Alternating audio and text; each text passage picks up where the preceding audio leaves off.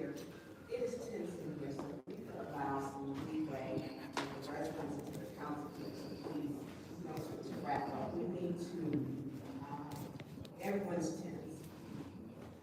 And that is, people don't know what Councilman Pfeiffer has been going through.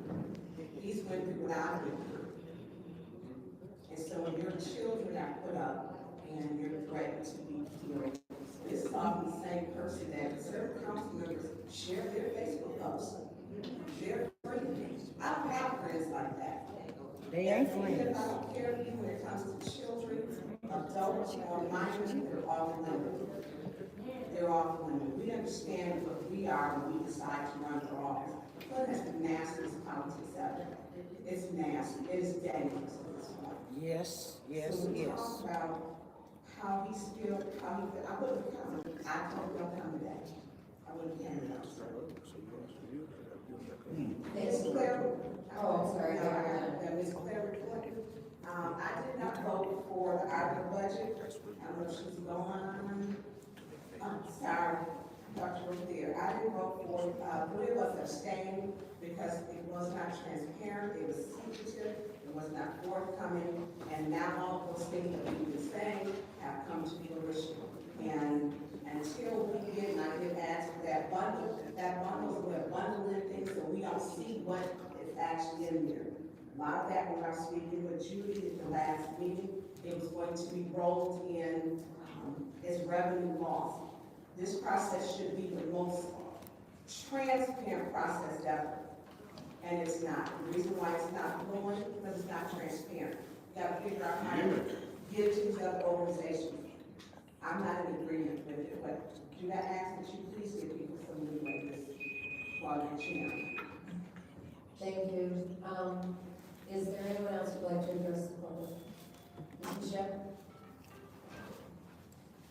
Yeah, thank you to everyone that came and spoke. Thank you for everyone that attends these meetings, whether we agree or disagree with your opinion, whatever you feel about it. But this is the thing that we've been saying time and time again. When we do this, we keep saying these are professional meetings and all this stuff. People come, you come with your camera, you make sure everybody's face is on camera. And this is entertainment to you all. But we keep explaining that people are watching across the nation. And there are some personalities that you all can incite to violence while you're trying to get likes and views. We're sitting up here, and I believe my colleagues are trying to do what they feel is best or what they feel their board has commissioned them to do when they come and represent each of the 9 wards. And so now we're in a dangerous climate to where you have all of these personalities who want to, a lot of people don't even necessarily live in Flint, but they'll come and they'll do all these threats. Because in addition to, and I'm just finding out today that one of my colleagues is receiving death threats, I have 3 other colleagues that have also received death threats. I've had more than one colleague whose children have been put on social media. It's like at some point in time we have to understand why you're adjusting cameras to make sure people's faces are in the cameras. You're putting up all these pictures, all this personal information. Is there a lot of people who are not from Flint who are willing to come to Flint and hurt us? Who are willing to, I don't think you understand what it takes to sit up here. And so I just ask you all that when you do this, please do this with the thing of making sure that your intent is truly to get information out here, not for likes and views or to turn a whole country on this person or that person or those people. Because at the end of the day, whether we sit up here or not, we are still basically risking our lives at this point. And I know you all think that it's not that serious, but for us, it's very serious. This, as we can see, this is literally becoming life and death for people and their families. So that's just something to consider. I'll take my time. I want to denounce any death threat against any council member. And the incitement of the violence. I know Mr. Pfeiffer very well. He has done everything he could to have no appearance of discrimination or racial tension. Watching the video of what happened that night, he was very frustrated and trying to get the words out, and we all get tongue-tied. We all get tongue-tied. It was a total misspoke. He would never use a racially term towards anybody, regardless of how he feels towards that person. Never. There are people on this council who have called each other names. And they profess to be Christians. But let's face it, Flint is on the map for our council meetings. My nephew sits there and rolls on the floor laughing at this council.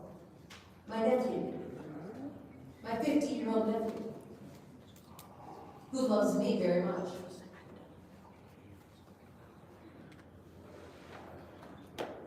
We have a council member who went up to the Upper Peninsula on her job. And it interfered with her job because somebody recognized her name. Let's get some civility back on this council. And let's protect each other. And remember, kids are off limits, and so are council members. Thank you.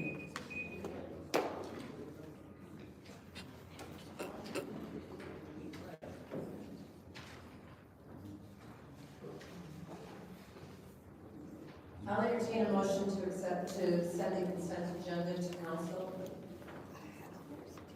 Is there a motion? I'm going to move the consent agenda to council. Okay, it's been moved. Is there a second? Is there support? Is there support? It's been moved and properly seconded to send the consent agenda to council.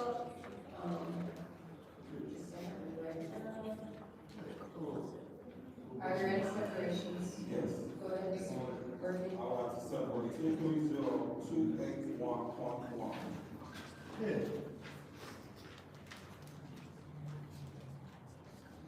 230-304.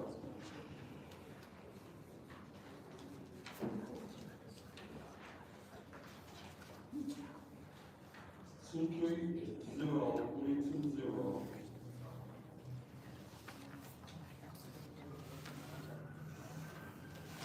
230-328.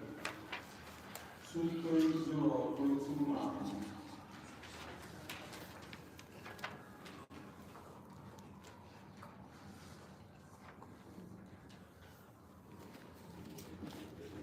230-334.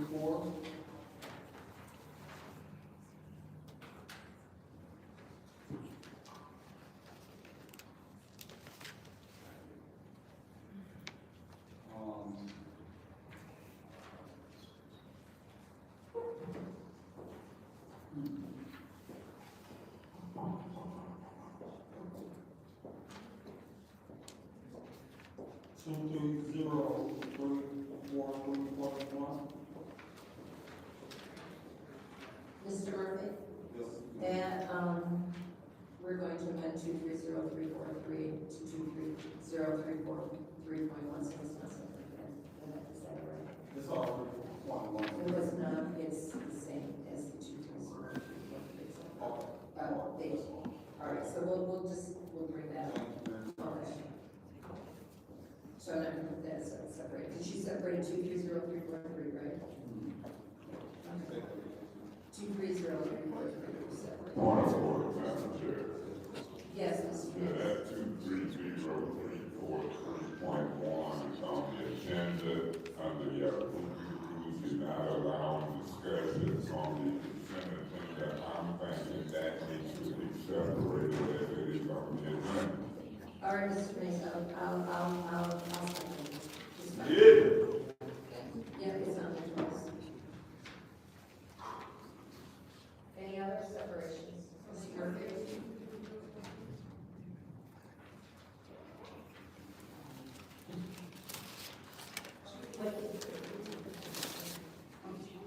Yeah, you can still read that. Did you? No, I'm good. Oh, I'm sorry. Go ahead, Ms. Burns.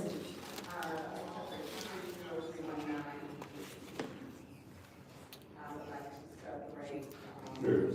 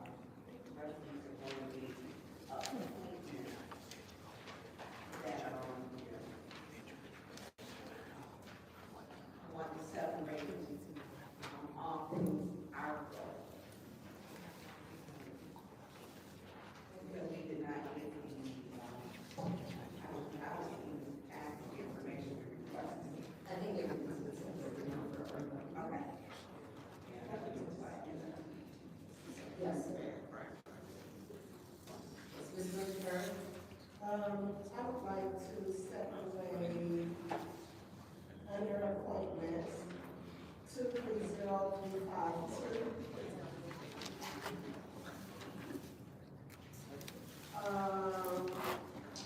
Let's see.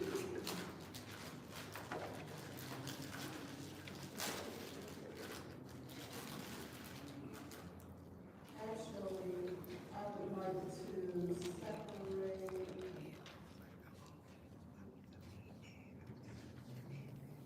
There's another appointment. Several of these appointments, because I think we need to find out.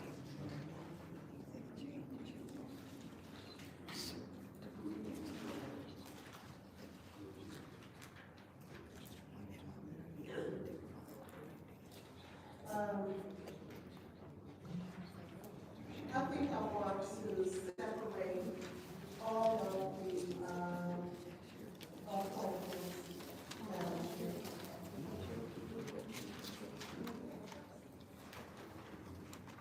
Okay. Any other separations? Okay, the consent agenda consists of the following resolutions: 230312, 230331, and 230341. Roll call vote, Madam Chair.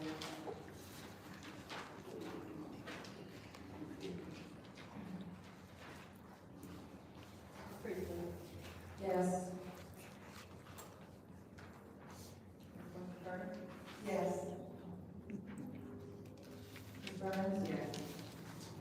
Ms. Michelle? Yes.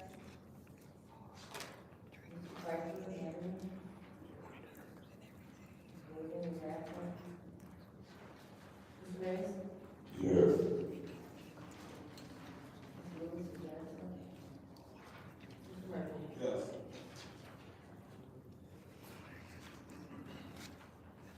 Six yes, 0 no.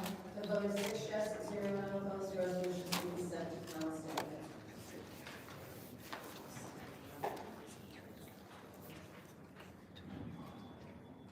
All right, our first separation is separated by Mr. Murphy, 230281, count 1.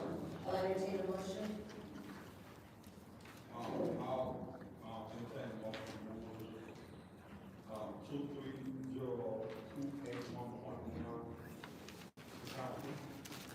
So motion on the floor to send 230281.1 to council. Is there support?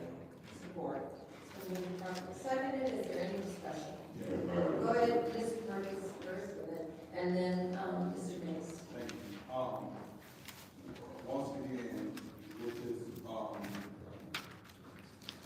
our kids program. Good gesture to, want to give $1 million towards kids, but I also, have watched your mom come down to the city council for years, even when former Karen Weaver was in office, and I've watched her consistently, even brought groups of people down here to talk about the, house arrest. She also was helping pregnant women and been trying hard, and I know her heart means well for what she's trying to do. I visited the house arrest. Matter of fact, I took some furniture in there for my mom and group when they did whatever they was doing to decorate the room. So to see someone like Yvonne consistently, not just 1 week, just coming to city council and to advocate for the building. And we ain't always agree on the process and how it took place, but she was consistent coming to city council. Then they put it up for sale, and the sale the asking price for the building was way more than what, the original asking price was for the house of Esther. And then when, Dr. Mona came before the podium, and I like Dr. Mona, and she done great work, and she one of the pillars in the community, and I won't never take away all the work that she has done. When I asked that we split the $1 million and put $500,000 to House of Esther, and then they keep $500,000 for them, that way we both win. And I said, well, you guys can serve as the fiduciaries, therefore, she ain't got to worry about how she go administer her $500,000 for House of Esther, because if they don't give y'all $1 million, Dr. Mona, y'all already got something set in place where they gonna be able to cut the check and give y'all the funds. So they can cut y'all a check for $1 million and have $1 million, the $500,000 to be administered to help your mom, whether it's to purchase the building, a House of Esther, or whether it's to do the renovation. $500,000 would have took them a long way for what they was trying to do with House of Esther. And my good conscience, I cannot sit here as a city council person that is responsible for allocating ARPA funds and see myself give $1 million to Dr. Mona and they group, which they already in addition getting additional funding. So regardless whether we give them $1 million or not, they still gonna be able to move forward with the program. And I'm not against the program. What I'm against is the fact that Yvonne has been coming to this city council for years, even when Karen Weaver was the mayor. And we've done nothing to support trying to get her in the building on North End on Pearson Road. And here we is going to turn around and vote on giving somebody $1 million that has been bringing in millions and been getting millions of dollars to do great things in the community. So I'm not taking it away from what they're doing. What I'm saying is let us all eat. And if Mona, Dr. Mona and her group, the RX group, can eat, let Yvonne group eat. And let's see what we do. Let's see if we have the willpower to say, okay, give her $500,000 and then give that $500,000. If somebody or administration of the ARPA committee or whatever would have came to me and be like, what you think? And I'm thinking, I don't ever remember seeing we was going to give them $1 million in the allocation of the ARPA dollars. So if we, only how I support that is if we split. Other than that, I'm not going with giving this shit. So y'all can move it to city council, but I did put a motion to move it to council. That don't mean I'm voting for it. Thank you, Mr. Murphy. I want to remind members of the audience that this is a business meeting. Thank you very much. And Mr. Mays, yes, you have you written down. Yeah, I want to remind the chair that the audience ain't our hands, that we need to kind of focus on this business. That's Amen. Say that. Say that. the crowd say, amen, whatever. That's really just how audience been acting for hundreds of years. Now, I will move on to what I want to talk about on this resolution. And I hope that we don't get into the silliness of what I'm saying is not germane. That would bog us down to, because it is. I heard what Mr. Murphy said, and there's 6 of us sitting up here. So that means if he ain't gonna vote to move it to council, and I don't vote to move it to council, no matter what the other folks do, it ain't moving to council. All right. And now one council person is missing because of, I'm gonna call it frustration. I'm gonna call it frustration, but I'm gonna also highlight something that's germane to this vote count, taking care of the city business. You know, people progressive with money, so that elected officials can get corrected.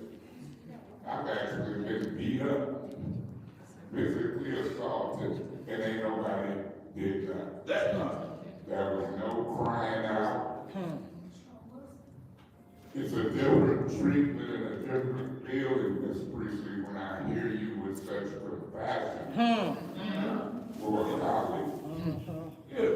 Now, I wish he would come back and vote on these important issues, but I understand the frustration, because I actually went to early hospital. Police ain't did nothing, the administration been a part of it, and I'm black sitting on the north side, and it's like, do black elected officials lives matter? I got family too. All right now. I've been threatened about in the street. I've been threatened about where I go. This happened at a club. It's real. What people say and do up here towards you can affect you and your family. And some of the ones who do it, talking about in the street and how you don't act in the street, it's amazing. Excuse the pun. It's amazing. And then now we got all these separations and special affairs. I've been criticized for separating stuff in special affairs. Accused of holding up the meeting, make it go on because I separate.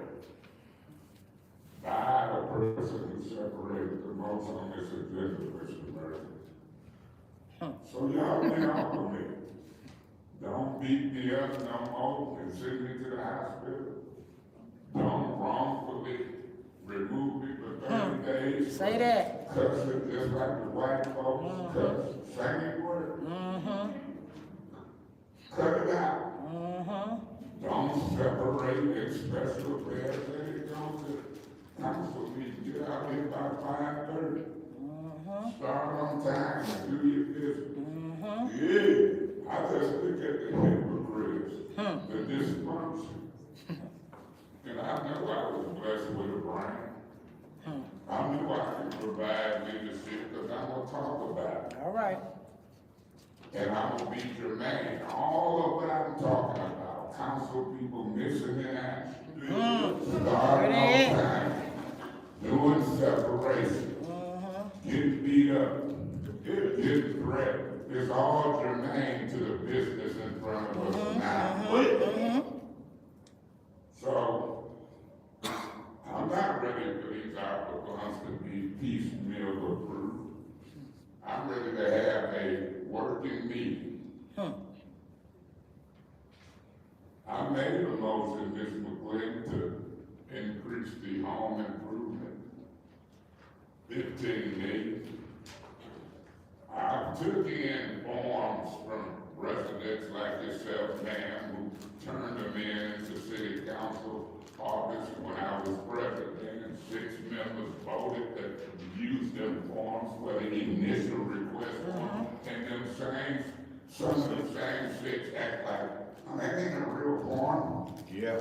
Those people didn't do that. Now I will find out today if what somebody called me on the radio was about is true. That's the drill here. I want to hear about Thank this you, Mr. Mays. application. Thank you, Mr. Mays. Any other Ms. Grant. discussion? Any other discussion? Go ahead, Ms. Burns. She don't want to hear. Your energy is really important for this meeting, please.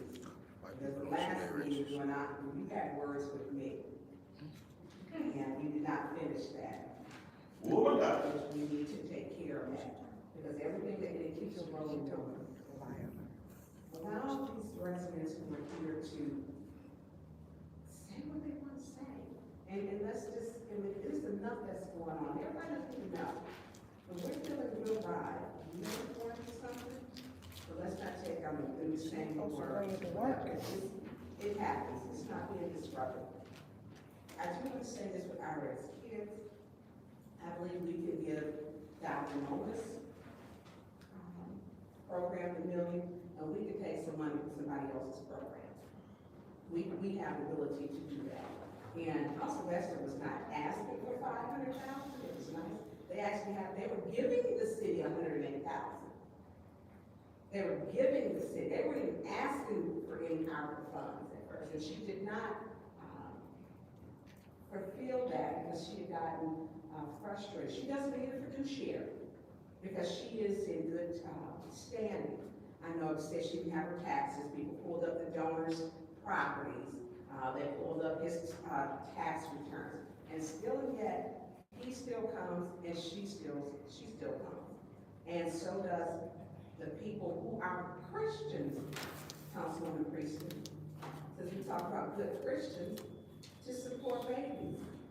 So we can do both, but will we have the will to do both? Now, I'm quite sure she's not full of extra money. She might need 500,000, maybe 200, 150. But we can do things as a body if we stick together. Besides hating each other, we got to make that real good. We don't need any more help with that. But when we talk about this program, this is not a welfare program. Taking care of children is never welfare. It is not a handout, it's a hand up, and it provides support.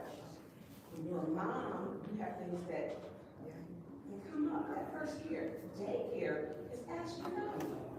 My best friend is paying for her daughter's daycare. Her daughter makes $38 an hour. Daycare at St. Paul's was $900 a month. I mean, it's ridiculous. I mean, it's not ridiculous because we're getting good care. So how will these parents spend this money for our kids? We need to help them without them using the proper way. Not criminals. No, we want to help these people, help them with resources, because that's what's lacking in our community. We didn't ask on that, I can pull that spreadsheet up for almost $1 billion. We did not nickel and dime when all that money came in from the water prices. The people who were already rich, we didn't, we weren't. Y'all say that. Nickel and dime. Sure didn't. We should nickel and dime. Amen. Children that the streets keep getting a hold of. That first year, I have always supported nursing and taking care of the babies, breastfeeding. And I'm not talking about somebody, I nursed 3 children. And that, making sure that we get the proper nutrition, and then help my sisters. I didn't even know what they were food. It was not convenient. So these babies, we can give them something. She's already procuring or has procured funds, and she's going to procure more. This is a program we're investing in our own community. And I can't see a better investment than children. Children, now Divine's program, you know I love that program. I love it, I love it, I love it. And maybe we can take and get something to her program also. But the $1 million we talk about single parent, and I'm going over there to do it. He's raising my cousin David. And they live in West Houston. Young moms get stuck in these homes. These renters are, some of them are slumlords, and they can't afford rent or a nice place or to send their kids to school. We have 12,000 children go outside of our school district to school. These parents, and 3,000 go inside our district. Parents will need to take their kids to daycare in school. This will help the parents, the moms, the babies. It's a welfare. I'm offended for it to say welfare. This isn't a race thing, because poverty has no color. Whether you're black, white, Latino, if you're poor, you're poor. Thank you, Ms. Burns. Is there any other discussion? Any other discussions? Oh, go ahead, Mr. Smith. Again, and Mr. Murphy, I do want to say that I hear what you're saying, and I do hear, about what you're saying about the house investor, but I will have to agree with, my colleague in the 6th Ward, and I said before, the fact that I do believe that it is possible to make sure that these mothers with this program receive this funding, and that we can still, look out for the house investor as well if they meet everything that Councilwoman Burns said. I don't feel like there needs to be well, you all can't have this money because they can't have this money, because we know, when we look at these numbers and everything, that both are possible.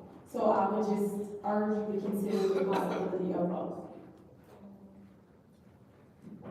That it? Oh my God. Okay. Any other discussion? Go ahead, Mr. Mason. This is the second round. Yeah, this is Yeah, Madam Chair, through you to Mr. Brian Jazinski, Mr. Clyde Edwards, and Ms. Green and Emily Doors, and y'all approached tonight. Wow.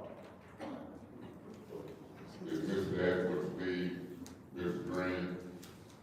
Look, it's time to get down to the nitty gritty.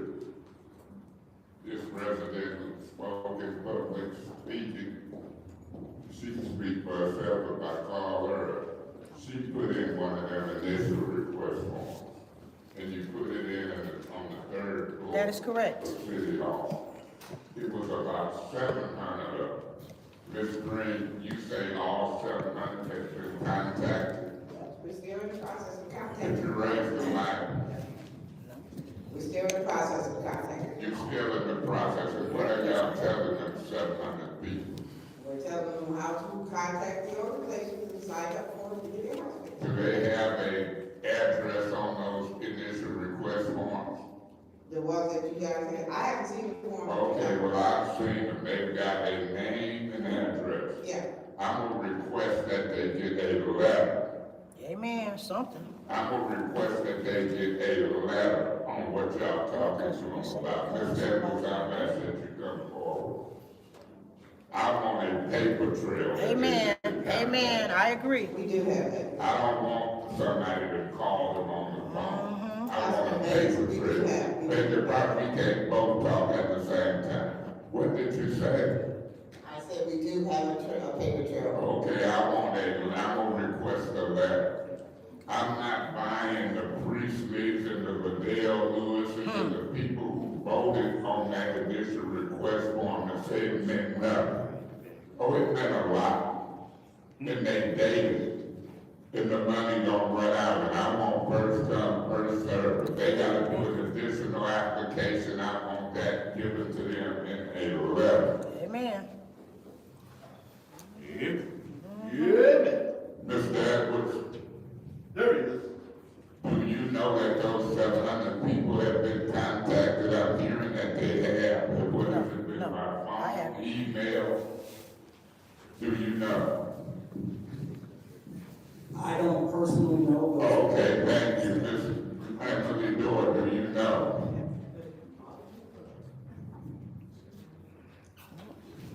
Been done by the Office of Public Health, and Director of Staff. Okay, Mr. Jazinski, do you know? Also not the Office of Oh my God, the $1 million man. There he is. Okay, Ms. Green, are you with the Department of Public Health and whoever's contacting them, you know they've been contacted? Yes, I do. No. And do you know when a letter has been sent to them? Yes, they have a script that they. Okay, No. can you show me the letter that's been sent No. out to those 700 people? Hold up, we can't both talk. I'll move for more time, but can you show me a letter, not a script? I wanna see a letter that's been sent to those folks. I don't have it with me, but we do have one. Do you know if a letter has been sent out? Yes, they have. Okay, I want a copy of that letter. When can you give me a copy of the letter that's been sent? In the morning. In the morning? Okay, I look forward to it. Get it to my office, and our staff will put a copy of that letter in my mailbox. Yes, sir. And I'm gonna use that letter, because I'm gonna call them 700 people. And I'm one of them, and I haven't received neither a phone call nor a letter. Chair, It's still in the to the process. president. It's a process. It's a lot of applications. Madam Green, let me do this my way with my little measly 5 minutes, because I'm gonna call a special meeting. Okay, madam, did you get a letter yet? I have not received a phone call nor a letter. Okay, well, keep waiting, because Okay. we're hearing on the record there's gonna be a letter sent out, and they're in the process of doing that. And then I'm gonna make sure that we've got all the addresses and files. I'm gonna have our staff, if I can, send a letter out, invite everybody to a special meeting. Sounds good. And in that special meeting, if there's additional paperwork and application, I'm gonna make sure them 700 get it. Can you attend a meeting like that Absolutely. on a Friday, I'll be here. on a Saturday? I'll be here. Sunday, Monday, Tuesday, I'll be here. Okay, and and Davina, we've got the whole file with addresses correct. Okay, thank you so much. Any other discussion? Any other discussion? In the second round, any other discussion? Seeing no movement, roll call vote to send, resolution 230-281.1 to council. Ms. Bowman Burke, 230-281. All right. Any follow? Yes. Ms. Burns? Yes. Ms. Shedd? Yes.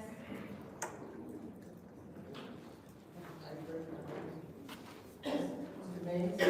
Abstain until we can get some more order in this, ARPA fund, allocation of money and get some understanding. I'm not gonna piecemeal it for those reasons I was saying at this time on this resolution. Ms. Murphy? No. Ms. Priestley? No. The vote is 3 yes, 2 no, 1 abstention. The vote is 3 yes, 2 no, 1 abstention. That motion fails. Madam Chair, Mr. Mays? through you to the clerk, what happens with this resolution, if it's still here in special affairs? It'll come back in special affairs? Typically, when you make a motion that fails, someone might make a second motion, but usually money is the failed and the failed. To move the council. When can it come up again, do you know? It come up in committee, it come up, where? Yeah, it would come back to special affairs, so we would move it back to. That's what I figured, so I'm not gonna waste time, making a motion to postpone it back to special affairs. I'm gonna let it do what it do. And I'll wait to see what my colleagues do, because I'm starting to get serious about these ARPA funds. And I'm not gonna let people cut lines and, do $1 million here, $2 million there. And so I hope folks don't come to council meetings. I hope Worthing and LaBelle, them don't do their job. I hope folks do get frustrated, because I'm gonna have a lot to say. Thank you, Mr. Mays. Madam Chair, Yes, Mr. Mays. Madam Chair. go ahead. You, No, go ahead. I know how to maneuver under these council rules, and y'all ain't for shelf. Go ahead. All right, come on. I wasn't clear on what she said is going to happen to this now. Does it stay here in special affairs? Thank you. okay, now we're on to 230-304, entertain motion. All of them. Point of order, Madam What's your Chair. point, Mr. Mays? My point is, we still on 230-281.1. Y'all just got it rigged where you, once the motion fails, you don't want to have any discussion. I'm thinking you would ask, is there any other motions before you move on? Mr. Murphy, you have the floor. Okay. All of them, 230-304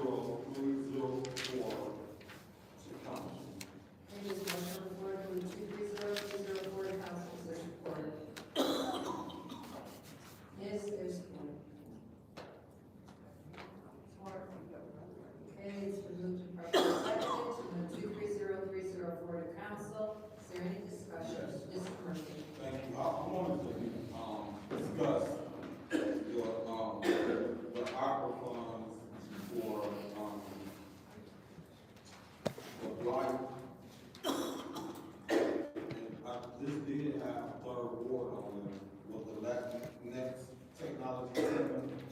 When the young man came and presented to council, he talked about they will clean green yards through the Genesee County Land Bank.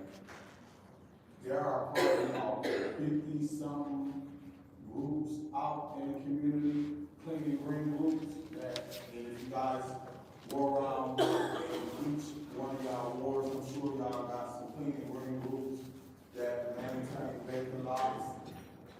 what I'm concerned about is we finna give money to two of the 50-something organizations that's out there that's doing the same work.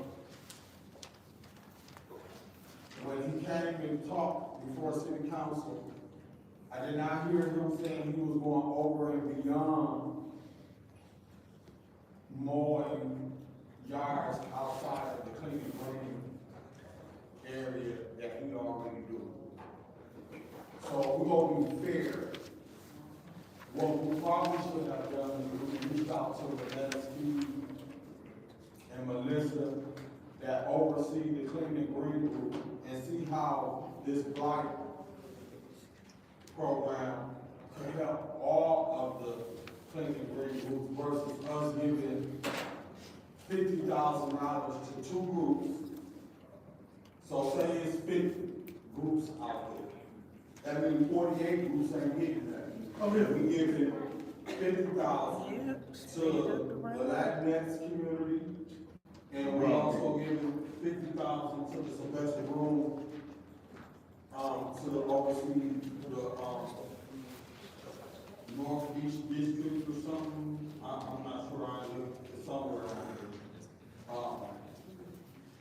The Sylvester Room Empowerment Center. So I wanted to separate these because I think we need to do a deeper dive. And what the mayor and administration or whoever making these recommendations, and y'all got third ward on there as if someone reached out to me, and I did have a meeting with the staff at the Sylvester Room Center and the young man that will be receiving this, and I think they're doing great work. I'm not taking nothing away from that. But what I'm saying, someone that has been working with Renetta Speed and Melissa Numbin, knowing and participating, going to the clean and green celebrations every year to award various organizations. There are a lot of organizations out there doing great things. Now, I can see giving organizations like $2,500 a piece for them to buy a piece of equipment to help them with their clean and green group program. But to turn around and only give two groups $50,000 when you got all these other groups that's doing just as much great work as them. I just have a problem with how we are spending these money, and then we got third ward on there as if this is something that I recommended, and I'm not saying I'm against them getting money, but I know there's some other groups that's doing things, I think on Selby Street and Rosedale, Osceola. I saw a clean and green group over there doing some stuff, and I just went out and thanked them, but they were struggling, and old boy was trying to get his lawnmower to start up. So I think if we want to be fair and give money towards two groups, we may want to look at giving money towards the rest of the groups and for them to buy some equipment to help them on what they're trying to do. Yeah. So that's why I separated these right here. I think we should look at having more conversation about this, and this is where the buck stopped with us. Madam Chair. Go ahead, Mr. Mays. Yeah, Madam Chair, we should have been and had more conversation on our funds. I'm gonna refresh folks' memory. We called a meeting with over 120-some residents and the council, and council members didn't show up. Wow. At that same meeting, the deputy chief of staff sitting back there, Mr. Taylor, had 5 or 6 police come and told us to get out. Oh, yeah, that part. Yeah. Folks scared they gonna be arrested trying to discuss ARPA funds. Yeah. I've never seen that like it. People show act funny when we get to discussing millions of dollars worth of money. Yeah. Ms. Lewis she done had her hand all in this plan and keep missing it out. Yeah. The frustration between her and Bible because especially with the concerned pastors of all people, she wasn't nowhere in sight. Oh, yeah. The girl. Oh, wait. Attendance matters. Yeah. So Mr. Murphy, you say we need more discussion, we've been needing more discussion. Oh, yeah, and? Ms. McClain, why don't we get to a particular resolution, I'm gonna try to amend it to put more money in home improvement. Yeah. That's where the ball game is at. Yeah. If you got residents voting for you, and the federal government gives you money to help them with roofs and kitchen repairs. Yeah. Look at this council tax, it was prepared with ARPA money. Put our money. Yeah. They take care of their own house and ain't studying the rest of it. Ain't no doubt, no. It's a foolish politician to me that won't put money into the neighborhoods, into the residents. Amen. I'm gonna take care of the voters if I'm sitting up I here. know that's giving right. Opportunity, that gets me more votes. That's right. You don't like me. That's right. That's right. Wait. I can help them have a situation in their house that they can pass down to their kids and grandkids. That's right. Neighborhoods, generational wealth. If we have put money into the bricks and they did their I wrong. know and they that. gonna Millions of get dollars. the bricks. Say that. And before we give out money for folks. That's to right. get out, they Still can it's get came rid in. of it. That's right. Ain't it funny how big shots can get money Yeah. and the little shots or the real big shots, the voters got to over and over that. Cause of 8, 9 politicians. Oh, yeah. Make no bones about it. 8, 9 council people control this money. See? It ain't the mayor, it ain't the deputy chief of staff, it ain't Ernst and Young, it's these council members. Yeah. They don't wanna meet, they wanna piecemeal it together, Fire. they want other folks to do it, just watch and look. Yeah, you know better. Will they meet on a Thursday or Friday? Oh, they too busy. How are you too busy to meet to allocate 30, 40, 50 million? Just meet for 2, 3 days and get it out the way. Don't wait to get into these meetings and try to piecemeal them together. Stuff that folks done did behind closed doors. Why can't y'all meet publicly? That's how it's supposed to Why be. the city council chambers can't be full of people and tables and applications and paperwork? What everybody hiding from? Yeah. I wish that the public would put their pressure on. You got Mr. Neely on the radio trying to talk about what folks can do, ain't showed up to a council meeting yet. 3 years. If I'm the mayor and I'm trying to allocate 40, 50 million to residents, I'm gonna show up at a council meeting, Mr. Neely. Amen. If I'm gonna provide leadership in the council and the mayor allocate the money, show up at a meeting. Amen. Where you Yeah, at? Where you this shows something funny going on. at? It sure is. This ain't no rocket science. Amen. Miss Priestley, y'all got to learn. You gotta cut this clock off. Wait. It's time to talk business. Oh, look. Thank you. Man, you can hang it up. Any other discussion? Madam Chair, Go I ahead. just wanna know how they talking while he through talking. you to Ms. Sparks. I have a motion from Ms. Sparks. But that goes with Candace. What's she say?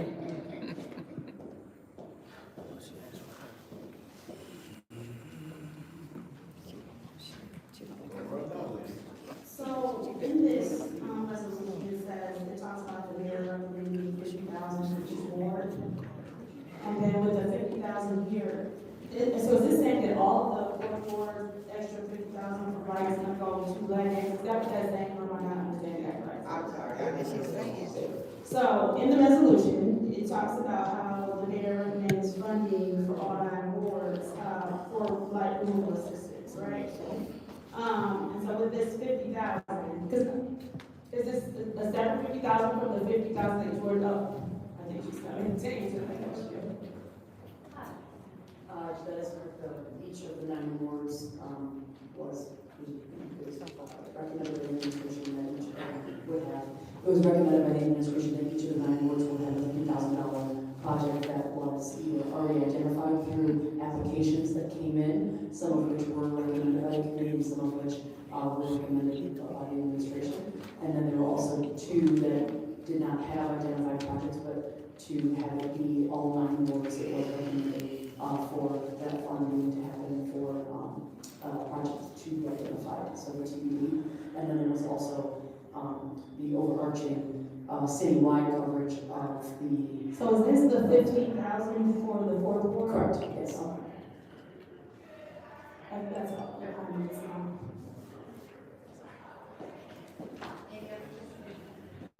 Any other discussion? Madam Chair. Go ahead, Mr. Burns. Before you ladies leave, Come on back up. and good evening, Mrs. Laura, Yes, select money. Ms. Sparks Green. Did you get to was requested, this is back on there, I don't see it in the packet, to see how they got from 25 to 50,000? And for which one? For Latinx, we were on that one, 230, the ARPA award fund.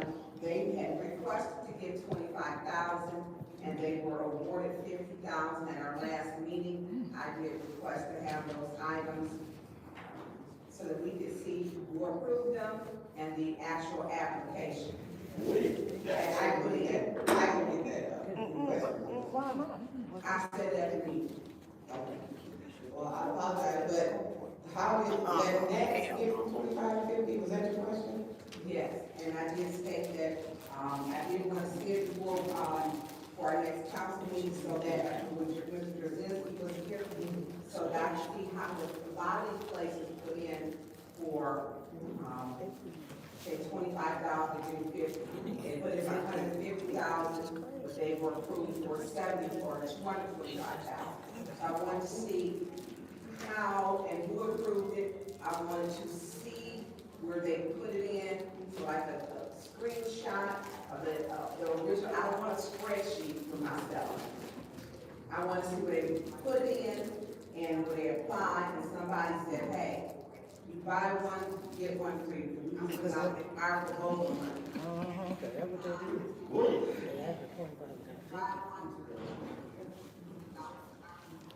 Leave that money, don't get money. But this is going, We can have a sheet, I mean, a form that was missing. and who approved it. And because I have been very transparent with, I did not agree with the 12-member ARPA advisory board and the process, because here we are back to, if they made a recommendation, what was their recommendation? Yeah. Yeah, tell her. Okay, so I'm going to go through the, And I know both you ladies weren't here. but I don't want to, I don't think we're very thorough, but try to also be succinct. And I know you said you didn't want a spreadsheet, but in the spreadsheet that was shared with you on August 7th, it does identify that the ARPA committee recommendations were for the College Cultural Neighborhood, one, which was the 7th ward, which applied for 50,000, the Carriage Town one, which is the 5th ward, which is 50,000, the Southside Neighborhood Coalition, which was input, I believe, as the 9th ward project, the 2nd ward, the Service Center, You talking to Latinx, you're on the time. Okay, so, Latinx was, and they did have 25, the administration wanted all wards to get 50,000, and so that was double because of the desire to even across all Who wards. is the administration? The mayor, So his signature is going anything on here. we work for it, so. So who, something requires some money, a signature. Money got no loss. If you went from 25 to 50, who signed off on it? Was it in the resolution? It was in the resolution that the mayor did? No, these are coming to us that they were approved by the 12-member body. The 12-member body didn't approve this. If the mayor's doing 50% of it, Yeah, but they asked 25, and then the mayor's doing 25. It is very clearly written that these are the recommendations of the administration, some of which were from the ARPA committee and some of which are from his recommendations. And that is, the ARPA committee was to always give recommendations to the administration, and the administration would make the final recommendation. Okay, well, Emily, it is not very clear. Let me be clear, because we had our ad hoc committee say they were kept in the dark, and the administration was secretive. I don't see anything where states, he has to have church, where did Mayor Neely sign off on that? Where is his physical recommendation? He said, I don't want to give them 25, I want to give them 50. Where is that? There has to be a digital footprint of that. There has to be. That's right. No, it was something that, this was a Mouth. See, yeah. That's some verbal shit. Thank you, yes. Any other discussion in the first round? It ain't done. This is what I'm talking about. It ain't done. Y'all waking up, take care of business. This here opera mess. Yes, say that. That's what it is. That's what it is. See, first of all, we should have taken care of the residents first. We should have taken care of the residents first. That's right. Now we got resolutions coming to us, we don't even know where it's coming from. This whole process has been a mess. That's the mayor. That's the mayor. Where you at? I'm not voting on none of this. Amen. So we can get it all cleared up. Yes, Councilman, Amen. we do need to have a meeting. With y'all We mayor. intended to have maybe about 3 ARPA meetings. With the mayor.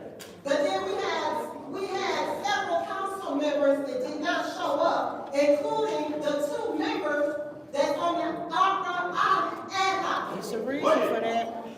Then we get this illegal 12-member ARPA committee. Don't even know who they are. We don't even know what recommendations they made. We don't even know what recommendations the mayor and the administration made. It's just a mess. I'll be voting to send this, wherever. Did we make a? Good looking, Rizzo. I'm gonna try to do it today. This ain't my phone, so I don't really got access to it like that. But I'm gonna try to fix it before I leave today, so y'all can see all the videos. Good looking, Rizzo. Amen. Thank you, Madam Chair. Thank you, Mr. Carter. And I'll take my time. One of the problems with these ARPA resolutions is the fact that we're not given the information on what they're supposed to do. So this resolution, inside of the resolution for the Latinx, says that it's primarily Ward 4. But according to the spreadsheet that the administration provided to us, it's Ward 3, 4, and 5. But 3 and 5 aren't even mentioned here. And when Asa was here, he said 3 and 4. So that's a problem. Also, if we're doing these resolutions for the grants, we need to know what the grants are supposed to do. In the application, per the Excel spreadsheet, it says that this neighborhood cleanup project proposal leverages the organization's ability to organize large numbers of volunteers for the community, making further resources available to conduct comprehensive light removal, tree removal, trash removal, dumping, and other light concerns that often require professional services or equipment. Where's that in the resolution? It doesn't tell us anything. Doesn't say that they're going to do tree removal. Nowhere near that. It's just not it. So, and and I said this before, that, and we have said this over and over and over again, actually, why should we have to reference the spreadsheet to find out what they applied for, how much money they should apply for, what the committee's recommendation is, or were, or it is, whatever. Let's put that in the resolution so that we have all the information in front of us, so that we don't have to go back and forth and back and forth. People have asked me at our last meeting, what does the spreadsheet say? So I look it up and I tell them what the spreadsheet says. That's not my job. It's not my job to do that. Sure, I'm finance chair and accountant, I'm very familiar with how to maneuver Excel. But it's not my job. And so, especially since this resolution, I mean, I was considering amending it to change the wording from primarily Ward 4 to 3 and 4, or what Mr. Asa said when he was here to discuss it.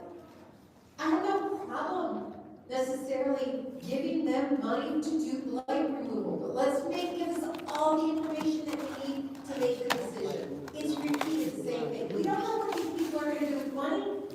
No, we don't. There's nothing in the resolutions. You know what the House of Extra doing? So, as it stands with this resolution, I'm not in favor of it because it doesn't give us all the information. And it also is not correct in their word. Their votes are not here tonight to pass it to council. So I will make, first of all, I would like to make an amended resolution. You know what, no, I don't want to do that, I want all the information put into the resolution, so, that is my time, and second round, any discussion? Go ahead, Ms. Briggs. Thank you. Emily and Shelley, I hate that you went back, but I hope that you listen to, and I'll talk, because I know you're coming, because this takes all of our time. This is really important stuff, because, y'all come on up, I'm quite short, but you go, they don't, I'm gonna go all the way to the far back. You might as well What stay you're up. asking to me is a basic, if you're giving, where does it come from? My problem, which is known as 12-member ARPA committee, I did not agree with because they met in secrecy. We weren't told, I've been consistent. And I know you weren't here. I know this wasn't your process, but unfortunately that's your part. I'm not going to support, even though Matt next does some good work. We have to have to where, how do you get to this? And what they put in is signed off. I mean, we don't have sufficient information and we keep asking. We should not be this late. Now, when we get to this such point to where somebody, now we're gonna prove it. We didn't have one working session. Our ad hoc committee didn't have information to come back. It was peddled, which is a lie, to say, well, we have working sessions during the meeting. That's not a working session. That's just a complete lie. It's a lie. Because we wouldn't be doing this right now if we had working sessions then. And that is how we get to, how we get the money. You know, how we get to it. Yes, it's going to be held up. And it is like it's been shoved down into this room. I was very clear. Please take a copy when they go in with the application, because the clerk doesn't have, which, through you, Madam Chair, to the city clerk, do you have any notes from the 12-person ad hoc committee? I do not. So if she doesn't have it and how they arrive at their decision, that is the purpose of following the city charter. Any multi-member body, more than one person, our advisory committee, they have to come to us by resolution or by ordinance. It did. And everything that they do goes through the city clerk, it should be in the minutes. We didn't do that. So this is why we're here, because it's sloppy. It's sloppy. And it can't be cleaned up because everything was done in secrecy. Because we're lazy and don't want to look at the information. That's why we do. Because we lazy? And what we're going to do. Shelley, Why if she your up there? boss did their job as you was a director, you back there hollering, I asked you for a screenshot. Where the screenshot, Shelley? We asking you. No, I asked you. We're not gonna go straight in between the audience. Ms. Green, if you would like to speak, please come to the Come on, Come because on. I asked, stop my time. I'm requesting Yes, my go time. ahead and stop your time clock. I want my time back, because when you respond, you part of the administration, come to that podium which I asked. That's right. You know, I'm not good, so if you can't answer, who's gonna answer? Right. So, You know, and I know how to read the spreadsheet, but I can't. did you want, Shelley? She said she's not gonna come, she's doing Okay, something. go ahead and I'm not start. gonna go there with her. I'm not, she hollered from back there, I asked her when Emily came, she decided not to come. That's her choice. That's her choice. So, again, the work is sloppy. I asked for a screenshot. I wanna see where they put in. You don't, if you go get a Chevette and you leave out with a Cadillac, how you get to the Cadillac? Amen. You have to have a paper trail. And if their boss don't do it, check your boss. Don't check on burn. There you go. You know, and this is just ridiculous. We're asking things. If the 12-member body, we don't have notes from, them, who are we supposed to get it from? We don't even have, like, their full record. How did they get to it? Who was all on there? I got an email asking if one person quit because he was getting ARPA funds. We got Liddell Lewis put in for $50,000 for ARPA funds. And she didn't speak. Please come to the podium if you want to talk. But she back to saying the same old bullshit. Wow. Oh, there you go. That's what this administration is doing. I want to know, we got questions. Amen. We got questions, we don't answer. We don't know what this 12-member body did. Represent. You know, and I'm gonna keep it transparent. Yeah. That's right. We ask questions and they go to cousin and family. You matter who put you up to this. That's right. So, yeah, I do want to see a screenshot. I would like to see, because we don't have any reference. Proof. It's called proof. Signed off on. It's called I want proof. the document, there has to be a document. Proof. Somebody has to prove. That's put right. this money into this account. I want to see the signature. Go ahead, Ms. Mays. Yeah, Madam Chair, this is where I'm at on it. And I want the public and I want everybody to hear this is where I'm at on this. Mr. Through you, Madam Chair, Mr. Murphy. Mr. Murphy, do you remember us voting to do all things necessary and you was working on a resolution dealing with subpoenas and that type of thing? Did you ever get that draft resolution to the clerk? Madam Clerk, you got that draft resolution? Yes. Okay, I'm gonna take a look at that draft resolution. Because of what I just witnessed with Ms. Kelly Green, howling from the back. Mr. Edwards going over there to talk. She's new here recently, walking out, throwing her hands up. It's getting a little ridiculous. They don't respect this body. They don't really believe this body has subpoena power. Not only to subpoena Ernst and Young, but to subpoena you too, Ms. Green. And to swear these folks under oath to tell the truth, Nothing the but. whole truth, All right and now. nothing but the truth, or face the penalty of perjury. They don't believe we have subpoena power to subpoena documents. I don't have to keep requesting documents week after week. They don't even believe we got the subpoena power to subpoena the 12-member body. We do. So this body has allowed the administration and the mayor to play it cheap. We can subpoena his head up here. That's right. Do it. We ain't got to sit and wonder what recommendations the mayor made what he's doing, we can subpoena him up. That's right. And I dare any of them to not respond to that subpoena. All right. Because they'll make headlines. They'll be in the news. I dare any of them to come up here and get sworn in and then lie some more. They'll be facing the penalty of perjury. So we ain't gotta keep fussing with these folks. That's right. We ain't gotta be blamed for a process that we control the purse strings on. Do your job. The buck stops here. All right. It's time.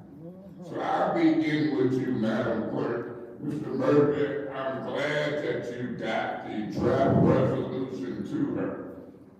I'll be doing that by tomorrow or the next day, and I'll be tightening up that resolution. All right. Dealing with all the subpoenas, not just Ernst & Young, but administrative folks. And then I'll be putting in that resolution what documents are needed. All right.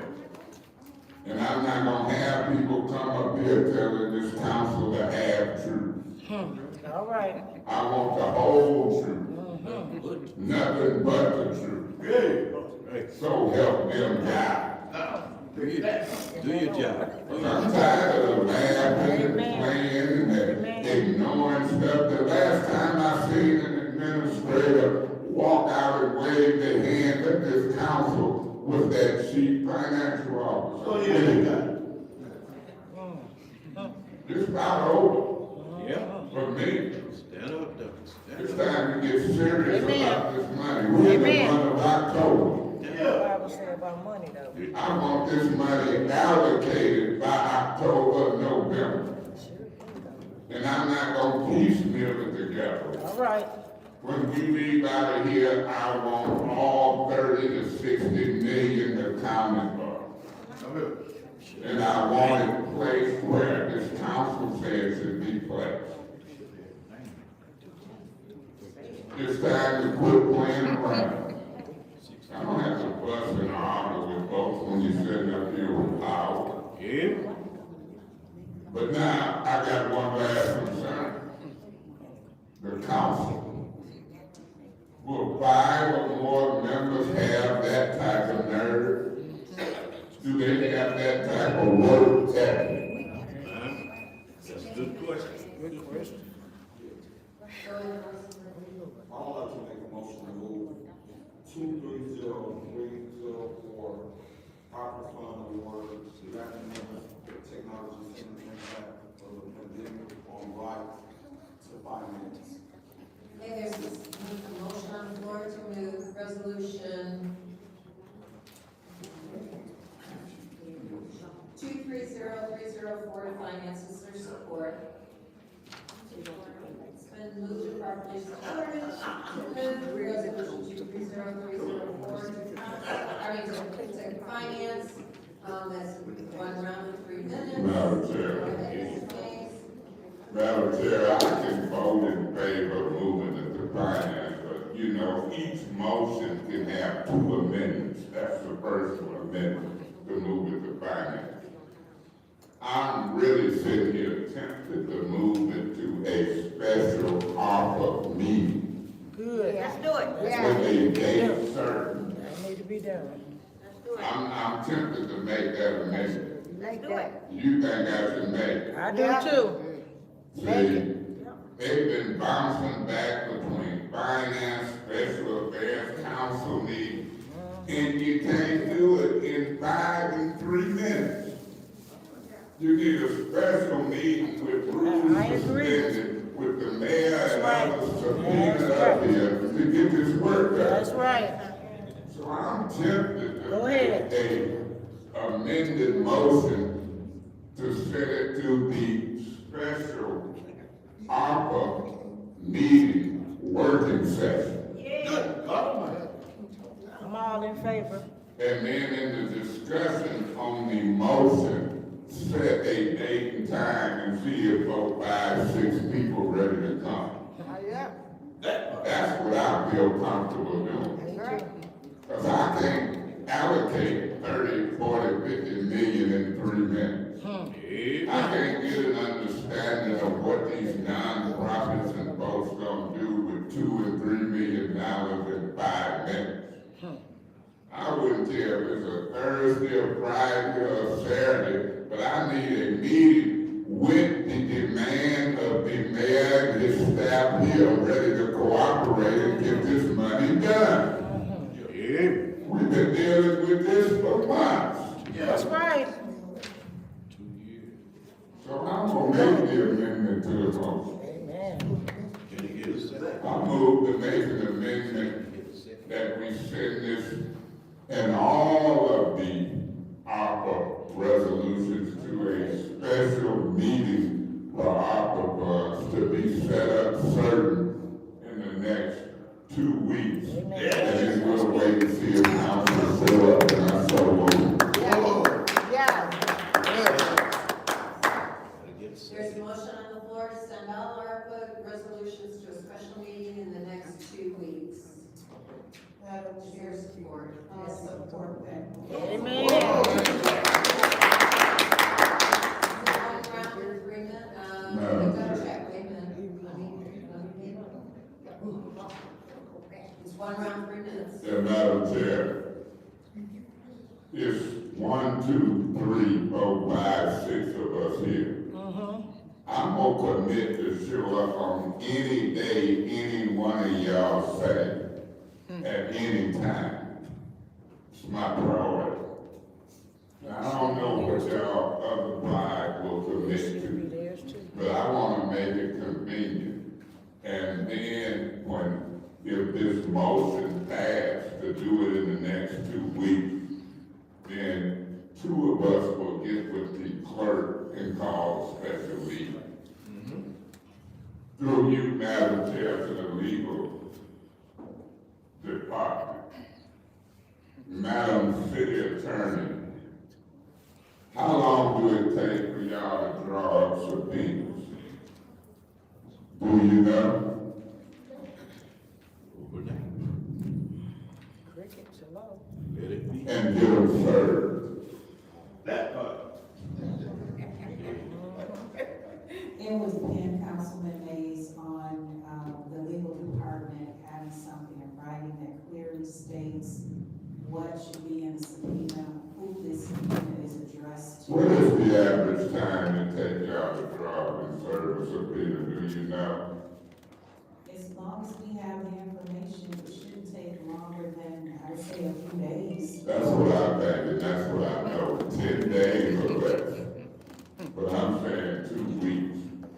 And if y'all can't do it in the legal department, I got a group of lawyers who can. All right now, say that. So I'm putting y'all on notice that when I get with the clerk, depending on how this motion goes, I'm gonna be getting with the legal department and probably you, Attorney Gurley, because some of them I don't even trust and talk to. And I'm gonna put it in writing that we don't want certain people and certain documents to be here at that meeting. Amen. And so I'm gonna try to do that for 12 or 14 days to spare. Because I'm going to make this a priority to try to get these funds out. Good. All this bickering back and forth and folks ain't showing up, we don't see. And we could start out tonight by saying how many people want to support a motion and have a special working session meeting on ARPA. A working session. Do the work. Amend the budget, whatever it takes, so we can start allocating this money properly before the end of this year. That's my stand, that's my pledge. Let's see how many people is with me. I'll be voting yes on the motion to set up a special meeting. Any other discussion? Madam Chair. Oh, my God. So, the thing about that is that when all 9 of us managed to be in the same place, nothing gets done. It doesn't stay calm, the arguments ensue, things get talked about that have nothing to do with the meetings. And so we are agreeing to do a working session. How are we going to be sure that we will actually get work done? That is my only concern. Can't get the job. Because I've been sitting here for 60 days, please, please. And what I've witnessed are meetings devolve, meeting after meeting after meeting after meeting. And so we are saying that we're going to do a working session, and I understand why my colleague in the A felt the need to leave today. But we are missing other colleagues, and so if we agree to a working session, it needs to be that everybody agrees to show up, and everybody agrees to be respectful, and everybody agrees to talk about what we're supposed to be talking about, and that is the ARPA funding. We do not need another meeting where we do this. Residents come, and then we. What's your request? I'm reviewing to, the settled board of council person. You can only control you, correct? Go ahead, Ms. Michelle. Thank you. As I was saying, if we all agree to show up and stay focused on what we're supposed to be focused on, so that we really can move the ARPA dollars and do the work that we're supposed to do. That would be one thing if there was full confidence in the fact that that would happen. But in this case, we've seen time and time again that it just evolves into a bunch of arguments that have nothing to do with ARPA. Has nothing to do with resolutions or agendas or whatever else we're doing. So the problem isn't whether or not I'm willing to show up. I show up, I don't argue, I don't prolong things. I try to stay focused on what we're doing. And the only thing, and I'm here on time, I'm here earlier than the meetings start. And so now we're asking to do another session of stuff that is like we're supposed to handle while we're in these meetings. And I do agree that there are a lot of times that we do not have enough time to discuss. But there are also a lot of times where the time that we could be using to discuss this stuff, it gets spent arguing. And so if we agree that, I just want to make sure that everybody agrees to come and focus solely on what we're supposed to be focused on. Thank you. Any other discussion on this motion? Go ahead, Ms. Burns. Thank you. I don't think it's without a reasonable expectation, and Shelley, I'm not even mad at you. And I get what you're saying, and I hope that we can understand each other's frustration. I just want to see it. I want to see it. It's important for me to see how we arrive at this. And I know how to read the Excel sheet, but some of these things are not on there. Like, do we have any of the conflict of interest forms? I want to see those. We don't have not one. And so there are missing components to this. And if the administration wants to get the money out, then I think that they should get us what we need. And no, everyone doesn't do maybe email or whatever, or Excel, but we have to make the accommodations for those who don't, so that we can get it passed. And that to me is just getting people what they need, so we can get it on and get it passed. So speaking about the meeting, I'm almost tired of scheduling meetings, but everybody don't show up. And so, yeah, because I'm not going to agree with you on that, because you weren't here, and that is, Councilman Pfeiffer is not here for a whole other reason. I'm a sidebar with you on that. I'm a sidebar with you on that. But Point of information, and I was going to be called improper, but I absolutely sent an email asking that we can schedule it properly. So it wasn't that I didn't show up just because I didn't. I was literally at a conference. That's an improper. yeah, Yes, I know. yeah, and I'm gonna you just gave a whole speech on what something don't have to do with something, and you do and say something don't have to do with anything. That didn't No, I did not. You didn't listen. Mr. Shedd, you are out of order. Thank you. When you sent that email, if you understood, you came to the round robin. And then Attorney Kim sent to you because you were a lifesaver and said, hey, you can't do it this way. I get what you're saying, but you cannot close discussion if you talk to all or there's 5 votes. Don't stop We me. can't do that. And everyone has a busy schedule. We do. My point for you to let me finish because you interrupted. My point is we need council members to show up and for the administration to give us what we need. So we get the ARPA on our place for the residents. Amen. That's what I'm talking about. Yeah. So you said you sent the letter, you did. And you sent the letter, and it went for 2 people names about that letter, Councilman Mays and me. Now, if I felt you were sincere, like, you could have called me and said, hey, Tanya, is there another process? You got my number? See? So I gave you the list of mine. You know, everybody in Flint got my number. And everybody in Flint know where I live, they put my house up on social media with my kids' information. Wow. So, Councilman, I get what you're saying, because we gotta all commit to get this done.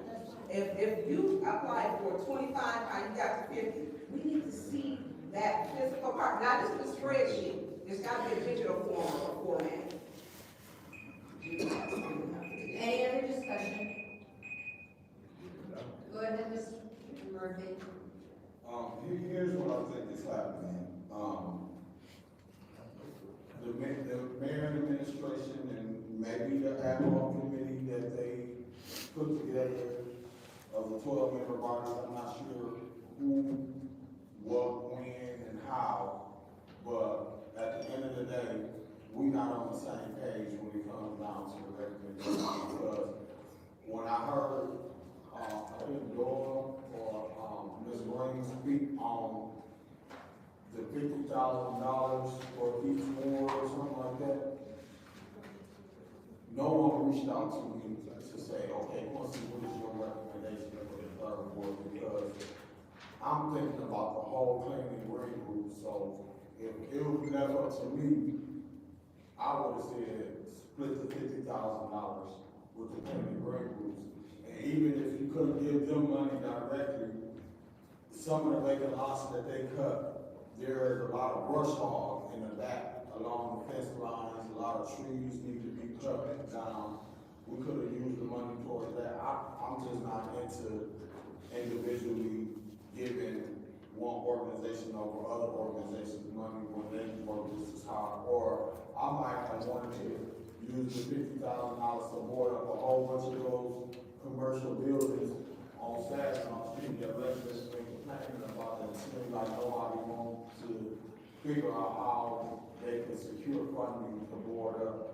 So there's just some other suggestions that I would have suggested when it came down to the 3rd ward. And I really don't, I ain't into no one else kind of making decisions for our ward or my particular ward without getting with me to see what is it that you suggest we do with $50,000. So on that note, I have some issues with this process. Not saying that you guys are not trying to spend the money. We just got some issues that need to be resolved. Hopefully we can resolve, whether it's a working meeting, I'm with my colleague, that I don't want to have a meeting where we just go back and forth, get into it with each other and call each other out, call the administration out. I want us to be able to be respectful towards one another. If we can have that kind of meeting, there's no need to have another meeting that's just gonna be a waste of our time. Do I wanna tie all of this into, the ARPA, resolutions? I just think it's that time. We just been going back and forth. It's that time to have that deep dive and deal with this ARPA dollars. Thank you, Mr. Murphy. Any other discussion? Seeing none, I'll take my time. I'm not in favor of having a special meeting. Dr. Lewis and I spent all of last summer working on a plan to spend the money because nobody else did in a year and a half. Nobody did it. What y'all come up We got with? the mayor's budget, or proposal, it wasn't even a budget, this is his proposal of how he was gonna spend it. We didn't agree with it. None of my colleagues said anything to anybody. So we got together and we spent over 40 hours working on the budget, on the plan that this council approved. Ms. Burns, yes, you abstained from the vote on it, but you made an amendment to that budget of $250,000 for that, and that was passed. Nobody made any other budget amendments to that plan. Am I adverse to making amendments? No, but tell me where you want the money to come from if you want to make a Request change. for information. Yes, what's your request? What they come I up with? think Councilman Mays made a, Legitimate. request for a budget, amendment, and I second his, motion. I'm sorry, if I forgot that, I'm sorry. So don't But I- sit here and say no one else. I'm not gonna let you go and say that. Ms. Ricard, I'm apologizing, this is. How y'all make a plan for the whole city in 2 days? They did make a budget amendment of $250,000. However, I am not in favor of any more special meetings. The ARPA meetings that were previously scheduled, no one contacted me to see if I was available. I have other things that I do, especially on the weekends. Watch out. But they don't do I that. had events that I had purchased tickets for and plans I had made out of town. So no, I wasn't available. What's more important? And, you know, if you want to have a special meeting, ask. However, I am not available for the next month. I just not. I don't make a difference anytime. Go ahead, Mr. Mayor. Just, you just say you ain't available. For the next month. In the next That's month. what she said. That's what she said. Sound like some bullshit to me. Trying to put it off till next month. So, I'm Yeah. not. and Why she trying to like I hold on said to that money? before, So they made a plan the for it work in was 2 days. done by myself and Dr. Lewis. Presented it to council. They made a plan in 40 hours for it. What Dr. Lewis said? And, She'll be here that's in not 2 the only weeks. work I've done on this ARPA. I have spent hours, I can't even tell you. Well, The spend whole some time more. I was off on sick leave. 40 hours, not even 2 days. Spend some more hours. Half of my time was spent Part of on your ARPA. job. 20 hours a week. That's was a part of spent your on job. ARPA During my 10 weeks off from work. It's your job. So. You paid for it. Excuse me, we are having this meeting, we cannot hear ourselves speak, and that's for both members up here as well as audience members. I feel like, I mean, if somebody is having a conversation here, you can't hear what's going on. You did it. So, I am not going to vote for this special meeting, I'm not gonna vote for this. I'm done talking about ARPA. I want the resolutions coming forward, or we will present our own resolutions with the information. We have asked repeatedly. What's the information? For months. The ARPA committee, the ad hoc committee has asked for months. Where is the information? When I originally asked the administration, I asked for what the reasons the ARPA committee gave. Thank you very much. Where's the money? This is time for the vote. This is a vote to send, all ARPA to a special meeting in the next 2 weeks. Roll call vote, please. Ms. Burns? Yes. Ms. Mashat? No. Why? Mr. Piper is absent. Mr. Mays? Yes. Mr. Murphy? Yes.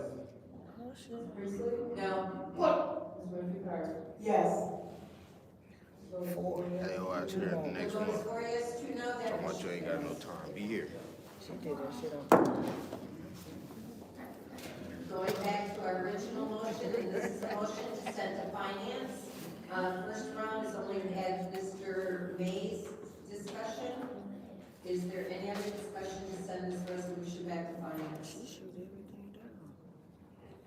Any other discussion to send this back to finance? Roll call vote on the vote, on the motion to send to finance.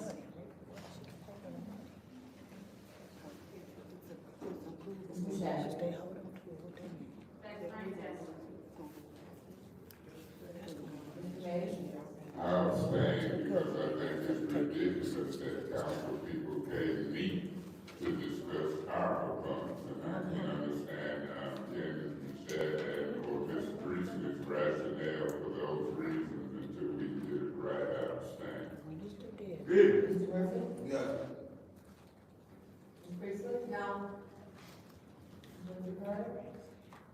Yes. You go, Yes. The vote is 4 yes, 1 no, 1 abstention. The vote is 4 yes, 1 no, 1 abstention. That motion fails. It takes us back to the original motion, which we're in the second round to send to council. Second round discussion was Ms. Burns and Mr. Mays. Is there any other discussion? Any other discussion? Seeing none, this is the vote to send to council.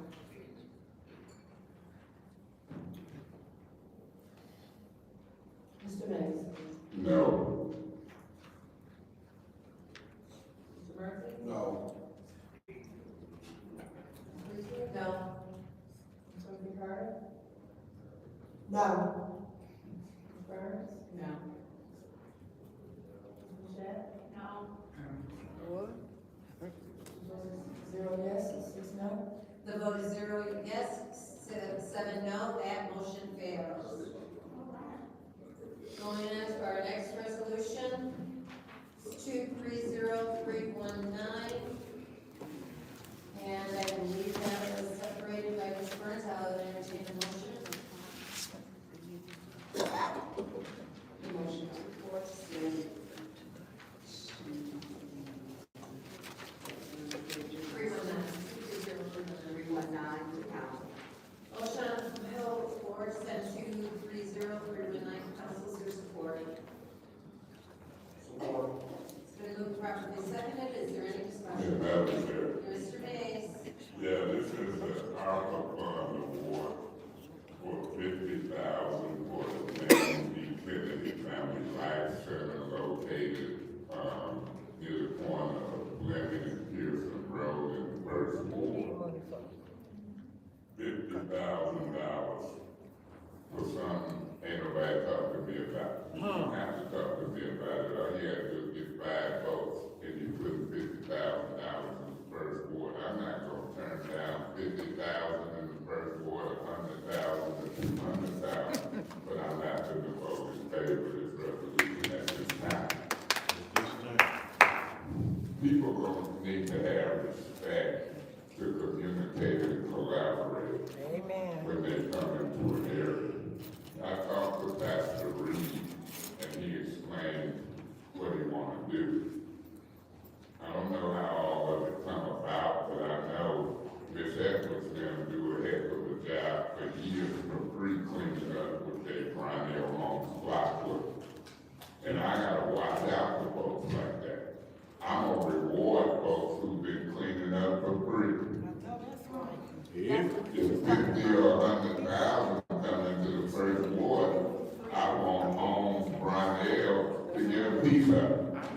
They've been doing it for free. Particularly in that corridor from Flower Road to Ox. Every year, it's my 9th year. How do I feel putting 150,000 into the first ward and ain't looked at my premier cleanup for free? They've been the Michael Jordan, the Magic Johnson, the neighborhood cleanup.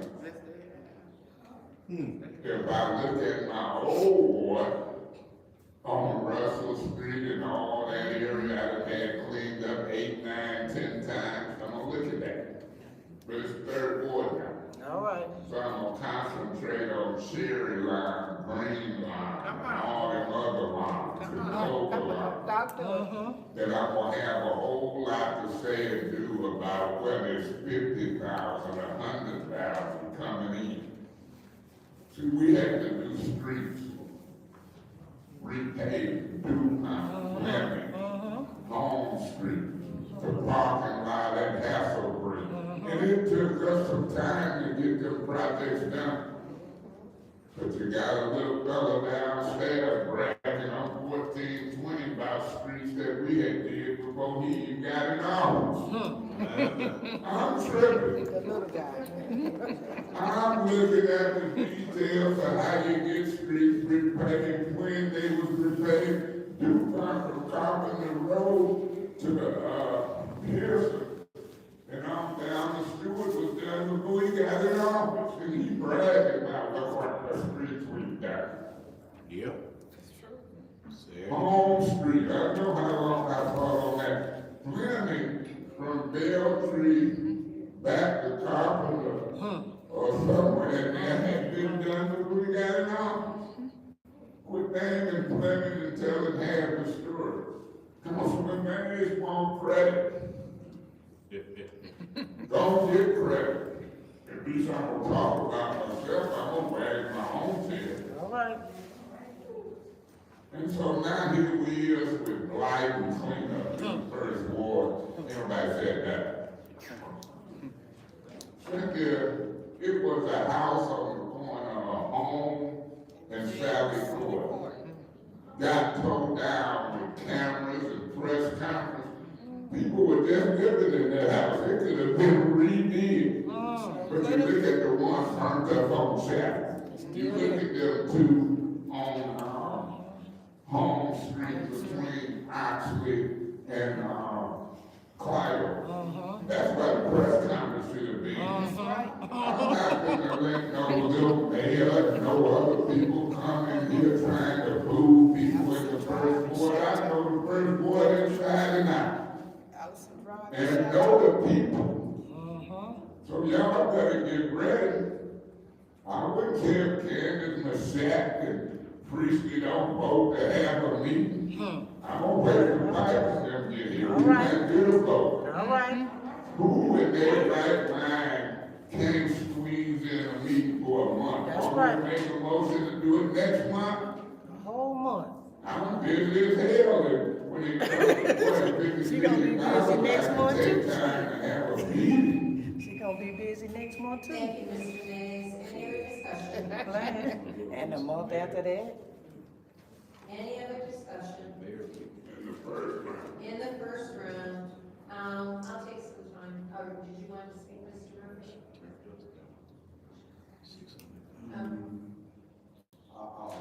Okay, so in the first round, so I looked at the, I went back and looked at the spreadsheet. They did apply for the funds, but it wasn't one of the recommendations by the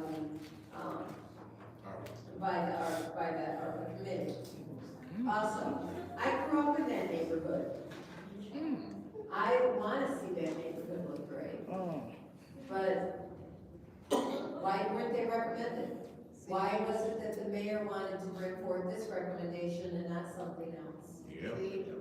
So that's my question. And so I am, Mr. Mays, I support cleanups in every ward of this city. But I want to know why. So I'm going to vote no on this. Second round. Go ahead, Mr. Mays. Yeah, Madam Chair, let me try to make it perfectly clear. You say you grew up in that area? I sure did. I lived in that area Now. and I'm a councilman in that area. Now. But my point is this, I'm a supporter of Pastor Reed. We talking about $94 million. And we talking about allocating 30 to 60 million.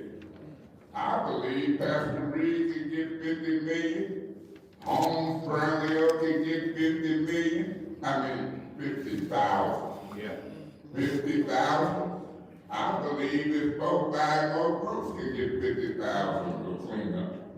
So I don't want nobody misinterpreting what I'm saying about this 50,000 for the Kennedy Center. I'm just trying to make sure that both buy more groups that get 50,000. All right. That's right. And I'm not gonna look like a fool if the Kennedy Center 50,000 and Holmes, Brondale, and these different black folks who've been cleaning up for free ain't even getting 10,000. That would be a foolish That's right. politician in me. It sure was. And I used to get A's and B's all through elementary. It got tough in high school. And I know ain't nobody gonna make no fool of me.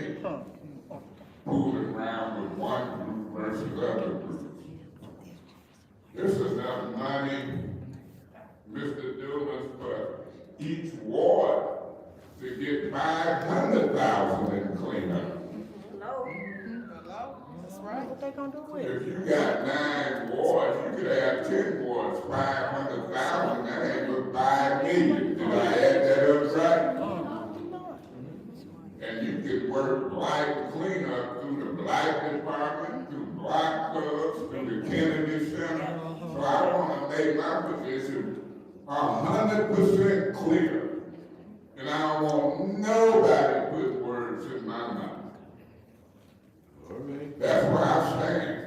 I want a special meeting to chop this money up in all areas, including home improvement, small business. I want most people to get $2 million for that building he owns downtown. The white folks get $2 million. Amen. I ain't scared to give more people $2.5 million. I'm proud of it. Amen.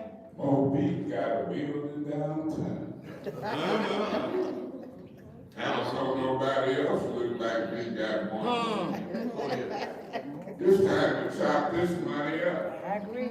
Who can't make a special meeting in a political seat to chop money up for the residents? She can't. You only get one political shot to pass out $30-40 million. This ain't something that happens every fiscal year. It's COVID-19 money. Don't let them fool you. ARPA, American Rescue Plan Act money. It's grant money.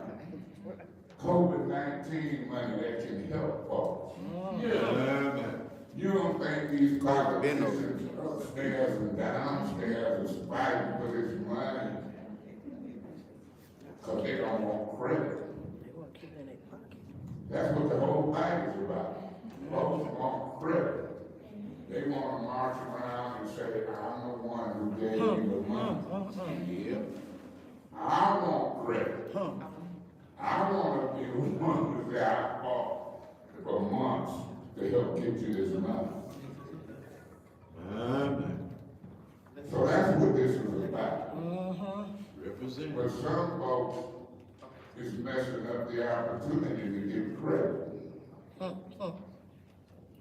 They picking and choosing some of the wrong folks. They arguing about the process and which application and which paperwork is real. It's all real. It's all real. You got some politicians up here voting for an initial form, and when they caught on to the politics, oh, that paperwork ain't real. Oh, yes, it is, and it got dates on it. Turn us down. First come, first served. That's what it should be. I'm gonna put another motion, for special meeting, don't have to put a motion, I just called down and heard the jury call one and see who show up. Any other discussion? Waiting on that. Previous motion. Any other discussion? Let me go back to my discussion. In the second round. Any other discussion, Mr. Chair? Go ahead, Ms. Burns. Thank you. Mr. Edwards, and I'll start talking, if you could come forward, please. Because and maybe you could provide some clarity. So if the 12-person ARPA committee did not approve this, can you shed light on how it got approved? And what was the criteria? What was the criteria? Ms. Denise, you're up. What was the criteria that they were? What is your request? Just so I be in order with this, Burns, have you ever thought about some politicians thinking they know in the first ward playing political credit game? Yep. So, Mr. Edwards, why were they denied? Because the clerk doesn't have it, the ad hoc committee doesn't have it. Why were they denied by the 12-person ARPA advisory committee? You'd have to give me clarity on what you. I'm asking for the Kennedy Life Center. Mm-hmm. The ARPA advisory committee denied their request. Why was it denied? These recommendations, everything that's been. Why was the recommendation denied? Do you have that? The Everything that's been put in front of you are recommendations that are coming from the mayor. That's the cut of this particular situation, the relationship with these resolutions. They are all recommendations coming from the mayor. So this one went through the process with the ad hoc committee, the ARPA advisory committee. The ARPA advisory committee turned them down. They said, no, we're not giving you any money. That was the deal. It came back, and now it's here in the resolution that is to be approved. Do you have any of the information why the advisory committee denied it? All resolutions that have been put before you are from the 230319. mayor. The Kennedy Light, I'm asking you about the ARPA advisory committee. Why did they turn it down? We don't have, because I want to know what was their thought. Because if you got 12 people, independent people, 12 people, and they turned it down. And they said, no. Why did they turn it down? You should have that and some type of digital process. It should state, what their reason, there should be some notes. Because if not, their recommendation is the same as the citywide advisory, the planning zone. They function in the same capacity as every other advisory board. Let's stop playing games. Why were they turned down? He can't answer that. Again, the recommendations are from the mayor's office that are put in brought to you for these resolutions. Again, why were they turned down? This is hard, Mr. Everett. Let me tell you at this point, because residents really want to know. You're not being transparent, sir. I think residents want is these resolutions and this process. No, the residents haven't gotten money. They haven't gotten anything. You're giving somebody some money that your advisory committee said, we ain't giving them nothing. Before we were accused of not bringing this information, before you bring the resolutions Point of to information. this. I think, Ms. Burns, did you forget that the residents did get some water credits? $300. We're talking about Shut up. Shut up. Just $300. They could have paid all the water bills. I agree to that. Warning.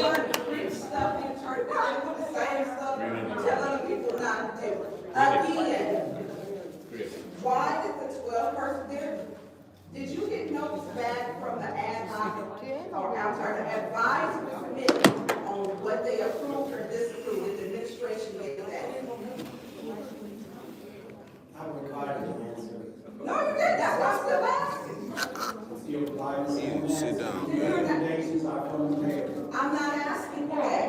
I'm asking you because this is back up here. I got 50 people, something on second. At this point, with the administration, I've been cussed at. You don't want to answer. You have not been cussed at. I didn't say that. I said with the administration. I said you have not been cussed at by the administration. Stay focused. People in the hallway are not necessarily talking to people. Oh, Mr. Harris, don't do that. Come on. It's a waste of time. It's a waste of time. Why they turn us down? Because the residents ain't got nothing. So y'all come here and say that why they aren't getting ARPA. Right now, we're the reason. If we're asking for simple information, I'm talking, please. I'm asking you, why did they turn them down? Do you have any notes why they were turned down?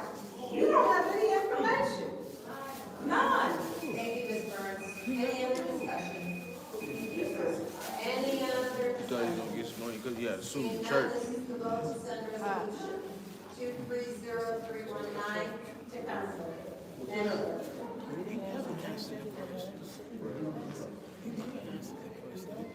That's what amazing. We answer for questions. You ain't gonna sidestep.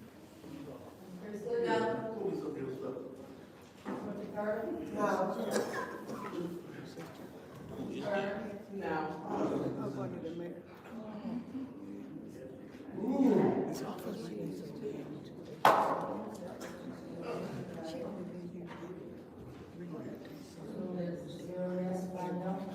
vote is 0 yes, 5 no, that motion fails.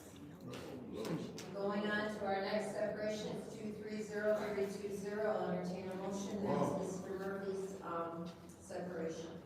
Madam Chair, Yes, I make a motion to send 230320 to council. motion on the floor is 230320. Council's your support. It's been moved and seconded. 230320. Council, is there any discussion? Yes. Go ahead, Mr. Murphy. This, resolution again, is to fighting different neighborhoods together. As long as I've been working around the West Rome Center, I have never seen,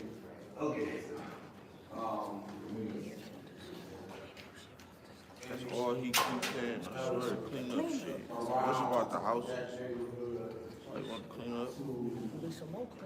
fight there, and I'm not sure is, the Sylvester Grove serving as the fiduciary for the group that's in there over the first ward. Is it the Northeast District Council or something?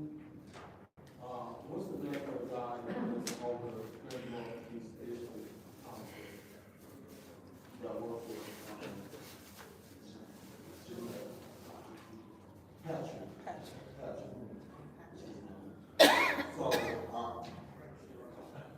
So, again, there, Patrick, and I did meet with them. This says third ward.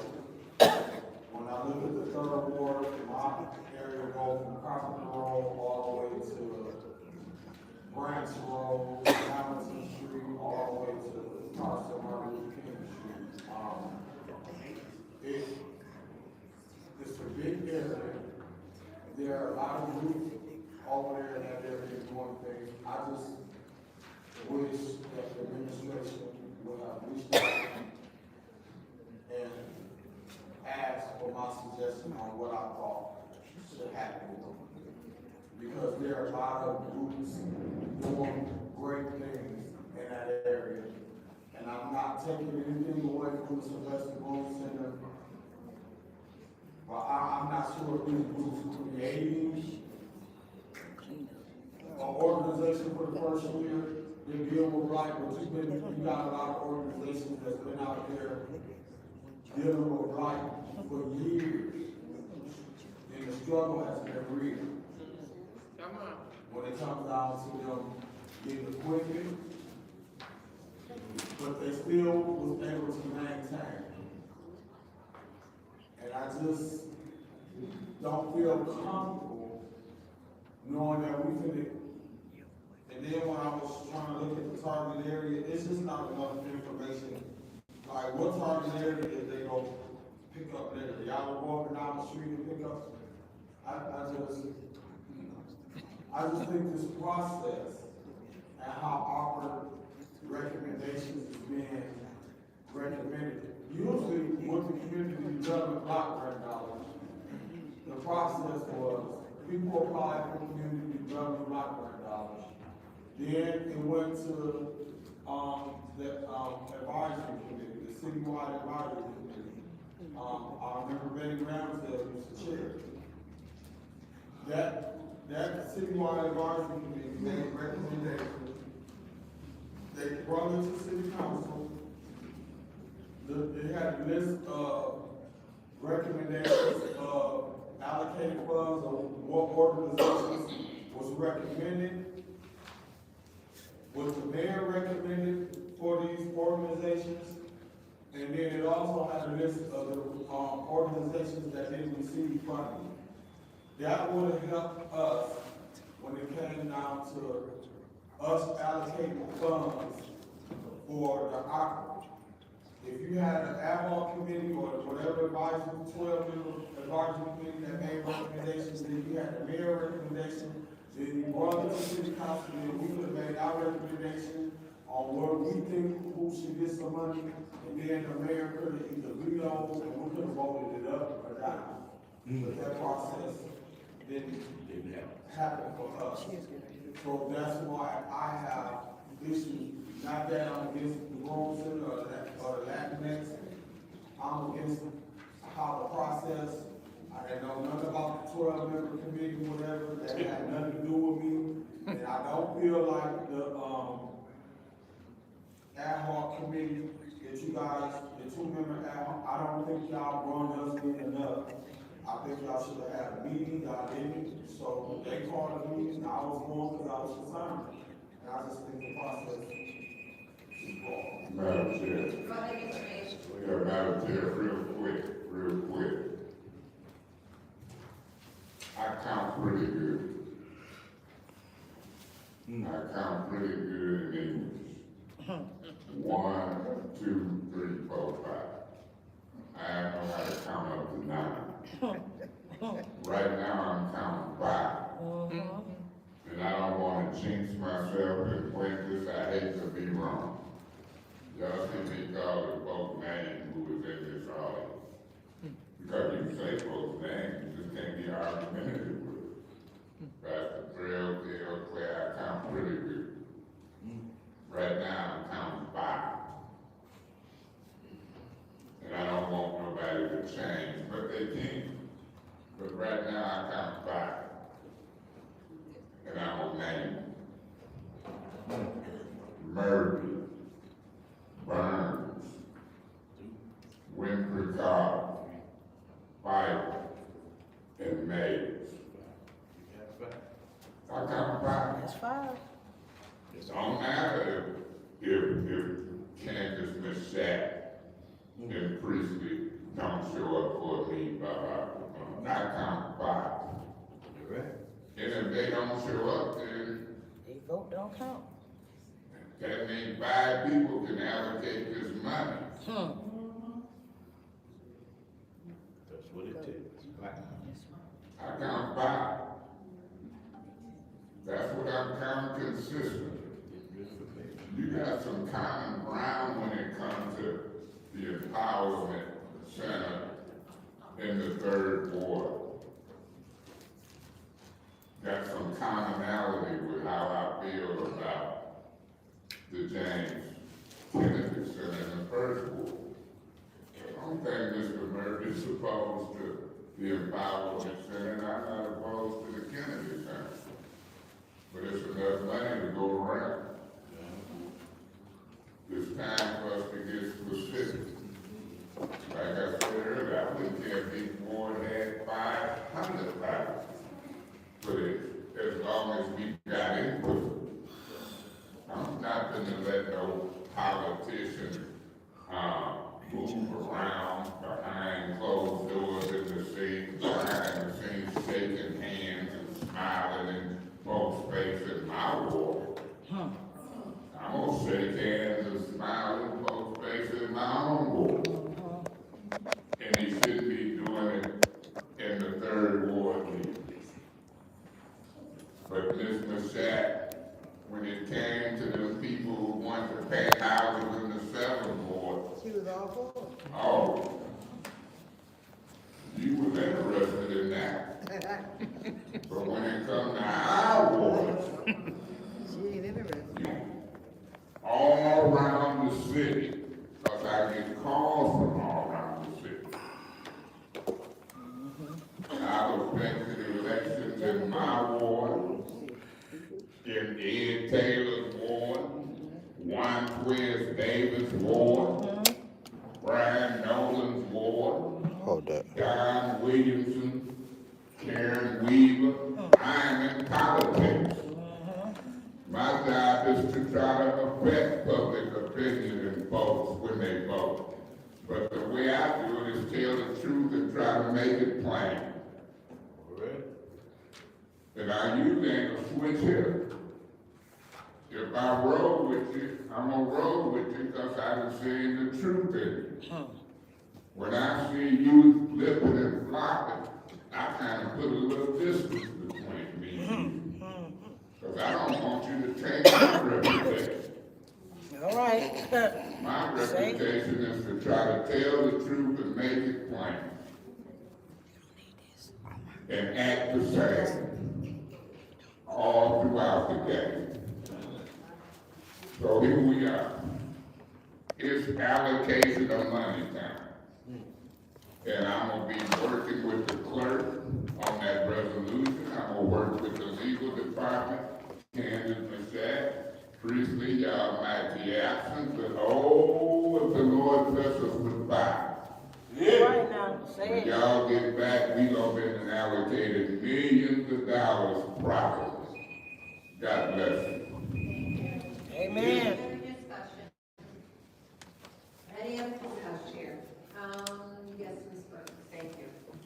I am disappointed with Mr. Edwards' response, where he did not answer.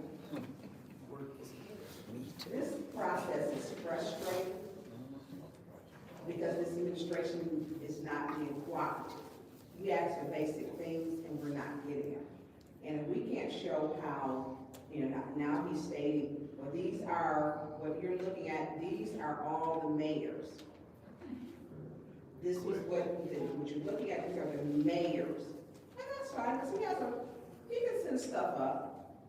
He can. But if the committee says no, after it was turned down and then it goes back, then we have a right to see that and ask those questions. It's called the vetting process. It's the vetting process. But y'all moving this money like gangsters. Say that. At $50,000 a tune is what it seems to be. Cause they put some in their pocket. What's going out, and we keep seeing $50,000 Here, everywhere, 50. Our ad hoc committee didn't have anything to report back to the council because they weren't given any information to report back to the council. Which Why is that? I wish my colleagues would have said, you know what, let me at least attend one meeting to see. So we can have 5 votes to move something. Because we all said we want to get this money done. It's not going to be done this way. That's why they miss it. And this is not a normal allotment of money. So if we have to do something unconventional, which is to have a meeting to get it done, I think we should do that. If we need the time to vet the ARPA advisory resolutions, and then to vet the mayor's resolutions. But the way this is being shoved down everybody's throat with zero transparency, it is as if things are being hidden. And the frustration from the administration and the composure is not a good look when asking basic questions. I agree. My question, which I even had with one which was, I believe, Cyrus Park, was that one of the mayors then? I'm disappointed my colleague, Liddell Lewis, who did all this Facebook stuff, saying, I abstained, and I don't do this.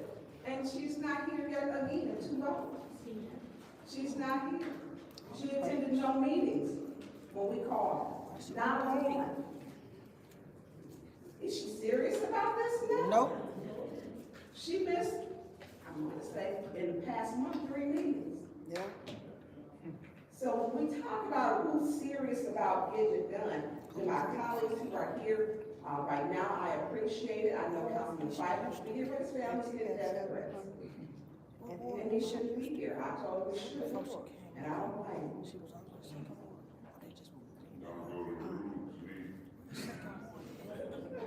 You know I gotta support rules. That's in my board. So. But if we're gonna keep getting these coming up in this manner, they're going to keep getting denied in this manner. That's just the way it is. Simple things. I want to see the notes to where, why did how did what was the mayor's rubric that he used? Because we never received the rubric that the mayor would have used.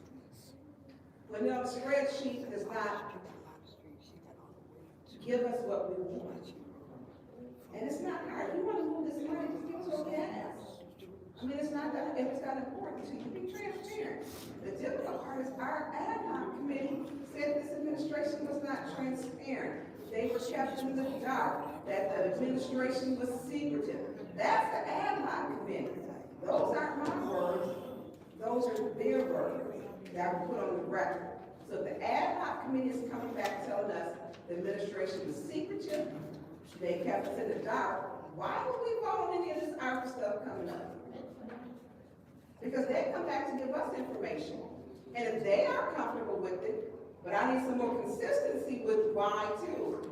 I mean, if you gonna say, let's hold their hands to the fire, say, hey, give me the information so we can get this money put out.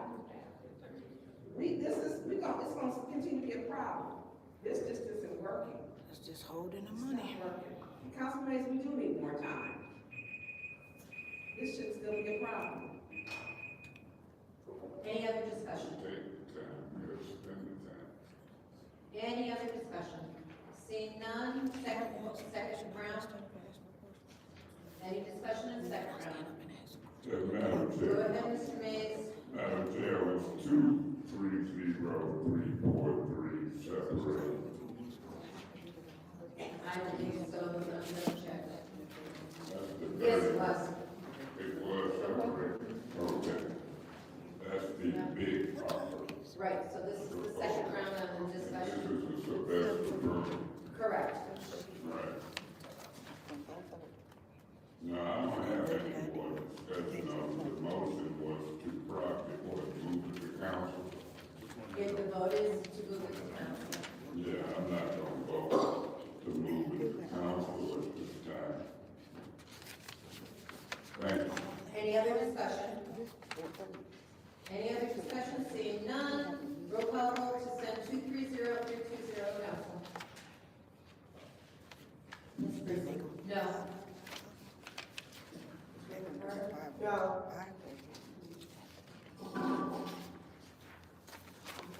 No. Mr. Chad? No. Mr. Mays? Yeah, I abstain because I don't mind giving Sylvester room and power with village money and anybody else, but I want to do it all at one time and chop that money up, as I said on the record. For those reasons, I abstain till we get to that point. Mr. Murphy? No. Vote is 0 yes, 5 no, 1 abstention. The vote is 0 yes, 5 no, 1 abstention. That motion fails. Notes.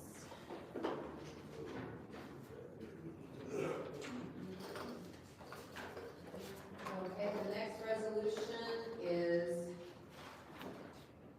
230328, the suspension of Councilwoman Liddell Flint City charter violations. Is there a motion? Madam Chair, What is, yes, Mr. Mays? the resolution about the Cedar Street Reservoir, we already took action on that, right? Yes, sir, we did, it's back, it's sent back to finance. Okay, so going to resolution 230328. This is a resolution suspending Liddell Lewis for 90 days. And I think this resolution, along with the resolution suspending Mr. Murphy, is what has caused chaos in these council meetings in the last month and a half. Because it started out as a resolution to suspend them for 6 months. That didn't pass. Now the language has been changed to 90 days. Do I expect this 90-day suspension resolution to pass? No. Watch, get that clock. I expect it won't. But then it'll drop to a proposed 60 or 30-day suspension. Do I expect a 60 to 30 days suspension to pass? Yes, I do. Mr. Mays, do you have a motion? Oh, yeah, I made a motion to move this to council, I'm sorry, that's why the clock was running on, so.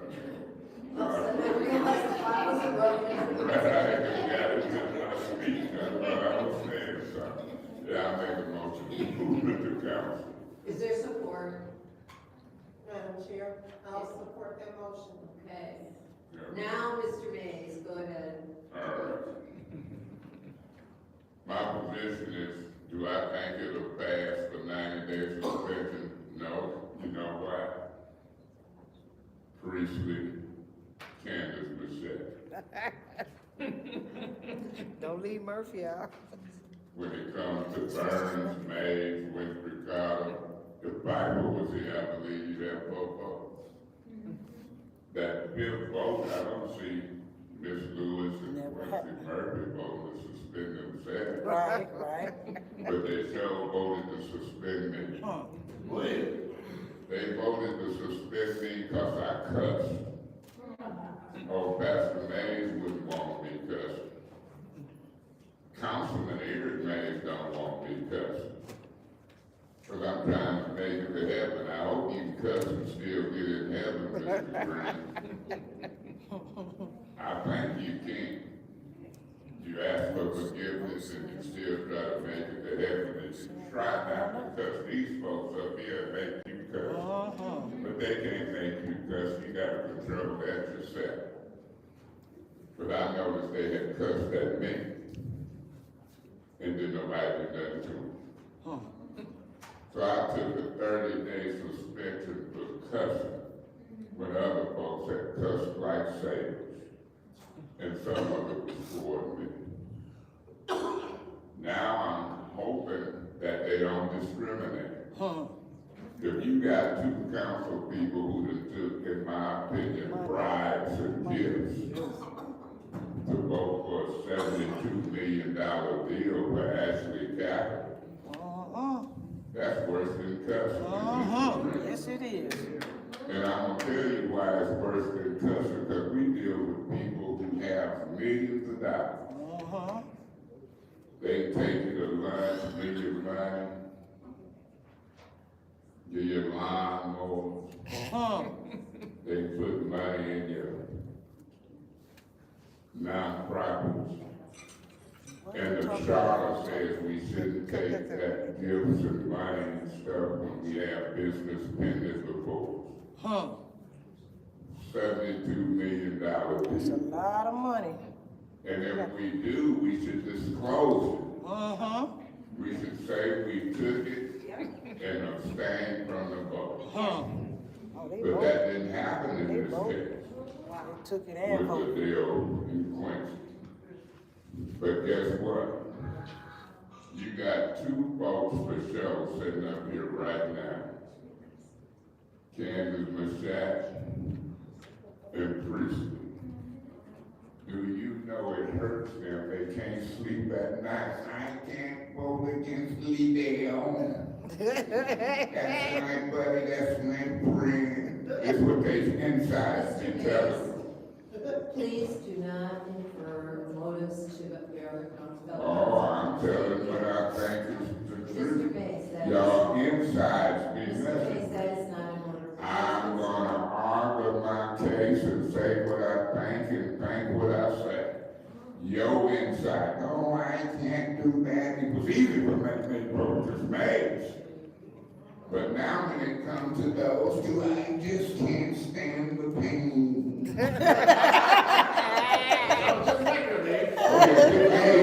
I'm all in favor of voting to suspend Mays for 30 days.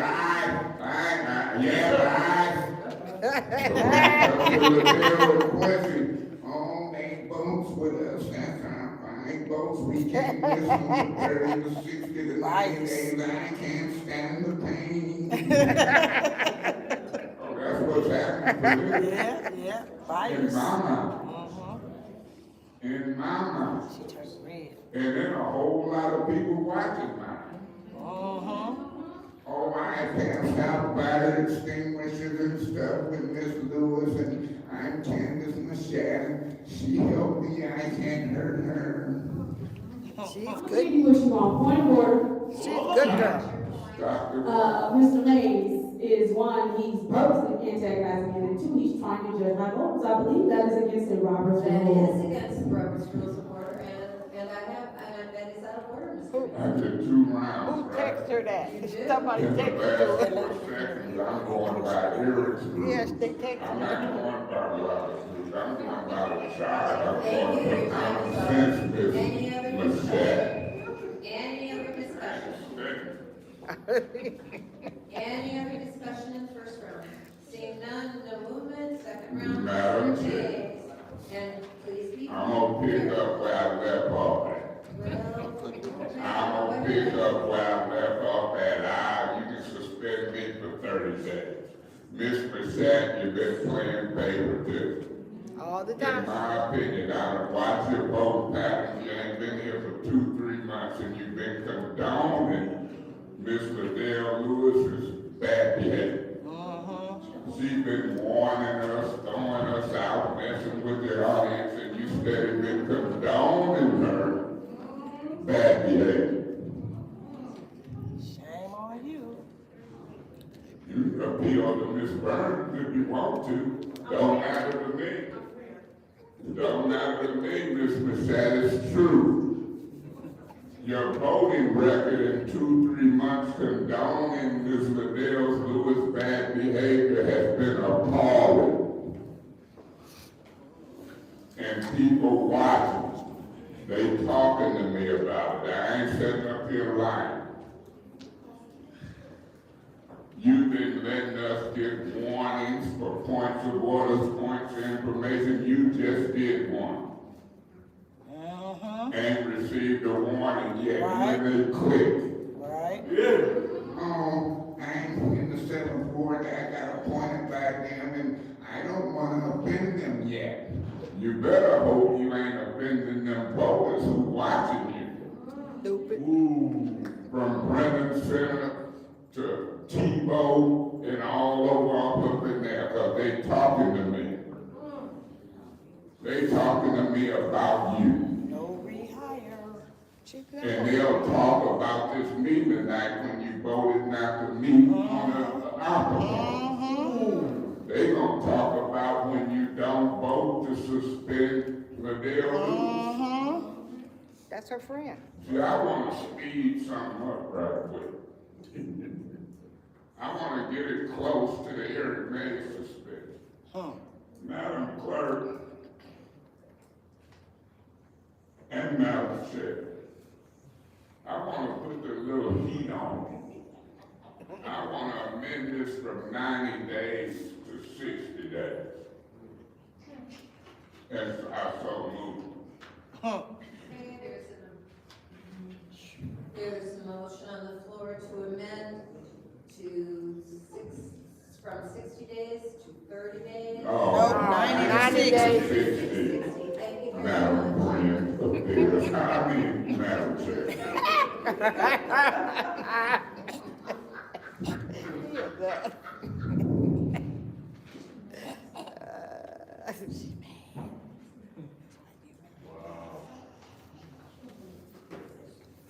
Your support, there's a motion on the floor to amend the resolution from 90 to 60 days. Is there support? It's been moved and properly supported. Any discussion? Yeah, Madam Chair. Mr. Mays. Ms. Winfrey Carter, I thank you for the support on that amended motion, because I really believe they would use 90 days for an excuse. But 60 days, you get a little tougher to make excuses. And then, I want to have this done by the end of October. So that still gives me a meeting to go down to Thursday. Okay. Because the point I'm trying to make is what they've done, in my opinion, is worse than a cuss word. Yep. But they played that cuss word to the hill. You got to have proper decorum. Mr. Mays, you got to have proper decorum. But when evil word has called me a narcissistic, you didn't hear nothing about decorum. Proper either. When Tatefield gave me the thing, and nothing about decorum. Ms. Burns got away with a little bit tonight, and I'm proud of it. Because Miss Priestley talked to her nephew the other day, something about busting his opposite quarter. Tell it. Everybody Tell it. Priestley that got hot under the collar, walked out, not property quorum. Boy, they learned that word and ran away with it. Just quorum. Mr. Mays, our rules state that you are to address all remarks to members of the council and not to the audience. Please do so. Thank you. Well, I'll get suspended for 30 days because I'm gonna talk to these residents. I'm gonna talk to them about you, Mashat, Liddell Lewis, and everybody else. And y'all gonna be unelected, and I'm gonna be still here. Amen. Because y'all didn't talk to the residents. These are my bosses. You ain't my boss. I'll take a 30-day suspension, a 60-day suspension when you try to keep me from talking to residents. Because talking to y'all sometimes is like talking to a brick wall. I'm gonna appeal to the residents. I ain't studying appealing to you. You booked up for the next month. Sure is. You can't even meet. Wow. She said it. I'm a pretty sharp guy, Miss Priestley. And I'm a pretty good read of character and lack thereof. And y'all ain't impressed me with y'all character, discrimination, and different treatment. You're out of here, Mr. Mays. Oh, but that's Liddell Lewis. Mr. Mays, please stay germane to the motion, and remember that you shall address all, according to Rule 28.1, you shall address all remarks to members of the council and shall not speak until. I'm talking to you. You don't realize when I'm talking to you? You're not looking at me. I don't have to look at you to talk to you. I'm talking to you now, ain't looking at you. Some elementary stuff. You playing them tricky games. You trying to act like Liddell Lewis. But that trick. And told me, Mr. Man, you look at me when I'm talking to you. Ain't no rule. 32.4. A council person must look at somebody. Ain't no such rule. You get a little ridiculous. Because I'm turning the heat up. You gonna sit here, take an oath of office. I swear to live up to the Constitution of the state of Michigan. I swear to uphold the charter. And gonna vote no when a council member violates the charter. The charter says you can't take gifts and monies and gratuities, and you voted to uphold the charter, you and Mashat. But when it comes to Liddell Murphy and Quincy Murphy, they get on with that charter. You took oath of office to uphold it. They didn't disclose it. They took gifts, trinkets, and didn't recuse themselves. And they should have. And I'm talking to you, somebody who swore up and took the oath of office to uphold the charter. But when it comes to your buddies, your little road dogs, your little running mates, I just can't see you do it. I'll abstain or vote no before I do it. I don't want to see you go for 30 to 60 days for them. I just rather you go to meetings. Man, they done fought for 3 months to dodge these suspensions. And they ain't going nowhere yet. I'll be voting to 60 days from now. Thank you, Mr. Mays. Any other discussion? Any other discussion? Seeing none, second round of discussion. Any other discussion in second round? Hearing none, roll call vote to amend resolution from 90 days to 60 days. Watching on Ms. the Willis yes. Carter. Yes. Ms. Burr? Yes. Ms. Mashat? No. Wow. Mr. Mays? Yes. Mr. Murphy? No. Of course not. No. Um, 3 yes, 3 no. The vote is 3 yes, 3 no, that motion fails. We go back to our 90-day discussion. We've had discussion in the first round, we're in the second round, and only Mr. Mays has spoken. Is there any other Cause you're discussion? not gonna go off, did you? Any other discussion? Madam Go Chair. ahead, Ms. Burns. Oh, he gonna try to go back.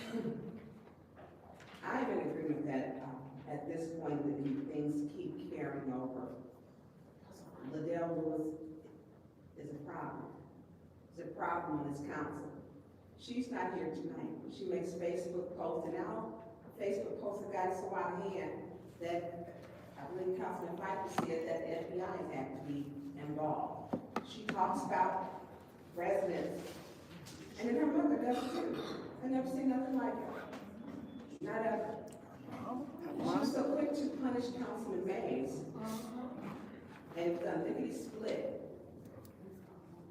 She did not file a conflict of interest with the ARPA. When she got the $1,500 check, she did not disclose that either.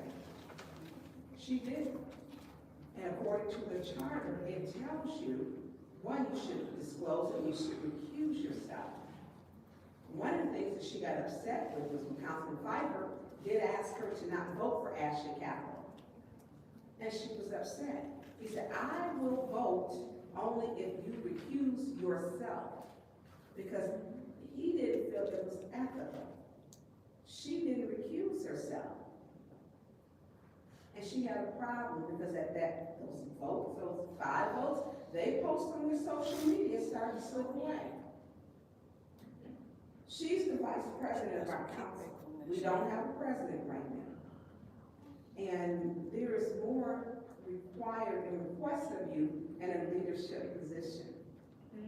She has not shown leadership skills. And I said, she doesn't possess the skill set. All of her meetings turn into dumpster fires. She puts out more residents. Not once, but twice or several times. She weaponizes the police against the audience to control them. Those are not things that you should do, especially in this community. If she cannot be truthful to us and say, hey, you know what? I'm gonna recuse myself. Maybe I didn't know about the conflict of interest, that I should have disclosed it. But you know what, Councilman Pfeiffer? I'm gonna recuse myself from this. She didn't. She was just brazen and she just went through. Because nobody's gonna tell her what to do. Our charter is clear as it speaks to gifts. I was not in agreement with our city attorney, what his legal opinion was. And we challenged him. So we let that go. So I can open up a nonprofit and everybody that does business with the city of Flint, we can take in money. And still vote on their contract. So if it's Weinstein Electric, if it is complete towing, we can take money and still vote on their contracts, the resolution. Where do they do that at? Right. You can't do that. That's right. And so why should we be allowing her to do that? She should be punished for many things, not just that. But this is the one that we're dealing with. The charter is very clear. She should have disclosed it. She's a very intelligent person, and she got caught. And when Ashley Capital said, hey, you know, we gave her money and, you know, for Halloween, would you like some? No, orange is not my favorite color. No. If she's holding Councilman Mays, I know she doesn't like him, but she doesn't like me. And I think she feels, I don't think she likes you, Councilman Jerry. With regard, right? And she's like herself. And she's difficult to work with. With the white folks there. But she'll go home and she'll put on that we're the problem. She's not even here tonight. Her attendance is terrible now. She didn't show up to vote on one of them with the $50,000 trying to be slick.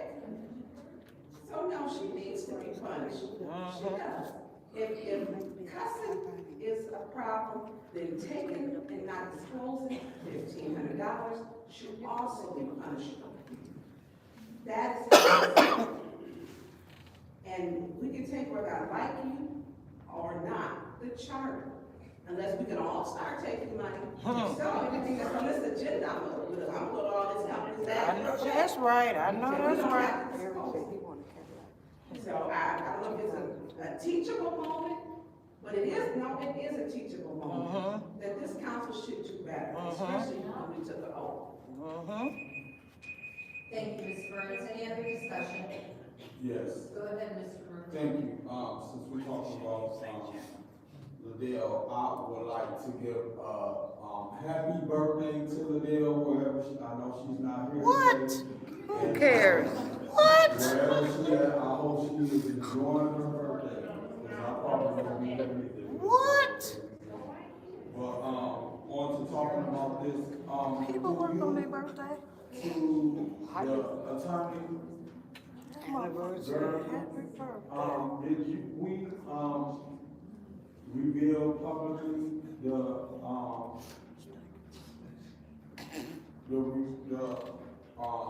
letter that the attorney gave to, I don't think I was here. So, was it disclosed publicly?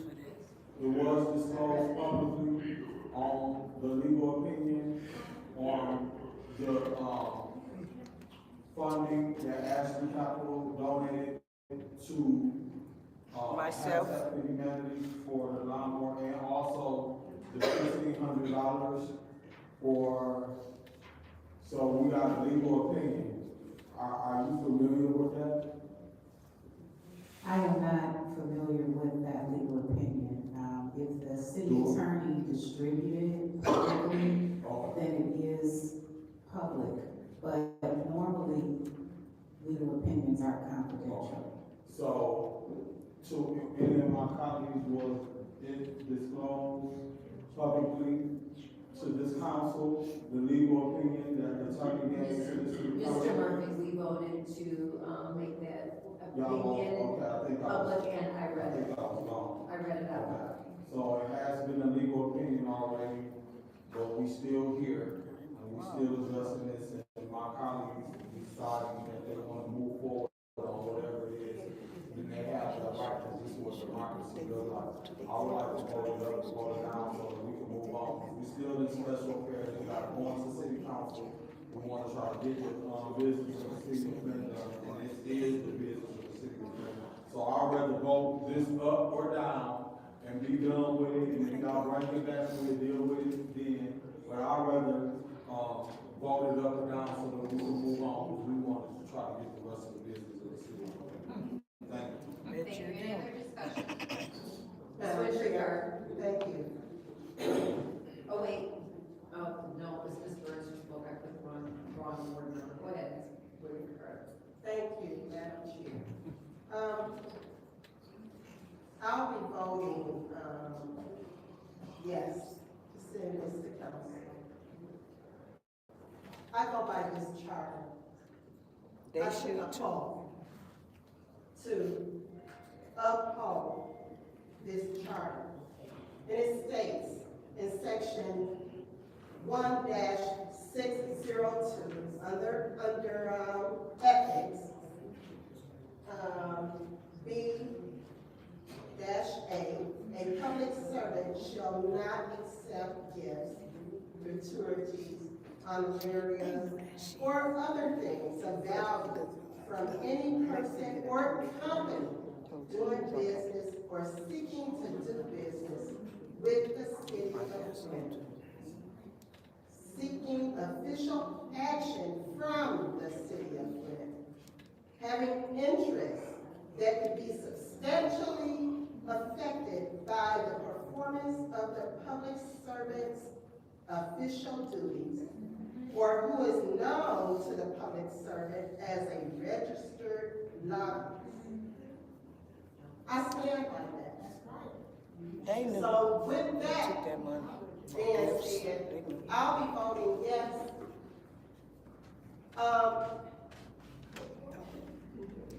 And actually, Councilman Mays, within this resolution, it should be other things listed. Come on. It really should be. Everything that has happened up here, as far, you know, even with the incident with Pfeiffer, okay, and Pfeiffer's family, Pfeiffer's family being threatened, it should be other things added into this resolution. That's right.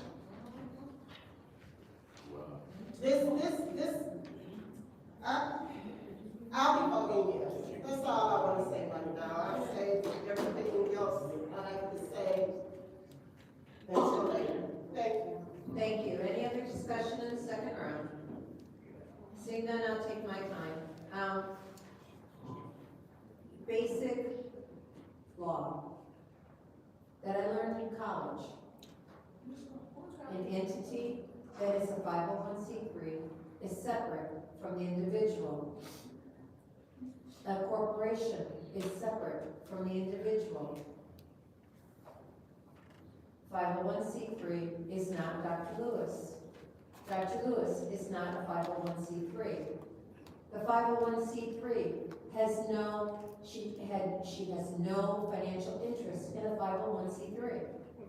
Come on. What's your request? Did she file a conflict of interest? That is not necessary because of separate entities. So, Request for information. what's your request?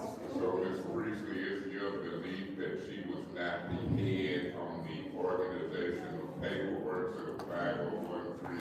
Mr. Mays, that Information, she was not an officer of that. Mr. Mays, that she has no financial interest in that organization. You a lie. Point request for information.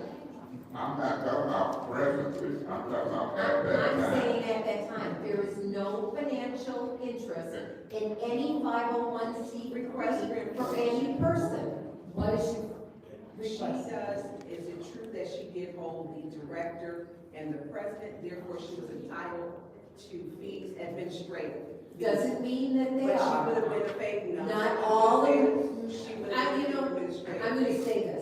Other people got to speak their say without being badgered or being point of information. What? I'm Get just off my of- time, and I'm going to say what I'm going to say. Request The for fact information. is, what is your request? So, Ms. Priestley, you said she had no interest, and so we just trying to clear up whether you knew or not she was an officer at that time. Did you know? It doesn't matter. It do matter. Legally, it does not matter. What is your request? Enough, people! I have already asked. You're not supposed to yell at the audience. Please. You're not supposed to yell at the audience. I cannot hear. You are badgering, the audience is badgering council. And you need to be quiet. Check your phone, though. Check your phone. Please be quiet and respectful. Ma'am, Check your phone. Check your phone. ma'am, you're gonna get a warning. But you check your phone when you talking to me. I don't need to check anything. Everybody else Check has your their phone. So, anyways, I I am going You don't to, pay my bills and you don't pay me. Check your phone. Check when you talk to me. Now let me do my request for information. what's your She request? check her phone. I mean, we don't let you have all your time for 5 minutes, but when you made the statement that she had no interest, I just want to clear up that you know she was an officer, that you not know, to provide us that information, because I understand. I didn't get finance. They know it's over. They know they look bad. The mayor look bad. They look bad. If she gets no financial information, she gets no financial interest. Let him walk you out. Let him walk you out. Let him walk you out. You can get a lawsuit. Let him walk you out. I'm leaving. I'm leaving. But don't you walk me out.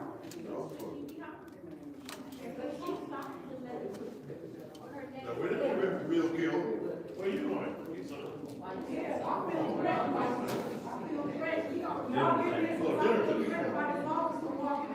Officer Metcalf, she said she did.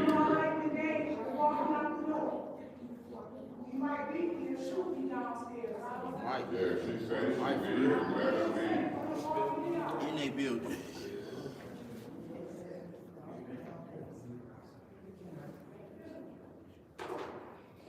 Okay, you go ahead and start my clock.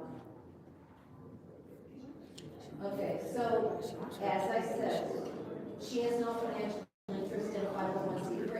Financial interest means that she gets paid from it, there's no money there. They don't even file more than a postcard. That means that they get less than $25,000 a year in donations. They don't have to, they're not required to file a 990. This is, if I felt that this was a problem, and that there was All a y'all get financial kickback. interest, and she received income from this, or she was benefiting from it in any way, I would support it. I do not feel that. I do not feel that way. This was a 501c3, a separate. They should've gave all of them $1,500 Thank then. you. Obviously, I cannot speak without being interrupted. Give everybody else their $1,500. Any other discussion? That was the end of the discussion in the second round. This is the vote to suspend Dr. Lewis for 90 days. Now, point of order. What's your? This is a motion to send it to council. Oh, sorry, yes, you're right. That's a It big is. difference. Sorry, thank you very much, Mr. Mays. To send it to council. Roll call vote, please. Ms. Burns? Yes. No. Mr. Mays? Yes. Mr. Murphy? No. Mr. Priestley? No. Mr. Burns? Yes. The vote is 3 yes, 3 no. The vote is 3 yes, 3 no. That motion fails. The next resolution is, first of all, can we take a 5-minute recess? Yeah, they got to speak. 5-minute recess ordered without objection. I object. No, I object. You can't chair. Where the hell the officer? There is no one. Oh, then that would be me. No, that would not be you. Well, he don't. 5-minute recess. Oh, now you break the rules.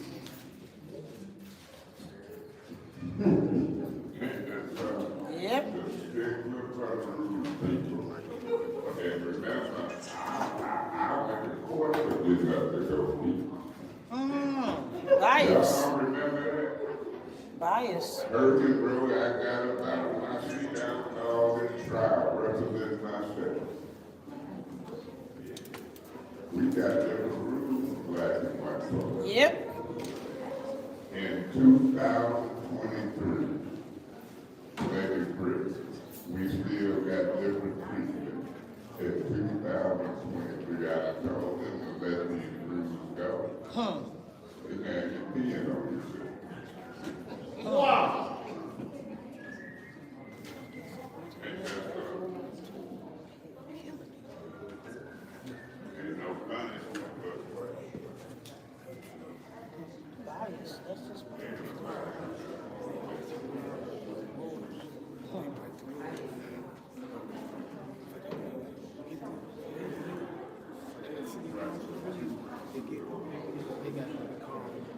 They need some more people up there to vote. It ain't enough people to vote. If they keep people at 3.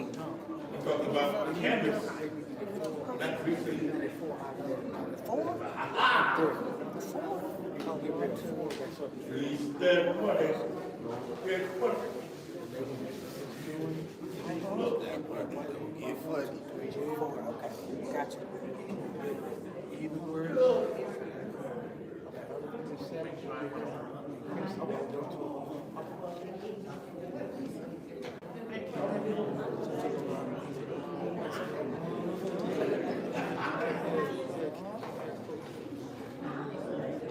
That's the case, everybody should be able to get some shit.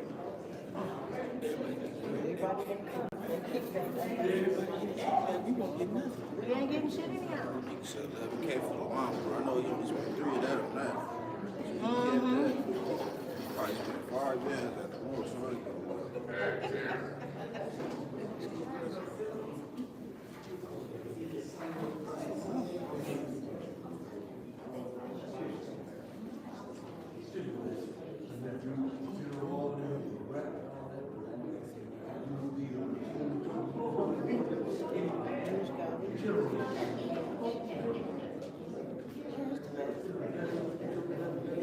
It's right there when you walk up.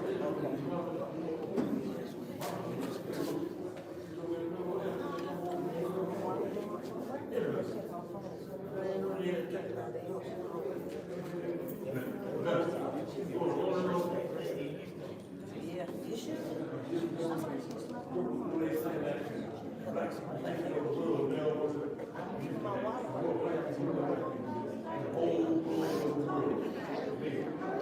Too much. Everybody take a recess.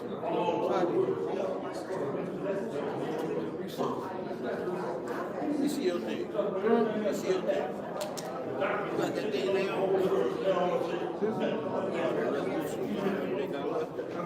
Not that many.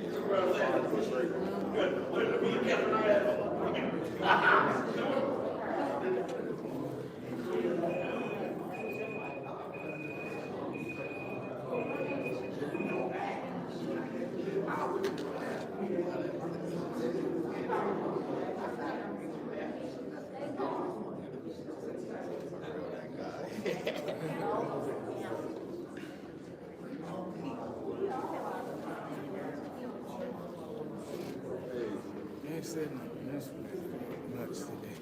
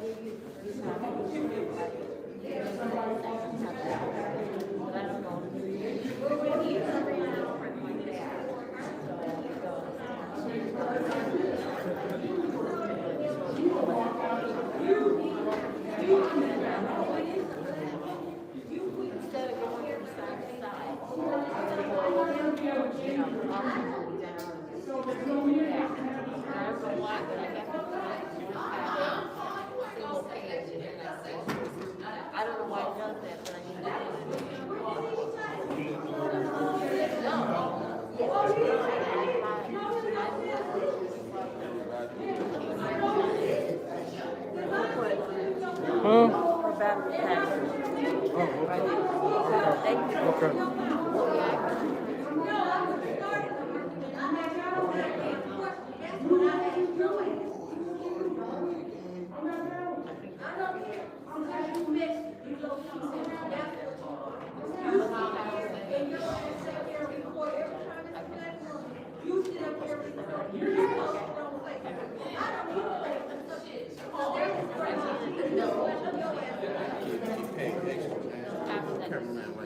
I know, they tell the camera get paid. That's what that chick just telling him. They said they get paid extra. Yeah, Paul get, yeah, they right here on the bottom of this one, they said Paul want us to pay him for the live screen. You see it? That's what it said right here on this one. That's what it said on this one right here. That's what this one said right here on the bottom of this one. It's Paul right here.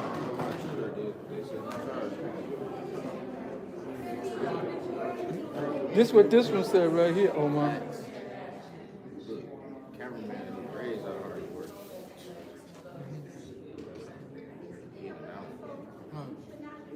Mr. Murphy? See this one right here? He said right here. He said he charged it for it. He said my vision's better. He charged it. Oh God. Paul, right here in the bottom of that one. It said Paul right there. Pay for his live stream while this video, while this video quality is 1,000 times better. Yeah.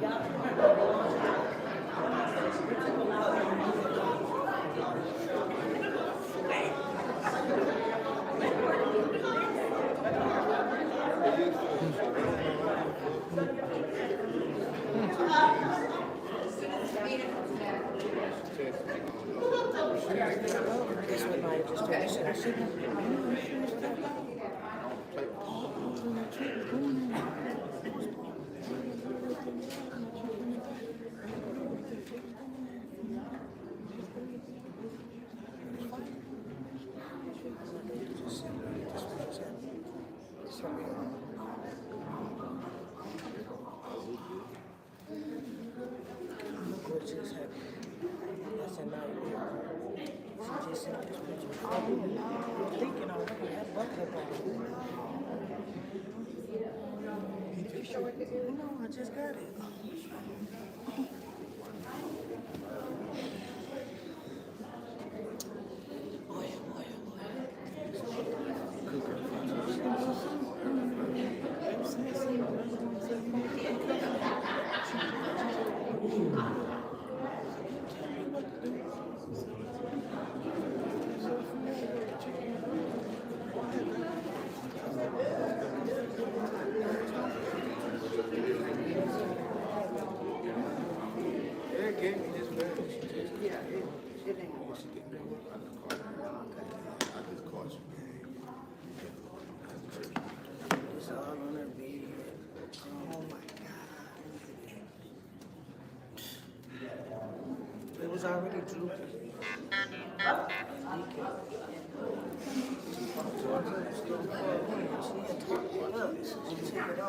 Cause I told her, I said, well, put the fan on and sit there and dry it out. She said, try it out, and made it heavy or something. Left on the spot in the kitchen, leaves and it's on the couch.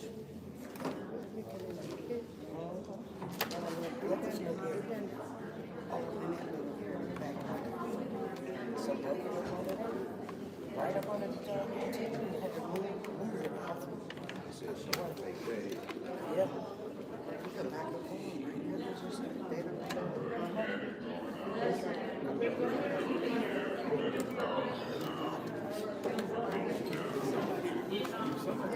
Video on the TV said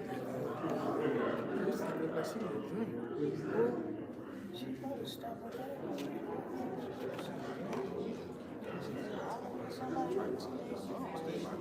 I told that girl. She probably.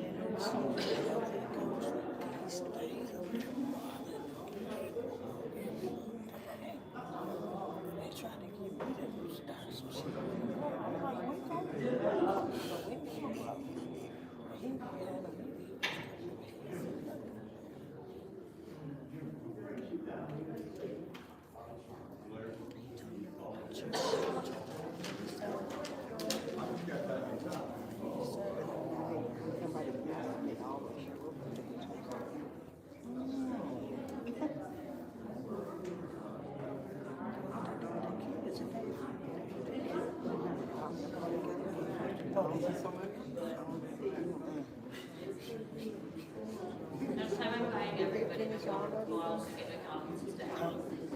I'm sorry, I feel really good. Oh, you got my shit. I can't see you. Yeah, I spilled it somewhere and I like literally. 5 minutes. I know it's late. I'm ready to go home. I ain't got nobody to make sure that I get that glass. I like it. Good. If she hit that guy thing, it's gonna be like and time.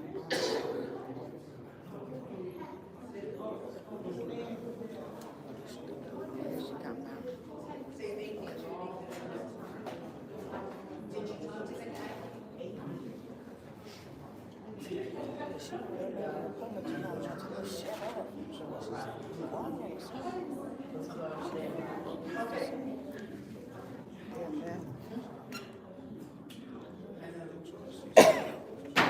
It is 8:27, and I hereby call this meeting of the Flint City Council Special Affairs Committee back to order. Roll call vote and on the clerk.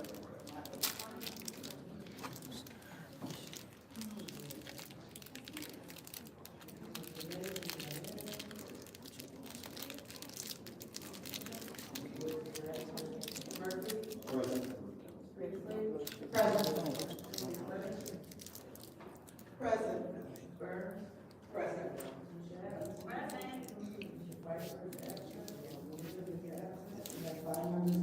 There are 5 members present. The next resolution is resolution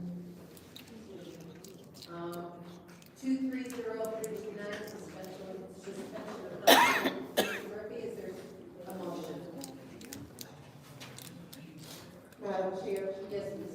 Winfrey Carter. I'll make a motion that we send, resolution 230329, suspension of Councilman Mr. Murphy for Flint City Charter violations to council. Okay, is there support? Support. Okay, so we move properly seconded, send resolution 230329 to council. Is there discussion? Is there any discussion? Madam Chair. Yes, Ms. Winfrey Carter. I will echo what I said as far as Councilwoman Liddell Lewis. I stand by this charter. He violated the charter, therefore I'll be supporting this motion to move this resolution to council. Thank you. Any other discussion? Any Yeah, other? Madam Chair. Mr. Mays? This is the resolution 230329. Yes, sir. And this is a motion to send it to council. Yes. This is a motion to suspend Quincy Murphy for 90 days. It hasn't been amended to 60 to 30. We did try that with Ms. Lewis. I'll bring it back from 60 to 30 because I'm gonna make a prediction. Bishop, my prediction is that the vote might very well today be 3 years and 3 members. I don't suspect Mr. Murphy gonna vote to suspend himself. I don't suspect that anybody is Candace Michelle, the 7th Ward, or Ms. Priestley, the 4th Ward, is gonna vote to suspend Mr. Murphy no more than they voted to suspend Ms. Lewis. But the facts is different with Mr. Murphy. And he can correct me if I'm wrong. But based upon his own admissions over at the county building when they were remodeling his name, seems to me he admitted to having $11,000 lawnmower. If he says he got it in order to cut grass and better his neighborhoods. Well, I remember I bought one with my own money for $9,000 cash to better the neighborhood. But in this case, Mr. Murphy met with Ashley Capital. They agreed on the expenditure and funneled the money and the lawnmower through Habitat for Humanity to him. It's not proper. It's in violation of the charter to get gifts, things of value, in order to vote in favor of a $72 million deal for Ashley Capital. That would be like me wanting 2024 Cadillac in Ashley Capital to give it to Moon's funeral home and then Moon give it to me. You can't do that. That's right. Habitat for Humanity do business with us as well. Mr. Murphy should have recused himself on the votes dealing with Habitat for Humanity. He should have divulged the conflict of interest with Ashley Capital and with Habitat for Humanity, and should have abstained from them votes that he did.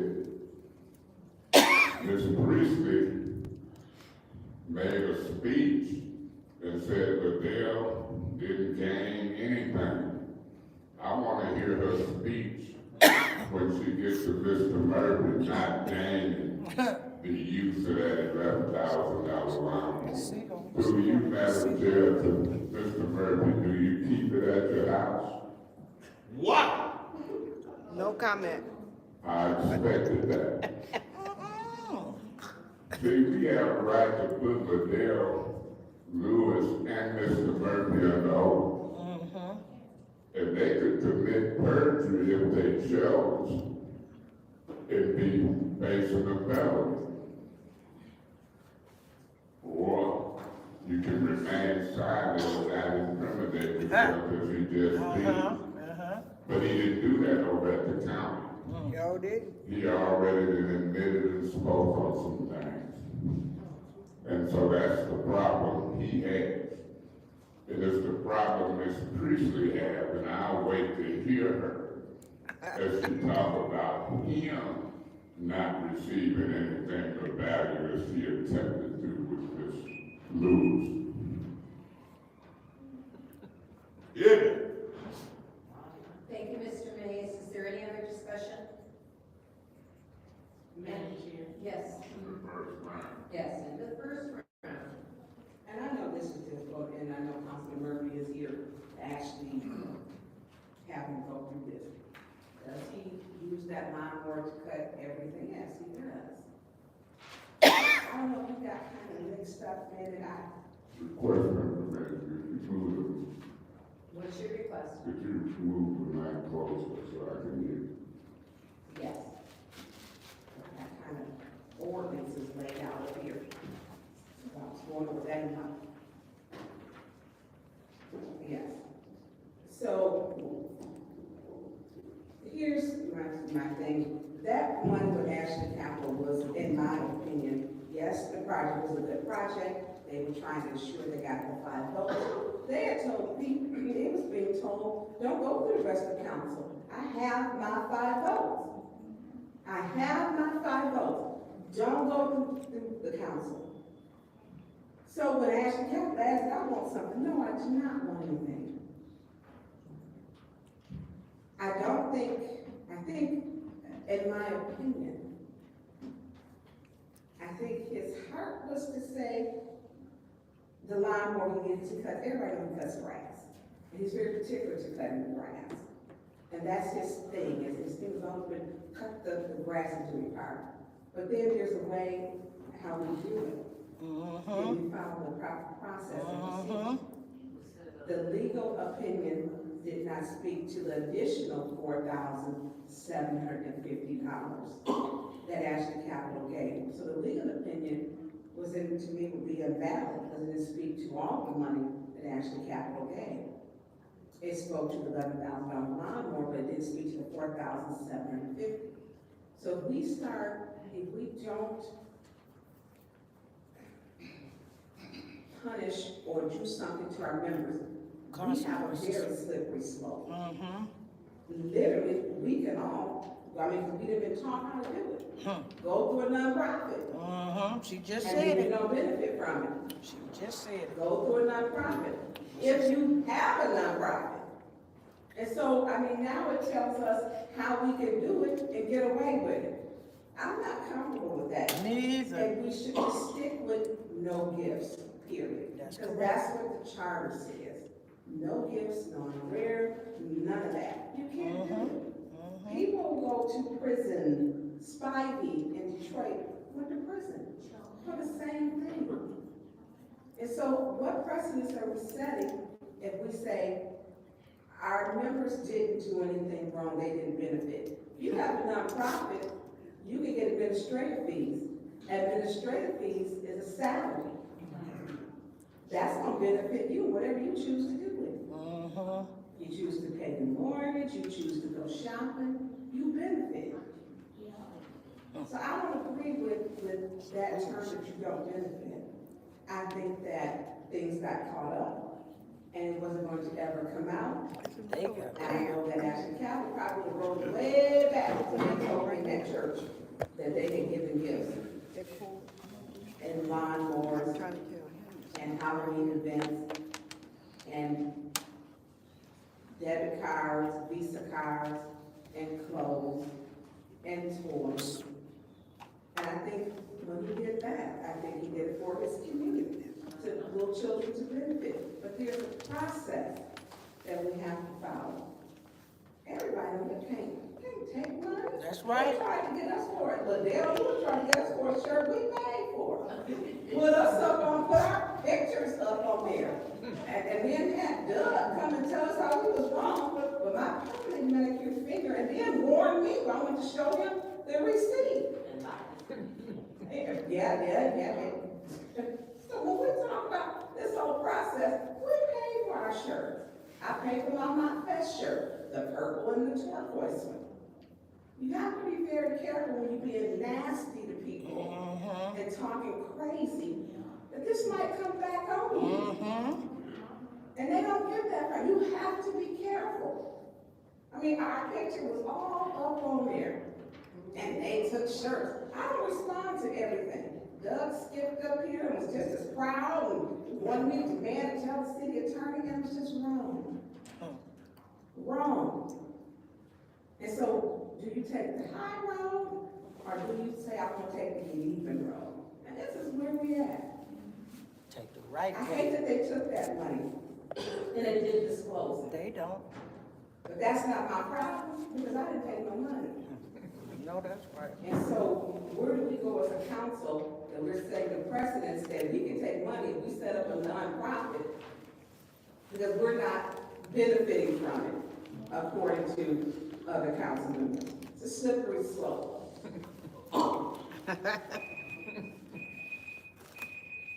Thank you. Any other discussion in the first round? Any other discussion in the first round? Any discussion in the second round? Madam Chair, Mr. Mays? I know, and I believe that Mr. Murphy and Liddell Lewis want this to go away. If Candace Machad, Liddell Lewis, and Mr. Murphy don't vote to move this to council today, I'm gonna bring it back to next meeting. From 90-day suspension to 60 or 30 days. But they were so gun-ho coming at me and easily voted to suspend me for 30 days for cussing. That's what they Now want here to they cuss got caught with their hands in the cookie jar. And this ain't no small potato deal. This is big potato. This is major potato. You talking about a $72 million deal for the Buick City property. Major. And the vote passed with 5 votes. Because Liddell and Quincy had been compromised, locked and loaded. Can you imagine the headlines if Ashley Capital didn't get them 5 votes? They done sold and they politics for a lawnmower and some trick-or-treat candy. Ain't that something? Ain't that something? Coming up. Unbelievable. That's something. These same 2 that voted easily to suspend me for 30 days. Now the tables have turned. Mr. Murphy ain't gonna sit here and vote to suspend himself, is he? Nope. His buddies, the foolish spies, Candace Machad and Priestley, part of that 5 evil worthy, missing in action. They not gonna vote to suspend Mr. Murphy, but they took an oath of office to uphold the charge. You let me do a $72 million deal and tell them I'm on a Cadillac and I'm driving it and admitting it. They'll throw me under the jail. That's right. Mays compromised his vote and didn't vote, and that's how he got that black Cadillac, 2020 color. It ain't no different. I think that $11,000 line. That's right, it ain't no different. 2020 color. Oh, he fried. Cutting grass and pressing neighbors. See, Mr. Murphy always used to like to cut grass and cut the park. But you're a councilman now. You can't cut deals to get equipment. That's right. You might as well get 3 lawnmowers, cut 2 more deals. Right. And if Candace Machad and them condone it, That's on their oath of office. We deal with them later. They raised their right hand and swore to uphold the charter. Oh, but when Miss Brown down here swore in, they said we swear to uphold the charter except for when it comes to Liddell Lewis and Quincy Murray. I just didn't have that part in my oath.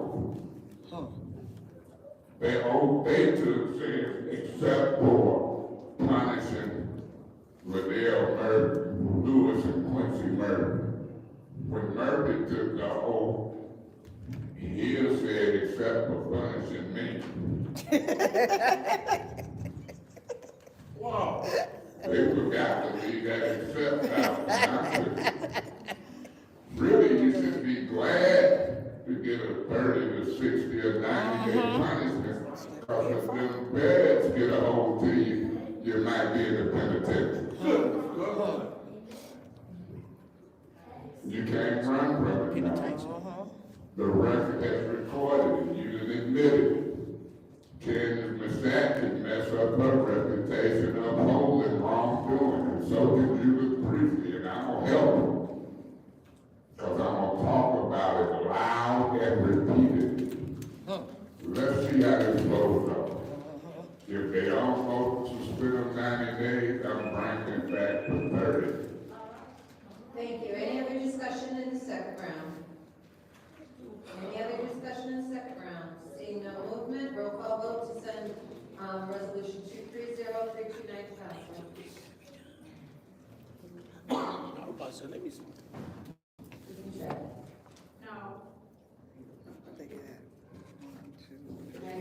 Yes. No. Yes. Yes. The vote is 3 yes, 3 no, that motion fails. Our next resolution is 230334. Mr. Murphy separated that out. I'll entertain a motion.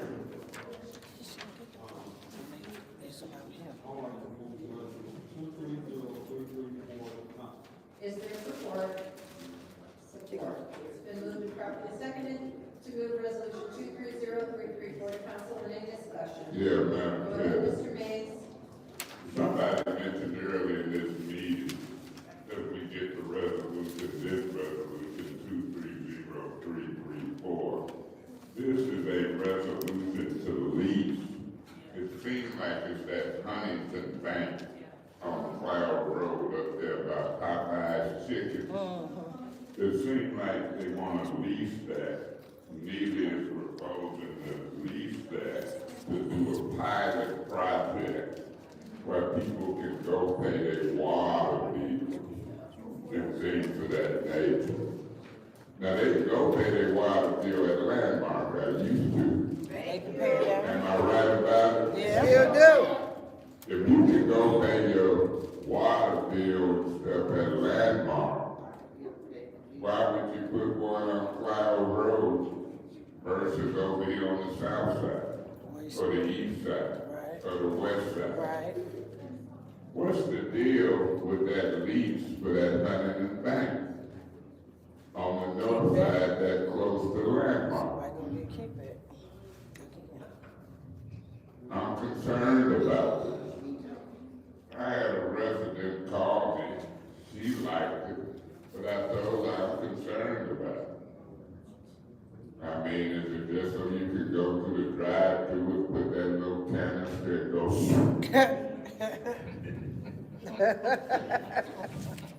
you know, the price of it, the leases for that type of thing. Money? How much money? Through you, Madam Chair, Mr. Edwards, can you come and tell me how many employees are expected to be in there, services people, and what they gonna do specifically? How much money? Can you tell me whether or not they gonna be able to use the drive-thru and put it in that little thing and that shoe goes like this?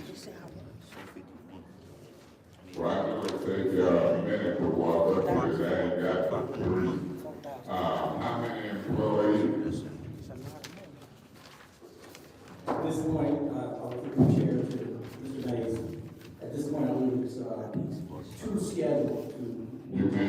two people gonna operate that whole building?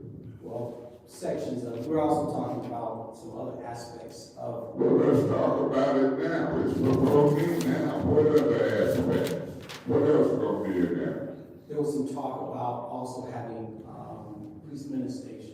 Police mini station.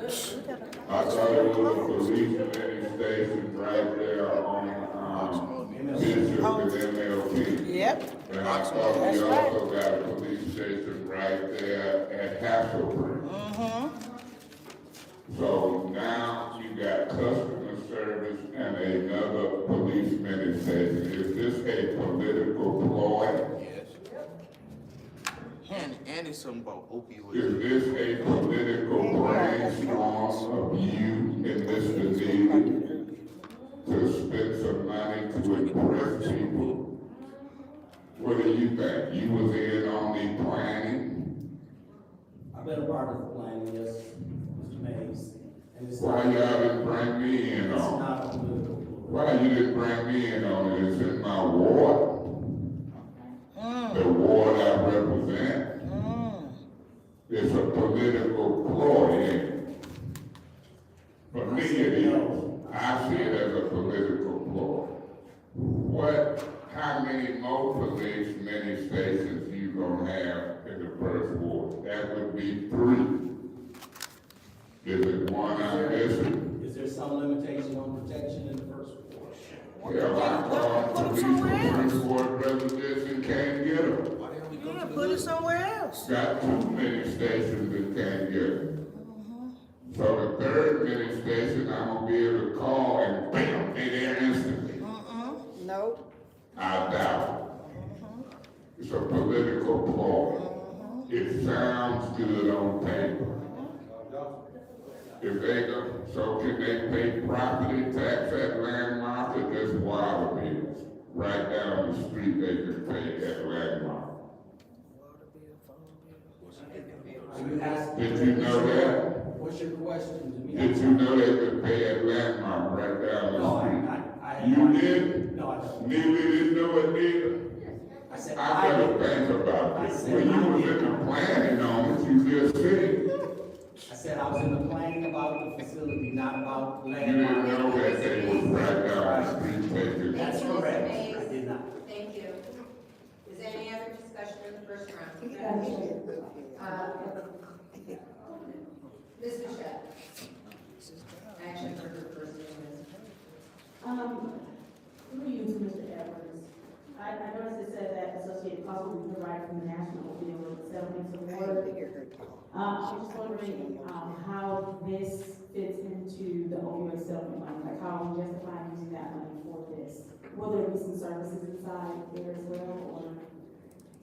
No, there was a certain percentage of it, and we took it through the law department. There's a certain percentage of the money that you're able to use for various purposes.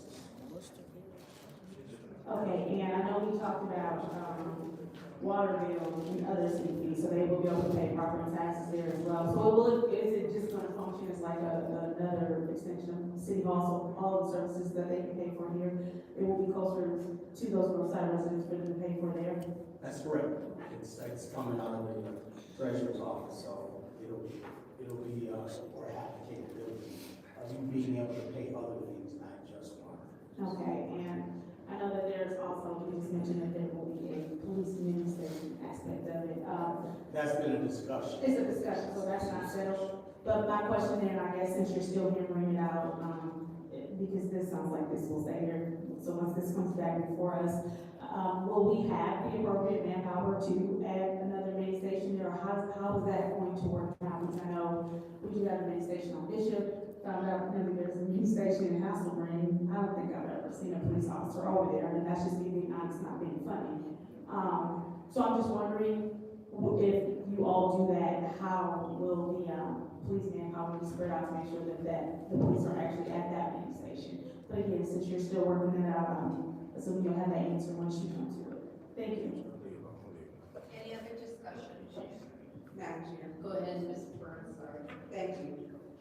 So, police mini station over there, Next year, the contract is up with the police officers that signed it 3 years. You're gonna have 20 officers that will have the ability to leave the city of Flint. And morale is a problem. And a lot of them are saying they're leaving. Chief didn't show up for my meetings. He was told by the mayor to not show up. 6th Ward is pissed. So I get a video today, 1100 block of Leland, and I was just showing Councilman Murphy Carter, 12 o'clock, it's a shooting. I had 3 DOA, or I'm sorry, there were 3 opioid. Was it 2 Friday, maybe 2 days ago? On Friday, on the church steps of Bethel, 7:30 a.m., overdose, dead. A block over, his girlfriend, they gave her narcotic, she later died. McQueen Street, by 1 o'clock, a 3rd opioid death, dead. I called Police Chief Green, he didn't answer. But y'all giving directives that they can't talk to certain people. We gotta send ridiculous email. I don't like email if I'm sending it to you to get to Chief Green or help somebody if they get shot. We got a problem. Y'all keep ignoring these gunshots and these opioids. People dying. Yes, they are. You worry about a water bill? Yes, they With are. some opioid money? Yes, they are. Man, No. People can mail it in, you can call it in over the phone and pay it. And they can bring You their can pay children it on in and pay online. You can pay it at landmark. I don't think that's the Another only way to place put that some you money in can the pay. police pocket. DNR. So when we talk about what our priorities is, it's a nice building. So what else is gonna be in that building? Because people dying, and you're using opioid money for this? At $6,500 a month 6,000. is the rent. 6,000. And you're using opioid money. It's 4,500. Did you divide it, 78,000? Divided by 12? Madam, How much is it? it's $108,000 Okay, so per it's year. okay. And divide that by 12, I didn't cut my calculator off again, but, so it's more than my 6,500 per month, thank you. People are dying, and this is not the use of the opioid money for me. If you open up a rehab, a center, Come we're on. doing Come on, Tanya. counseling, and we're showing how to prevent, how these families with the trauma. Do something, intervention. These people are dying. By 1 o'clock, Mr. Edwards, almost 2 Fridays ago, I had 3 people dead. And y'all worried about a water bill? Speak to him, Tanya. Where you gonna pay it? Whether you were drug addict or not, that's somebody's child. Somebody gave birth to them. And y'all are not paying attention to what's going on. I got a problem with Chief Green. It ain't Y'all their don't child. need to talk. He didn't show up for a meeting. Your police chief didn't show up for a meeting. You got a gun violence problem. Because you're the city administrator. They go to you. You have a gun violence problem. You have the Regencies or the Midtown, they got a shooting almost every day. I think out of 10 days, 3 or 4 people got killed. But y'all don't want to talk about that. When people send this stuff because they beg it. The gentleman that texted me, that sent me this, and I don't know what the city Facebook page is, police still ain't showed up for the shooting. They got out in front of the like 3, 4 houses down, jumped out, shot, gun exchange, gunfire was exchanged, 1100 block of Leland. And y'all worried about pay your water bill? Talk to him, We Tanya. have police administrations. There's one in my ward. Staff at 24/7. We got all kinds of problems. Well, first off, we might have to get the police chief to show up for our meetings. That ain't happening. This is the priorities. And I know you have to stand there and be happy when it's done, but I'm not voting for this. Not with people, we're not spending opioid money for that. Use it for what the purpose is for. Come on. With addictions. Say that. Thank you, Ms. Burns. Any other discussion? Yes. Go ahead, Mr. Ricardo. And I echo the sentiments of my colleague here in the Sixth Ward. She basically said everything that I want to say. But I will not be voting for this, and I certainly will not be voting to use the National Opioid Settlement Fund. No. This money is earmarked to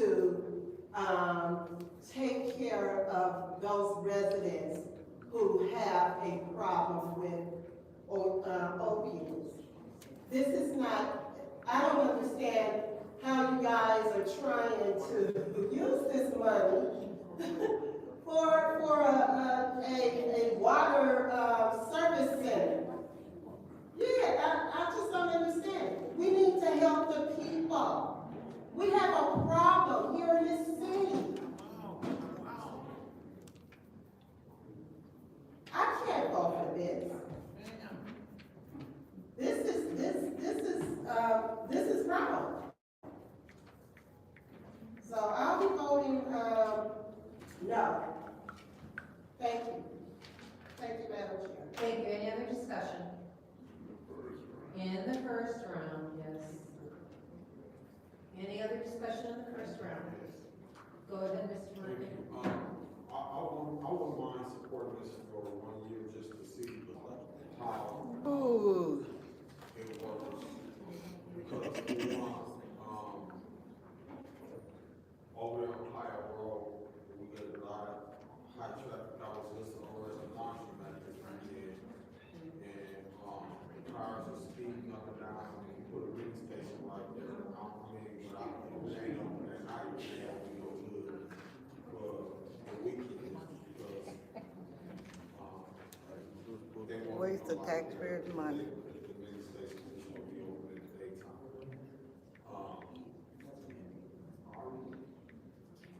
I'm not against supporting this for you to see how it looks. However, the opium epidemic is real, and I don't see nowhere in this that it's going to better the crisis that we're dealing with when it comes down to opium by this service being open. And then on the east side, I know for sure between my ward, the third and the fourth ward, we got a big opium epidemic crisis over there on the east side that need to be addressed. So I will hope that something is put together by the administration to deal with the opium epidemic on the east side, because it's heavy and it's bad over there. And I'm not saying that it's not happening in any other person ward or any other part of the city of Flint, but over there it's real heavy. And, you know, we always get calls between me and Judy of people that is out there doing whatever when it comes down to the reaction of the opium crisis that they want through. So I would hope that you guys will be writing a plan to come up with an opium preventative measure program to help people who is dealing with the opium crisis, because it makes no sense to start off taking these funds and opening up a customer service center for other usage of the opium knowledge, when at the end of the day, it still ain't addressing the opium epidemic, and that's the reason why we received the funding. But I'm not against using that place as a pilot for 1 year to see how it works, what the numbers look like, the volume of people that utilize that center. I'm not against it. So so I would be willing to support it just for 1 year to see what it do. $180,000, $4,500 a month. Ain't that bad. It's a nice place. I rode by there the other day, and I knew you guys were, looking to try to do this, so I was aware of it. And I'm not against it. And I will be supporting it for 1 year, but I won't be supporting funding, taking opium dollars to fund other projects outside of the opium crisis. My colleague made a good point that, you know, they really ain't addressing the opium. You know, so I'm not interested in funding other projects, but I will do this one. Thank you. I'll take my time. Talking about police radio stations. There's been talk since I've been on council about putting one in at Franklin Avenue Mission. Still not happening. There's no contract. There's no movement on that. And there are many stores that take water bill payments. Corey's is one on the east side. I have a concern about staffing. How are we going to staff this? We can barely keep enough staff to maintain our current services rather than expand them. And in regards to the opiate money, I think there's so much money coming into the city for that settlement. And I think it's imperative that we be thoughtful and deal with the crisis. Addiction is a bitch. I had several family members addicted to several different drugs over the years, and I'm lucky that they're still here with me. And 40 years of, in some cases, 30 years, excuse me, not 40, of addiction. So, and they did come through, but not without a beating. And and I know that there's been overdoses, people who died of overdoses in the fourth ward found in abandoned buildings.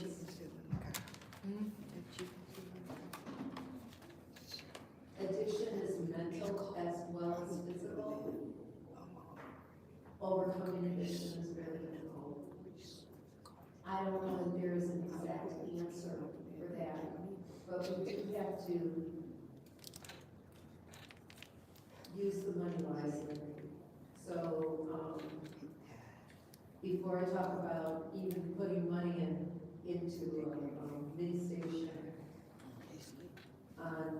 into a building that we're going to be renting, and putting a mini station there, I want to see one on the third and fourth floor, so that we can have that protection.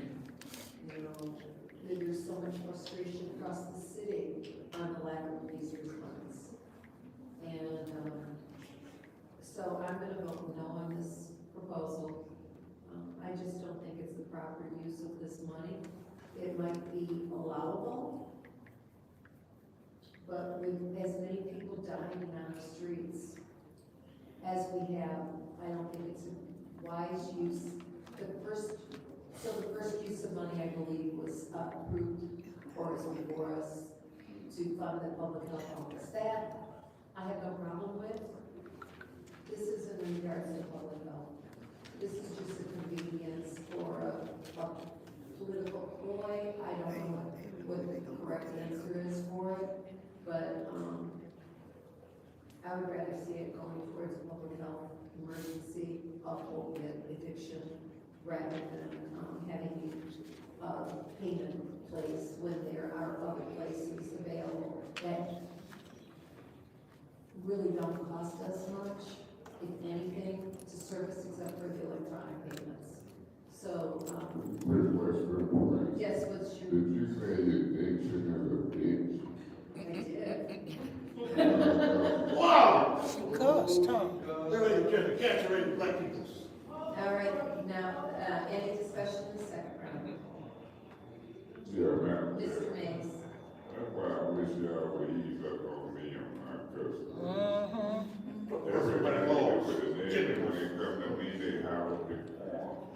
And then actually moved on that reform. Mr. Edwards, I don't think this resolution has the votes. It don't sound like this resolution has the votes. Why wouldn't y'all communicate with me or anybody about this? Why y'all just bring this stuff up and put it out in the news? You don't know the answer, do you?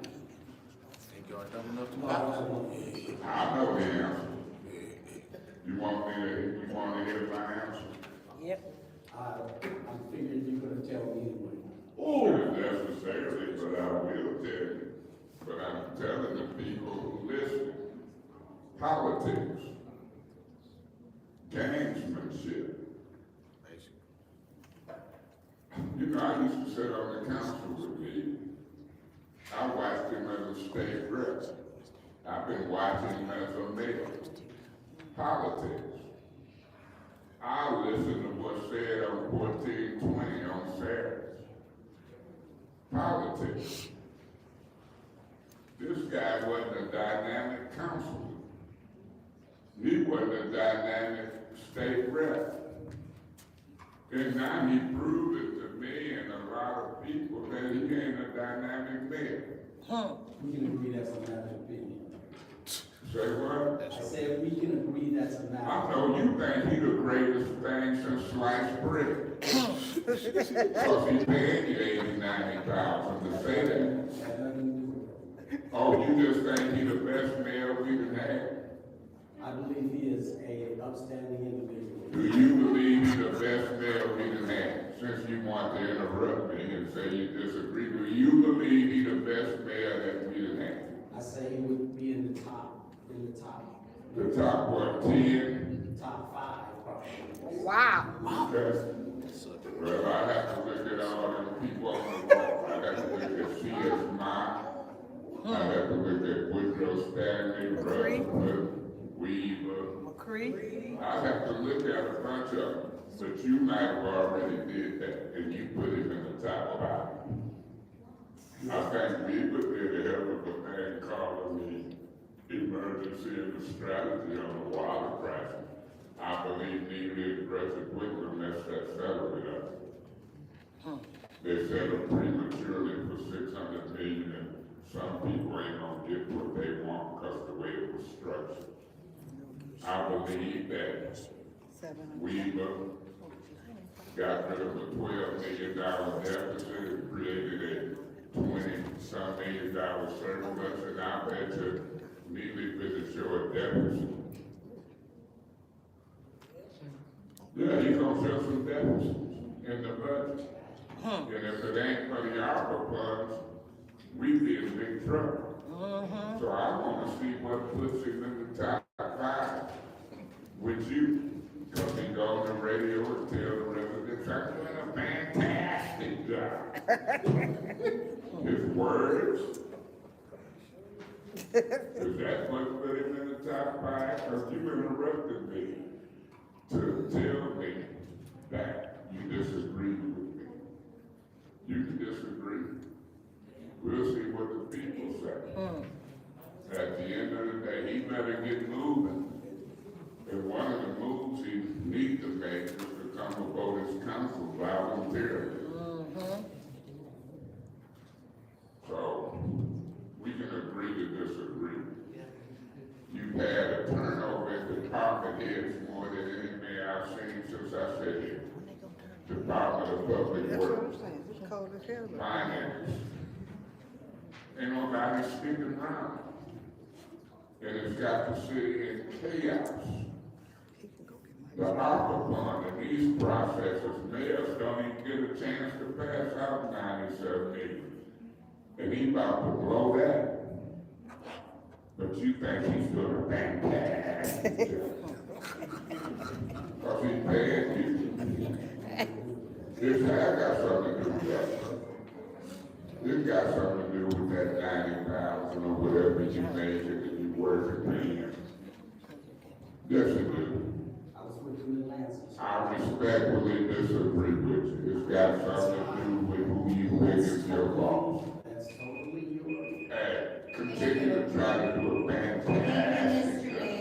Any other discussion in the second round? Go ahead, Ms. Burns. Thank you. So the mini station is $9,000 per month. We will have more than likely a staffing problem because we know that contracts that the 20 officers do will expire next year. So why waste $9,000 per month of opioid money when 20 officers will be eligible to leave the city of Flint that signed the signing agreement? And we already have a staffing problem. This administration, we have not seen what is the opioid plan. Where is this administration's plan on dealing with it? We have opioid money. Where is the opioid plan?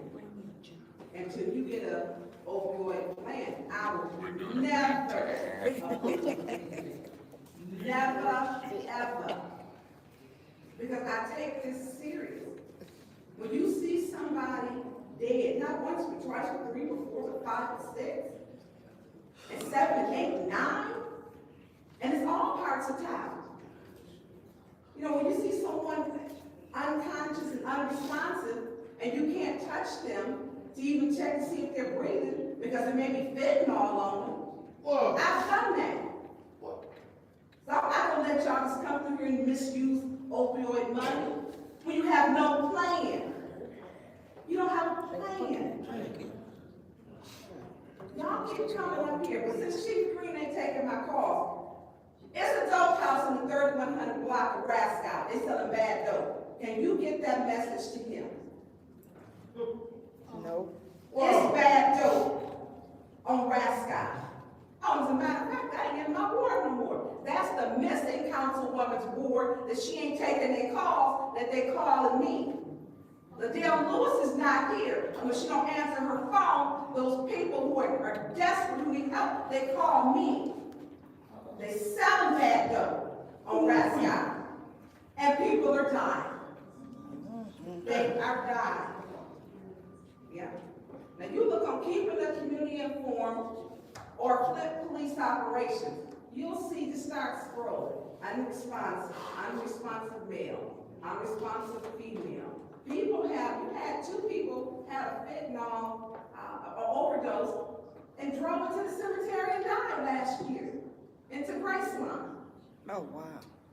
How do you not have a plan to deal with it? You got the money, but you don't have a plan? How do you not have a plan?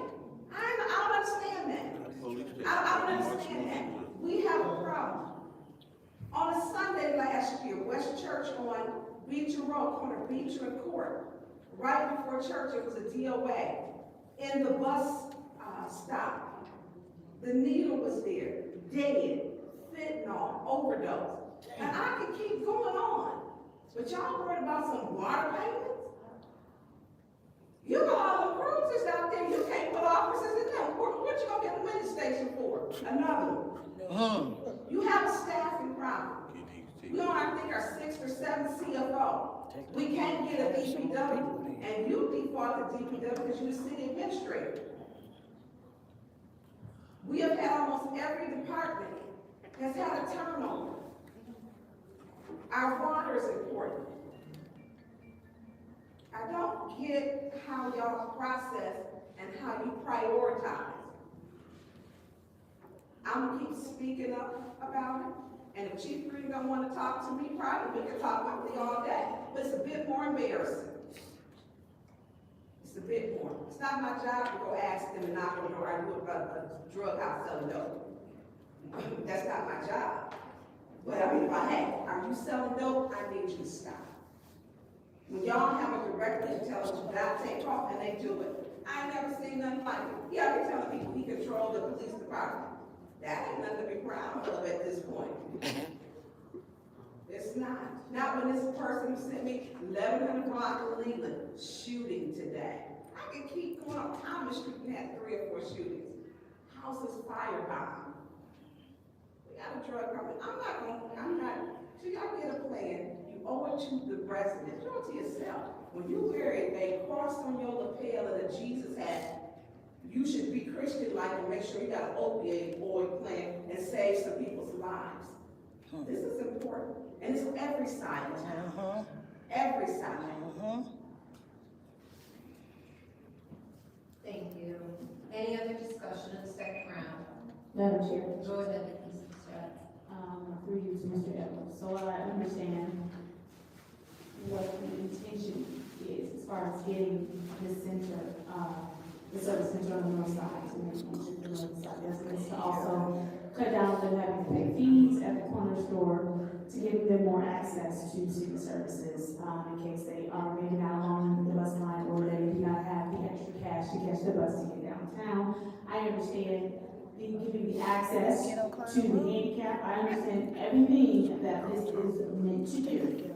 I just think that everyone's concerned, when we talk about the opioid settlement fund, and I want to give you an opportunity to explain one more time. However, I'm going to tell you, I think we are all in agreement that those funds, we would like to see them go toward what they should be used for.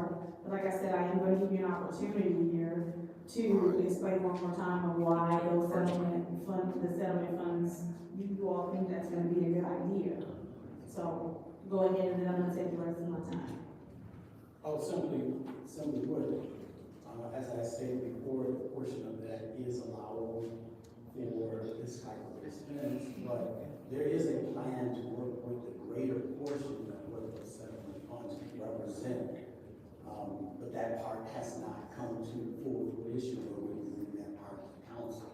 Is there going to be a possibility at that service center that there's some sort of opioid services that happen there? And in what way will that help with the opioid settlement? Anything is in the realm of possibility of that 80%. That's a good sized building where you can have additional services. With respect to the police mini station operation, a lot of those kind of activities sometimes are manned by volunteers. So when Councilman Burns was talking about officers, I know that there are volunteers that actually help and support the stations in their operation. And so, I mean, since you brought that up, we can go back to whether or not it will be properly staffed or manned with police officers that will be there, because as stated, we have other mini stations that are not necessarily in the support, or they don't have the officers in the stations, I should say. And I think that Councilman Murphy brought up a good idea, and I'm not sure if it's possible. If maybe the mini station can have different hours of operation. Maybe some later in the evening on into the night. I'm not quite sure how this works. I'm sure it's a plan that you all have to work on. Is that something that you consider of changing the hours of operation for that particular mini station to have police staff at hours when we see high crime rates around that time in that area? Yeah, of course, that's a possibility. I think one of the things that propelled the idea in its origination was convenience, the ability for people to be able to drive through, to have that convenience to come to that location.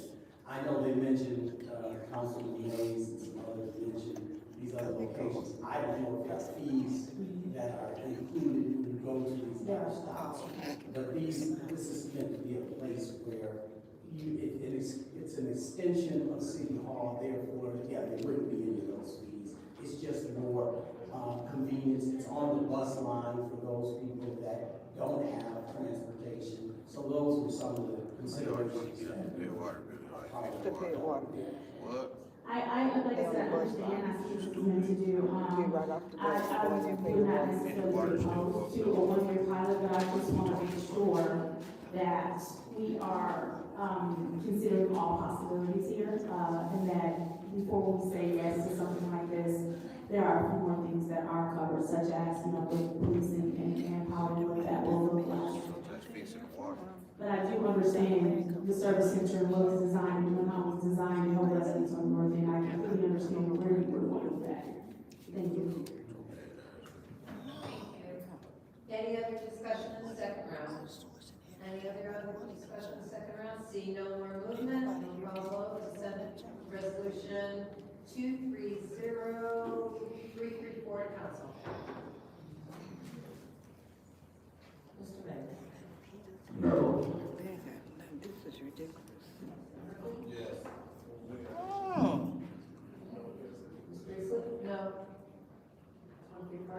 No. No. Yes. I'm gonna abstain from the performance changes. Vote is 1 yes, 4 no, 1 abstention.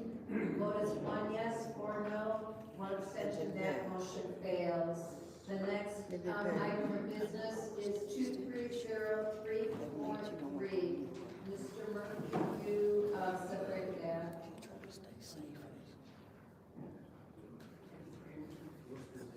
Entertain a motion. Quincy would have said yes if Eric would have said no.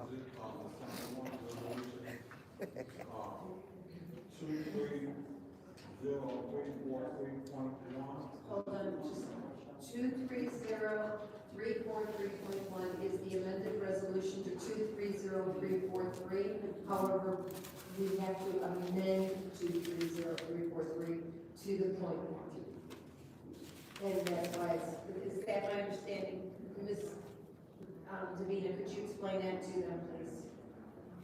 Yes, I put it on the resolution because we briefly talked about it at this meeting before you all respond. And then we said they had registration on it to replace the resolution itself, not the back material that stays the same. So the 7-page resolution was amended and they wanted to replace it with this one. So this should be, well, whatever you decide to do, the point 1 is the one you should be making the motion. So we should amend 230343 to 230343.1. Yes. Okay. Is there a motion to amend resolution 230343 to 230343.1?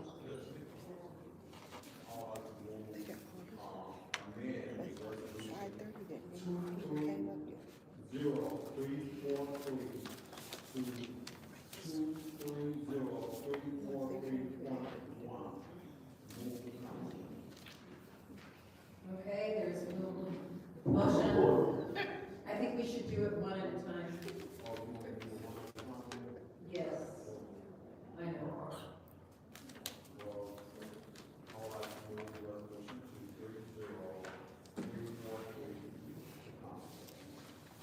Point of order. What's your point? If you read the note, if you listen to what the clerk said, whatever action we take on 230343.1 is going to be the same action for 230343. So, you know, I think the best motion, if you're going to separate it, you just do an amendment to 230343. Was that separated? Was 343 separated? Mr. Murphy, would you like to respond? Madam Chair, Yes, that was. Madam Chair, I don't want to be a stickler, but that's how we get into trouble. Now, here I am talking on a point of order, and y'all down there having a separate meeting and talking. Remember, we used the rules on both point of order and let them finish, but you've been a little cocky lately, and I've been letting it go, so I'm gonna let this go, but remind you how really it works. Go ahead, Mr. Murphy. So let me,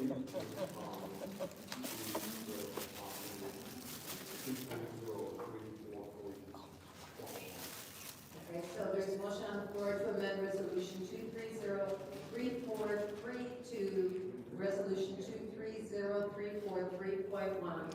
Is there support? I'll support it. Okay, it's been moved and properly seconded to do the amendment. Motion to amend is 5 minutes, 2 rounds. Madam Chair. Mr. Mays. I think the easiest way for me to do this is to do an amendment to this motion that 230343.1 and 230343 be moved back to finance committee. And that's all.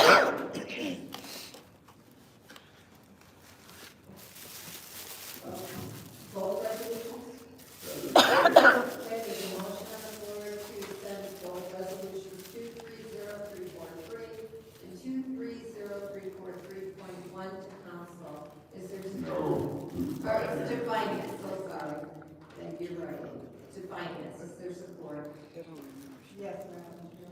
Okay, so there is a motion on the floor to send solutions to finance. That's one round of 3 minutes. Madam Chair. Mr. Mays. Yeah, the reason that I made that substitute or amended motion is because we hashed out these ARPA fund resolutions. And the way we have attendance tonight, I don't see either the None of that passed. 343 or the 343.1 moving the council. So I'm trying to save time and send them back to finance committee meeting because I just don't believe, and I could be wrong, that neither one of them is gonna pass in either form tonight. And so, you know, $31 million worth of ARPA fund money, coming before us, no details, no talking, it's getting late in the hour. And $31 million is a lot of money. Now, I'm willing to stay here 1, 2, 3 in the morning, it matters less to me. I don't know if we'll have the administration here, but I make that motion for the sake of time. I've seen Brian Krasinski been here since the beginning of the meeting, and I know for me, I can't do $31 million for ARPA funds in 2 rounds of 5 minutes under the rules and so forth and so on. So my point has been made. I think I made the appropriate motion. I'll see what folks here do. We can do it quick or we can go the long haul. But that's where I stand and that's what I believe should happen at this point. Thank you, Mr. Mays. Is there any other discussion? Any other discussion? I would take my time. I prefer to see this motion drop permanently, indefinitely. I don't think there's a snowball chance in a hot place of passing, even with everybody here.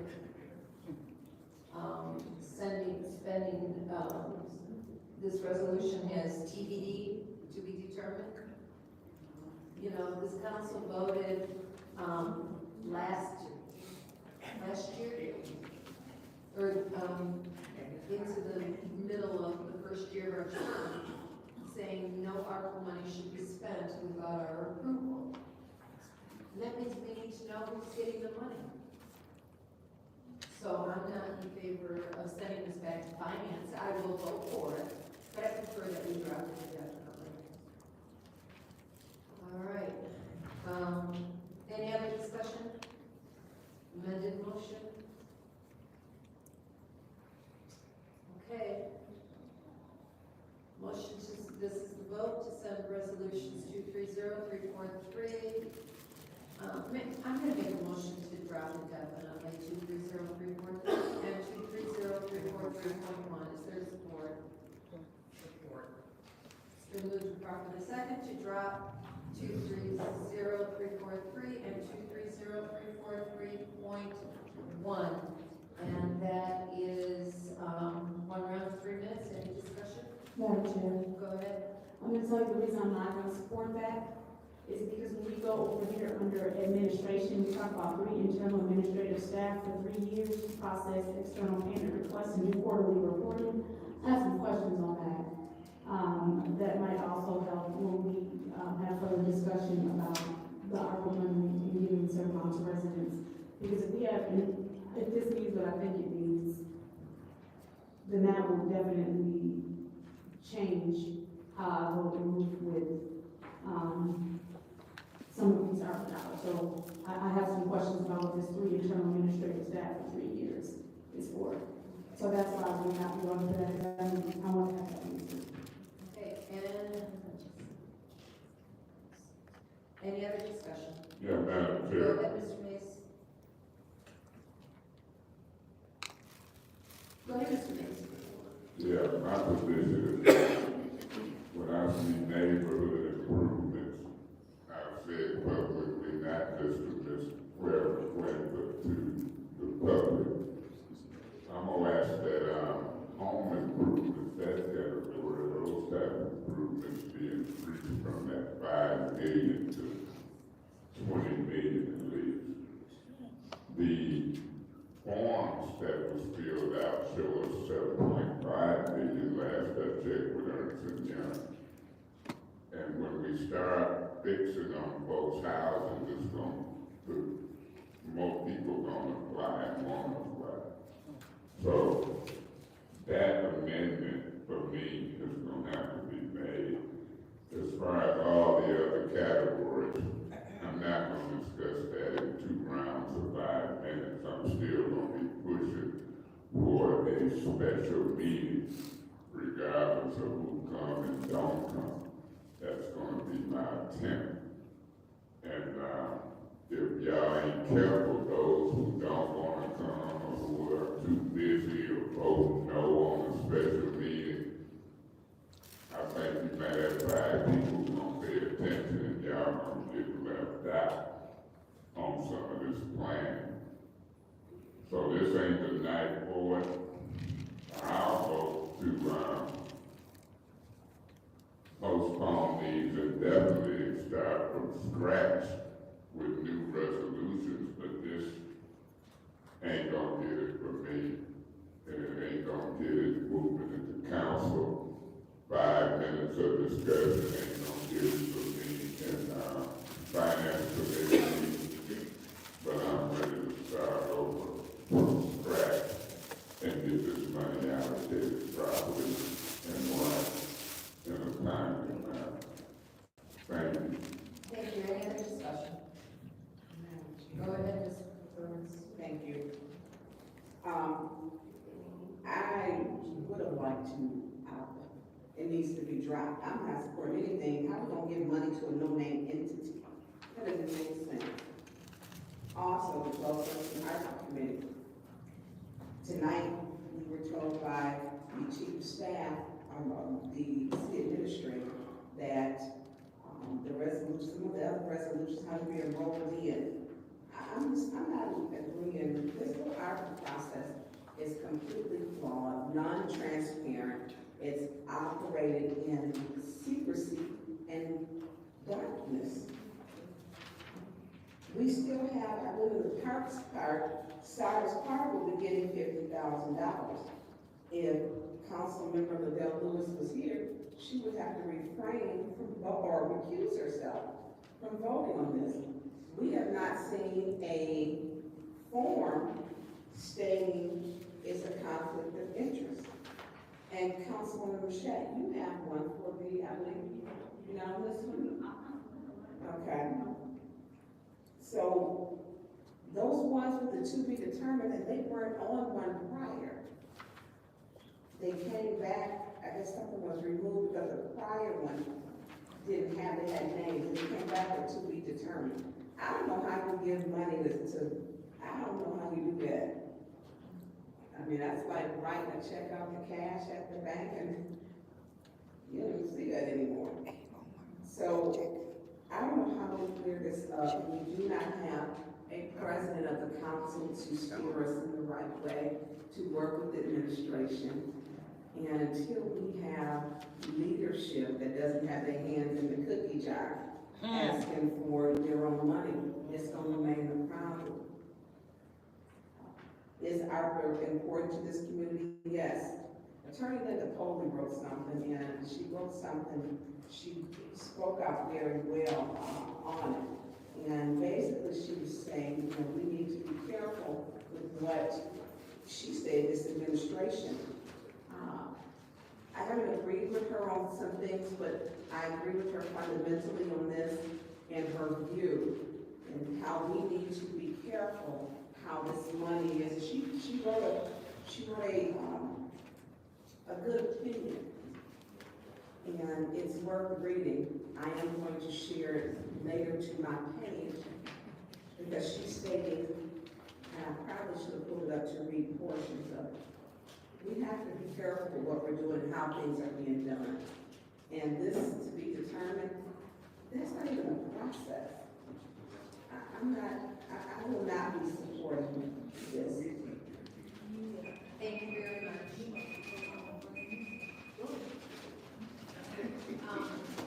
Any other discussion?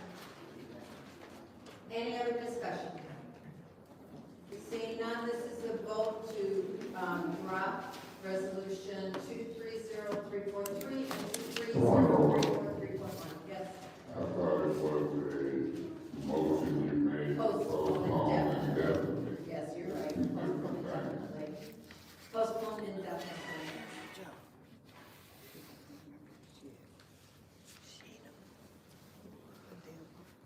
Brad, Madam Clerk.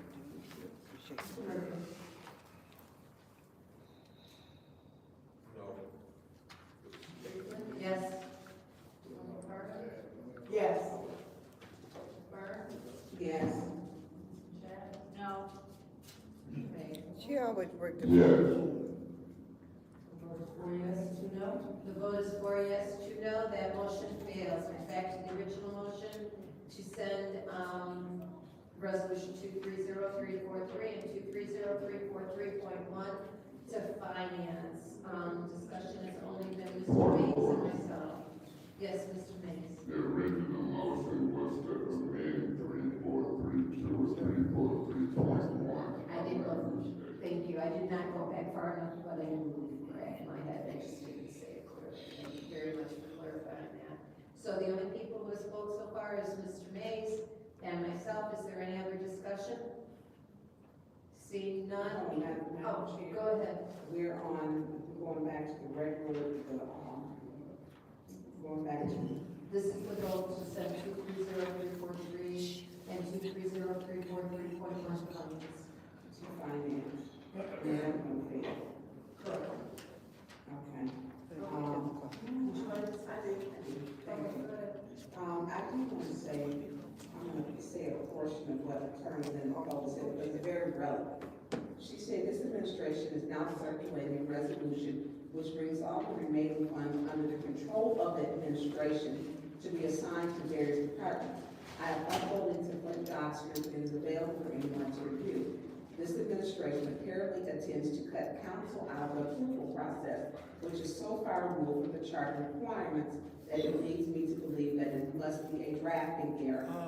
It seems that the administration and its departments intend to assume full control on the programs, funding, and contractors engaged for all the remaining ARPA money. This administration has a passion for secrecy, but even so, it's alarming that even consider such a proposal. I hope they decide to not submit to council committee.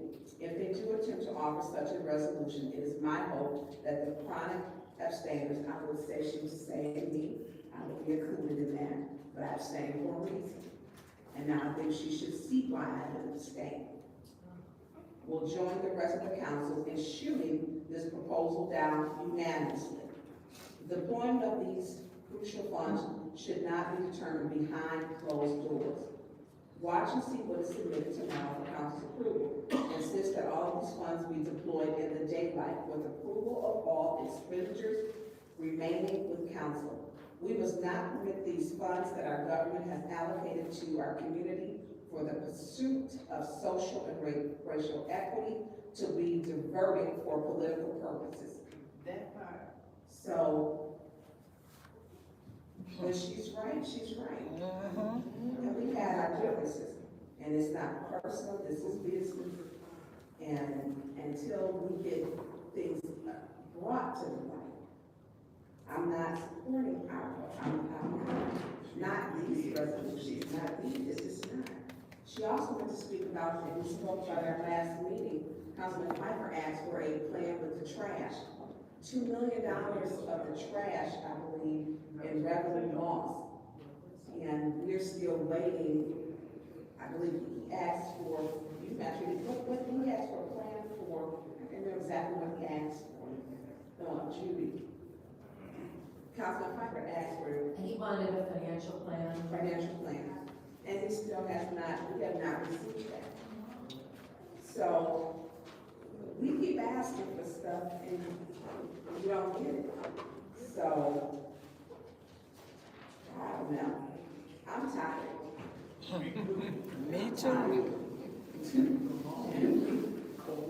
If you want to pass I out think he- the light in the daylight and be transparent, and we'll pass it. Why don't they cut the heel? Any other discussion? Any other discussion? Seeing none, this is the vote to send resolution 230343 and 230343.1 to finance. Yes. Mr. Carter? No. Burns? No. Yes. Yes.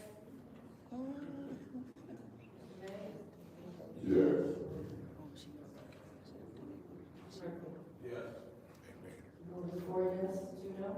The vote is 4 yes, 2 no, that motion fails. We're going back to the amended resolution to amend 230343 to 230343.1. Mr. Mays is the only one who has spoken on this resolution, on this amendment. Is there any other discussion? Is there any other discussion?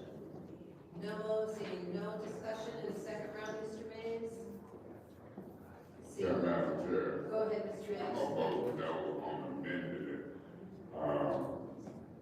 You know, 2 amendments were made. It kind of needs to go away. It needs to be redone over again.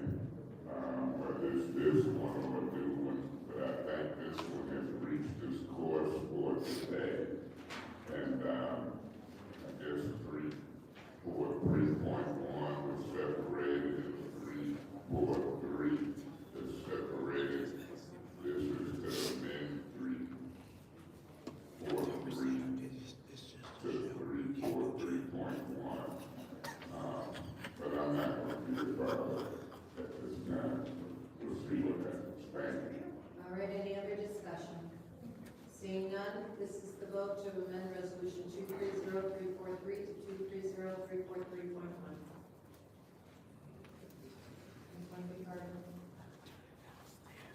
No. Burns? No. No. She don't never vote. Yes. They telling her she The vote is 3 yes, 3 no, that motion fails. So that takes us back to resolution 230343. Is there a motion? Madam Chair. Go ahead, Mr. Mays. Yeah, I would move to drop resolution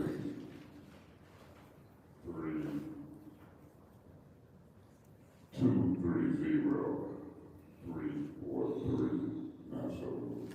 There's a motion on the floor to drop resolution 230343. Is there support? Support. It's been moved and properly seconded to drop. There's 1 round of 3 minutes. Do we want any discussion? Yeah, Madam Go Chair. ahead, Mr. Mays. I think it's best for us to start over from scratch. I'm gonna call this an omnibus resolution for 31 million. There's a lot of desire. It's somebody else's plan and not the council's plan. And, it's a lot of money, 31 million. Now, I guess it could be done by amending it and changing it in different categories, but if the council is sincere about controlling the purse strings, we should just drop it and start over. I'll be voting yes to drop this particular one. Thank you very much. Is there any other discussion? Any other discussion in the first round?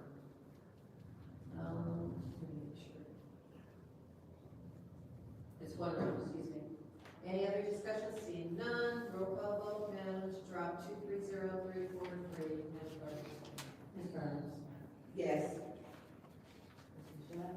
No. Mr. Mays? Yes. Mr. Murphy? Yes. Ms. Priestley? Yes. Mr. Carter? Yes. She looks like a fool now. 5 yes, 1 no. Divided the vote is 5 yes, 1 no, that motion passed. Now into resolution 230344. 343.1, is there a motion? No, point of order, Madam. Mr. Mays, That 343.1 did pass. it didn't get amended. Oh, so it didn't add. Yeah, you're correct. Thank you very much. Okay, so that brings us down to our appointments. Mr. Carter, secretary appointments, would you like to make a motion? Yes, Madam Chair, I would like to make a motion to send all of the appointments, appointment 230346, 230347, 230348, 230349, 230350, 230351, 230352, 230353, 230354, 230355, 230356, 230357, and 23038. I would like to send all of these back to the Governmental Operations Committee. Okay, there's a floor, okay?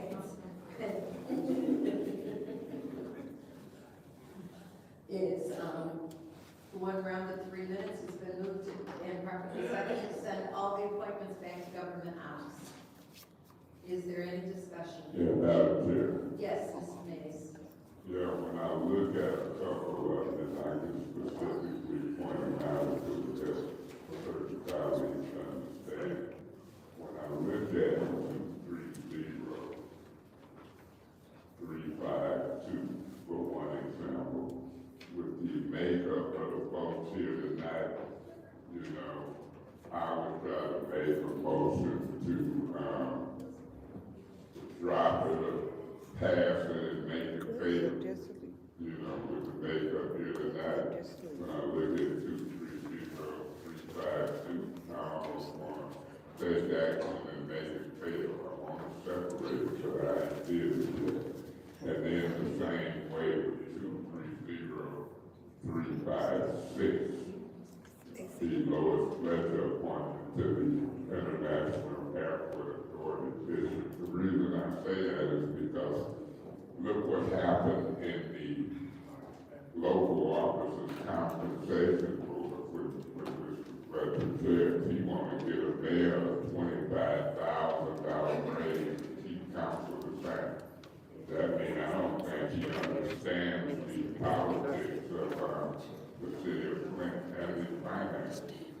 So rather than me jeopardize wording to Adele Lewis and certified approving these later on down the road, I see a couple of I'd like to separate and then put a motion to make it fair because of the makeup.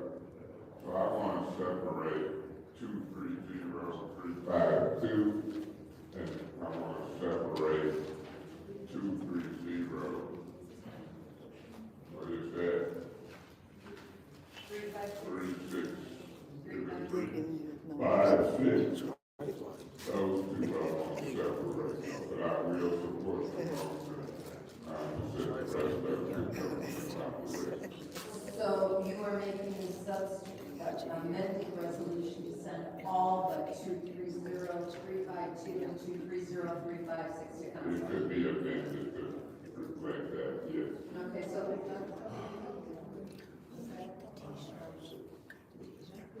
did two amendments. But that's the motion that the chairman said, my motion, I can go with that statement. So that would be my first amended motion to send all of them to government operations except for 230352 and 230356. I want those two separate. okay, is there support? Is there support? Yes. Okay, Ms. Carter supports that. That is 1 hour and 3 minutes.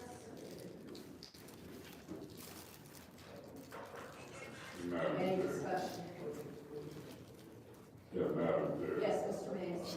Seems like I heard my colleagues say something about them maybe not being the only two separated out, listen to see. But, right now, I see another one that I'm actually separated that I've seen the appointment of, to the district office, the local office of compensation. I'm concerned about that as well, but I'm not making that amendment right now. I might be that council. Right now, either what we do here with council, the page up to what we have here, with our community. Not to the reward folks who are doing these things,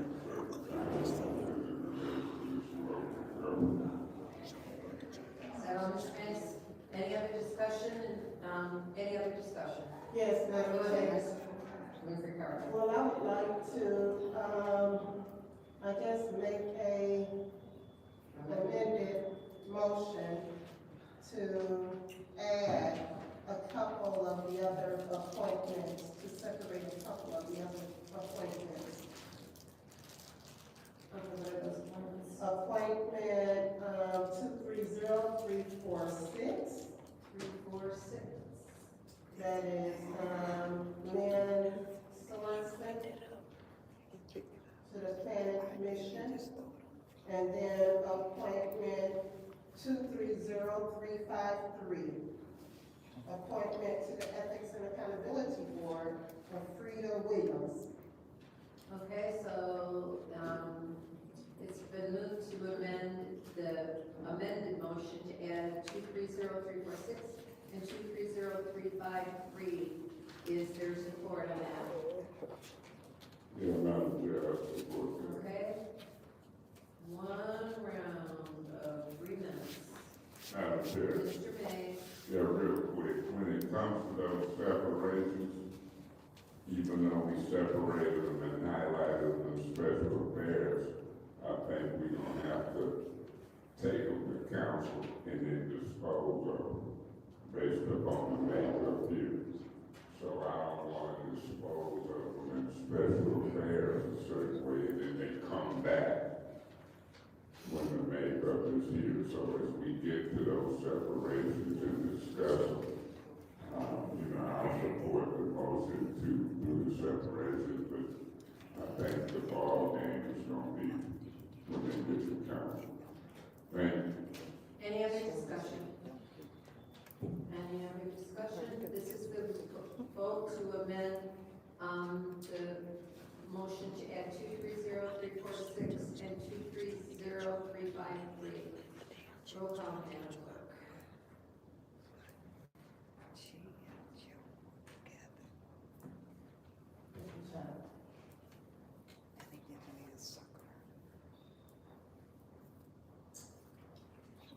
No.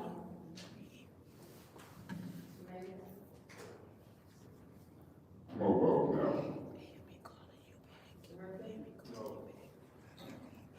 No. Ricardo? No. Burr? No.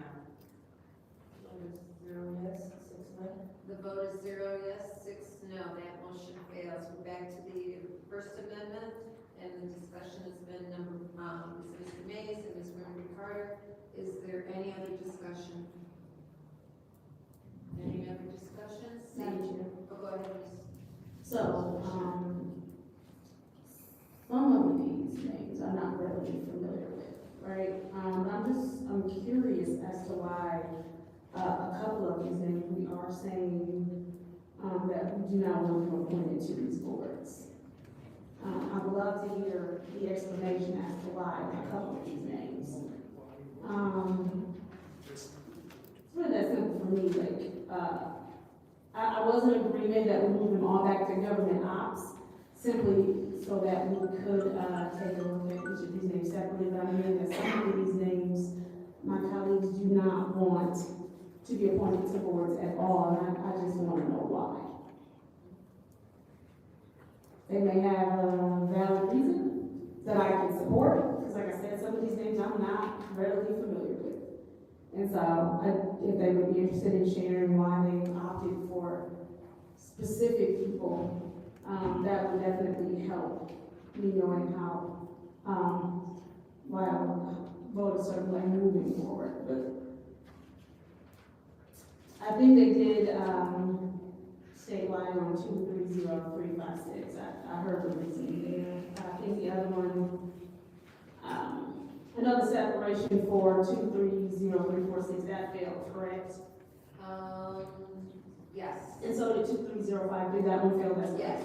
Right, so then the only other one is 230352. I would be interested in knowing why, we are not interested in appointing that person to the Flint Housing Commission. One request for information. If you asking me about 230352. If you would like to answer, sure. I don't mind answering. That's the person who initiated the recall over there. I'm not putting no war with the agreement with an appointment at this time. Clearly. Mine. That's me. I understand, and then you said for 230356, through you, Madam Chair, too. You want to know the answer to 356? I think you said it, but I just want to make sure I can do Yeah, that. Louis Fletcher, they have a local officers compensation meeting. They raises the salaries of elected officials. He wanted to support a raise of $25,000 for the mayor from 125 to 150 and leave us at 20-some thousand. I don't think he understands that, and so based upon his logic on that board, I'm not gonna put him to the Bishop Airport And I know we see his name on a lot of boards and stuff. Beg your pardon? I said, I know we see that name on a lot of boards and different things too, so. Say that again? We see that particular name on a lot of different boards and I stuff. guess he thinks he's running, like. Thank you for, thank you. Thank you. Any other discussion? Yes, Madam Go Chair. ahead, Ms. Winfrey Carter. And I can, also say that 230352, Ms. Deanna Freeman, I believe she was appointed to a board before, and it didn't work out. So, I mean, why appoint her to another board? So, yeah. And that was your appointment, Councilman Mays, right? What, Mr. Sorensen? No, Deanna. No, yeah, I didn't have nothing to do with it. Your first ward appointment. Oh, when I had appointed Yes. her to the public review board, Yes, the the taxes things with happened. Christel Maroney, and something didn't work out. Right. That's why I think she. It was some confusion. Recall now, because I couldn't appoint her again. Right. So with that. Do you wanna go to the review? So, that would be my reason. Thank you. That's what he had. Any other discussion? And she told them that she was gonna take their job. Finance one. She told them she Seeing none?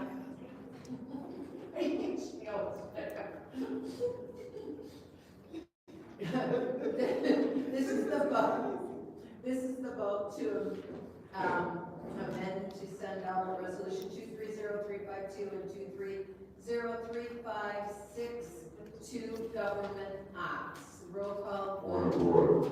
Go ahead. What is Is this the amendment to separate? Yes, you're right. It is the And amendment. then we'll get to the government. I did skip a step. Thank you very much for keeping me under control. This is to remove 230352 and 230356 from the motion to set the government on. Vote, please.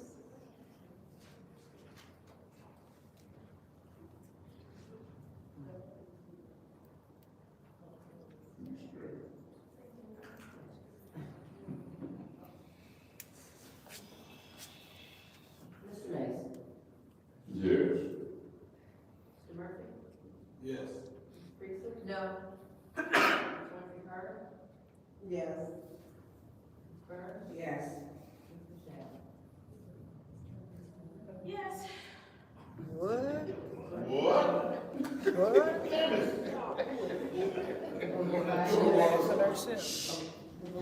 yes, 1 no. The vote is 5 yes, 1 no, that, motion passes. This is the, discussion to send all the appointments to government ops except for the amended motion, except for 230352 and 230356.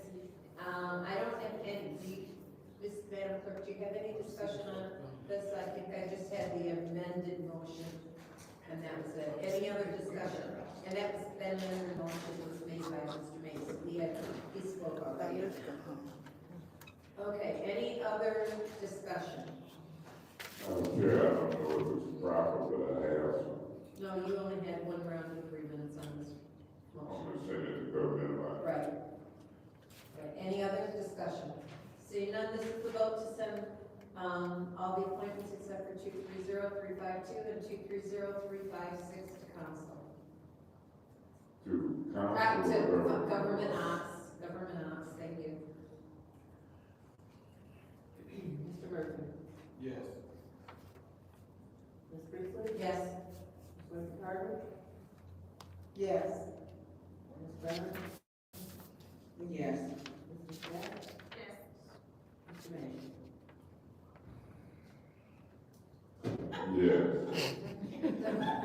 He's shocked. The vote is 6 yes, 0 no. Those will be sent to government ops. So we have appointment number 230352. Do I have a motion? Yes. Madam Chair, I move 230352 to council. Okay, there's a motion on the floor to send 230352 to council. Is there support? Support. It's been moved properly seconded to send to council. Is there any discussion? Any other discussion? Yes. Madam Chair. I heard Mrs. Schott. Yeah, it was just, And sometimes I'll get you. it's fine. Go ahead. So with appointment 230352, and I appreciate my colleague's honesty, that because she's recalling him, he does not want her appointed to something. And while I'm sure if anybody else were in that position, they would probably feel the exact same way. And we don't want to set a precedent, or we tell residents, if you recall us and you want to be a part of the process, they can't have what you call us. It seems retaliatory, right? And again, I cannot speak to anyone's motives. But my colleague himself said he had no issue with saying why, that he felt like her behavior was something he did not agree with, therefore he would not endure it. And I did, however, hear my colleague Viv when she said that this person may or may not have been appointed to a board before, and it might not have worked out. I'm not quite sure what happened there. If that was the sole reason, I can understand. But I don't want us to send a message to residents that if you do something we don't like, we will punish you. But Ms. Winfrey Carter's explanation of she was on a board and it didn't work out, and so now she's weird to put her on another board, that is, for me, a better argument. But the whole, because you're recalling me, I don't like it, and so you can't, board, I don't think that's fair to residents. Any other discussion? Yeah, Madam Chair. Mr. Mays? Yeah, Madam Chair, I want Ms. Mashat to hear everything. Don't pick out part of it. If you had listened close, you would have heard, yeah, I'm not going to reward her for trying to recall me and make me spend money and be in an election. That's my political choice. This is a political appointment. Plus, you also should have heard that I had appointed her to the Public Review Board with Bristol, Maroney, and others, and it was a mess. That's where the recall coming from. I wouldn't reappoint her. She's disgruntled. And without trying to really bash her character or deal with the things that I know, at this point, I'll say that much. I wouldn't reappoint her. She's disgruntled. Who brought her on the agenda for this appointment at this time? I don't know if they know what I know or what they do. So you vote how you want,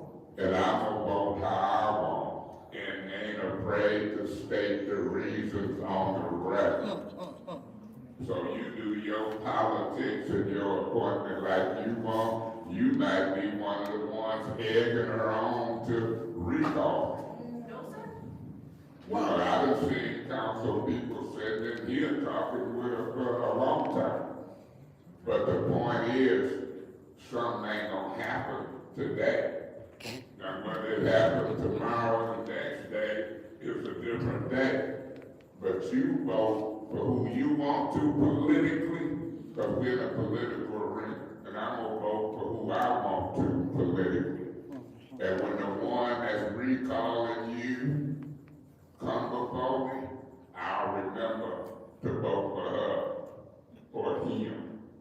Here you gonna be in the middle of an election and you call yourself getting me told about the political decisions that I make. Perfectly. You don't wanna vote for her because she's recalled. I might not vote for her because she's a Republican and I'm a Democrat. Don't matter if they have a desire to serve. They might be non-union and I'm strong UAW. That's my political choice. Here you call yourself chastising me because of a political appointment. You vote your politics and I'm gonna vote mine. They might be non-union, I might vote union. They might be Republican, I might be Democrat. They might be anti-gays, I might be pro-gay. How ridiculous are you when it comes to my political appointment? Say, that's my friend, I know her, I want to vote for her, if that's what's happening.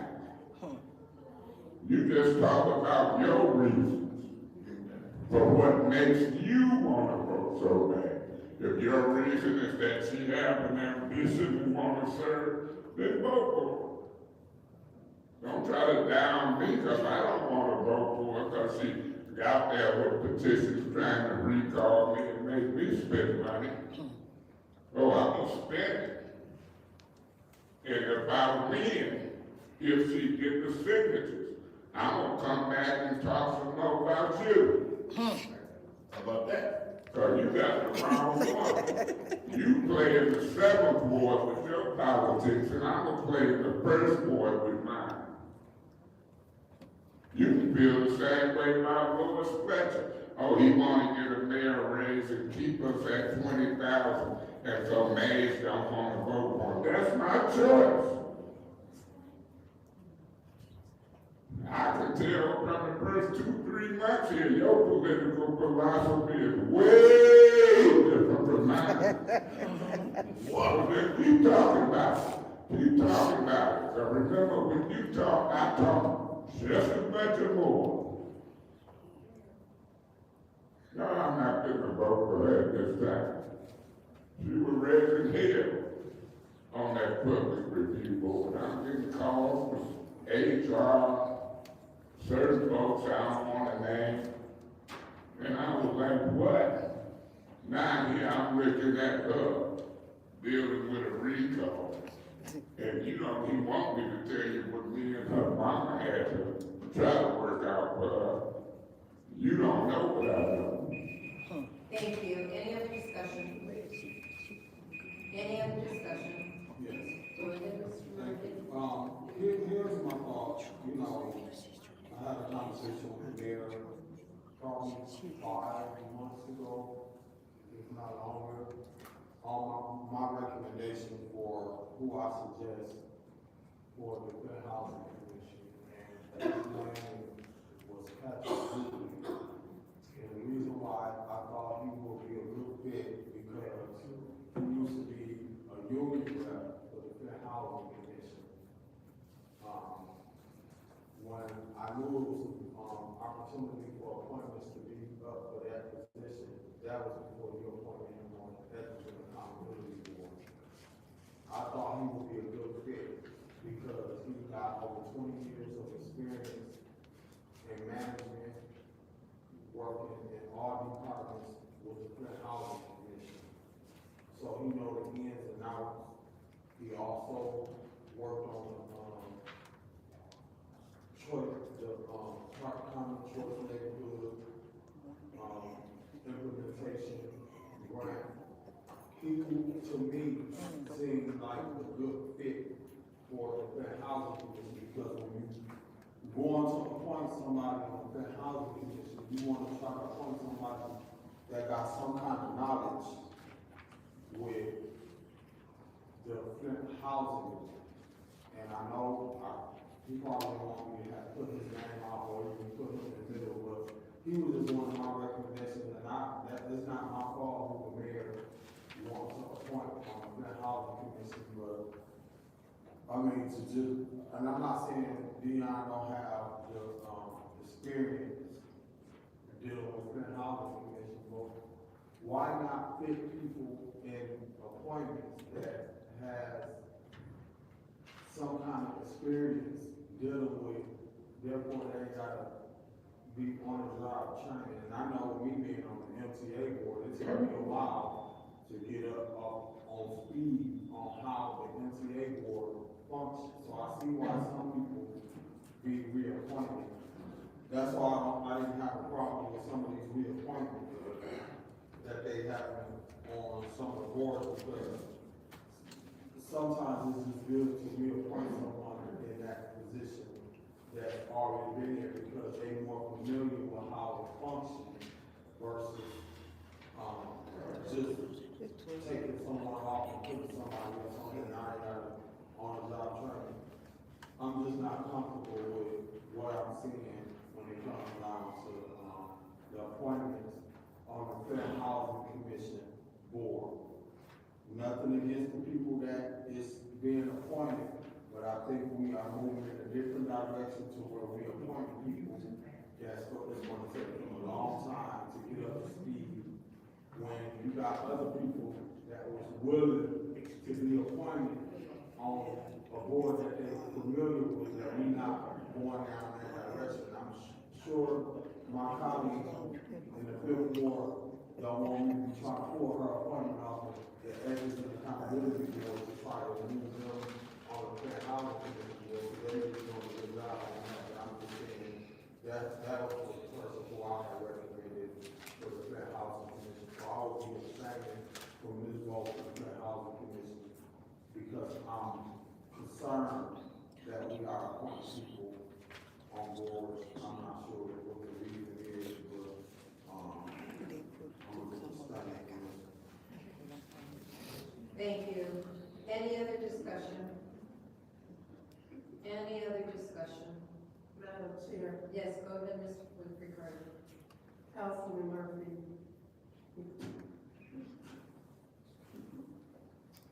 You know, when I look at this appointment and I see what's happening, and you may not know the history of what happened on the other board.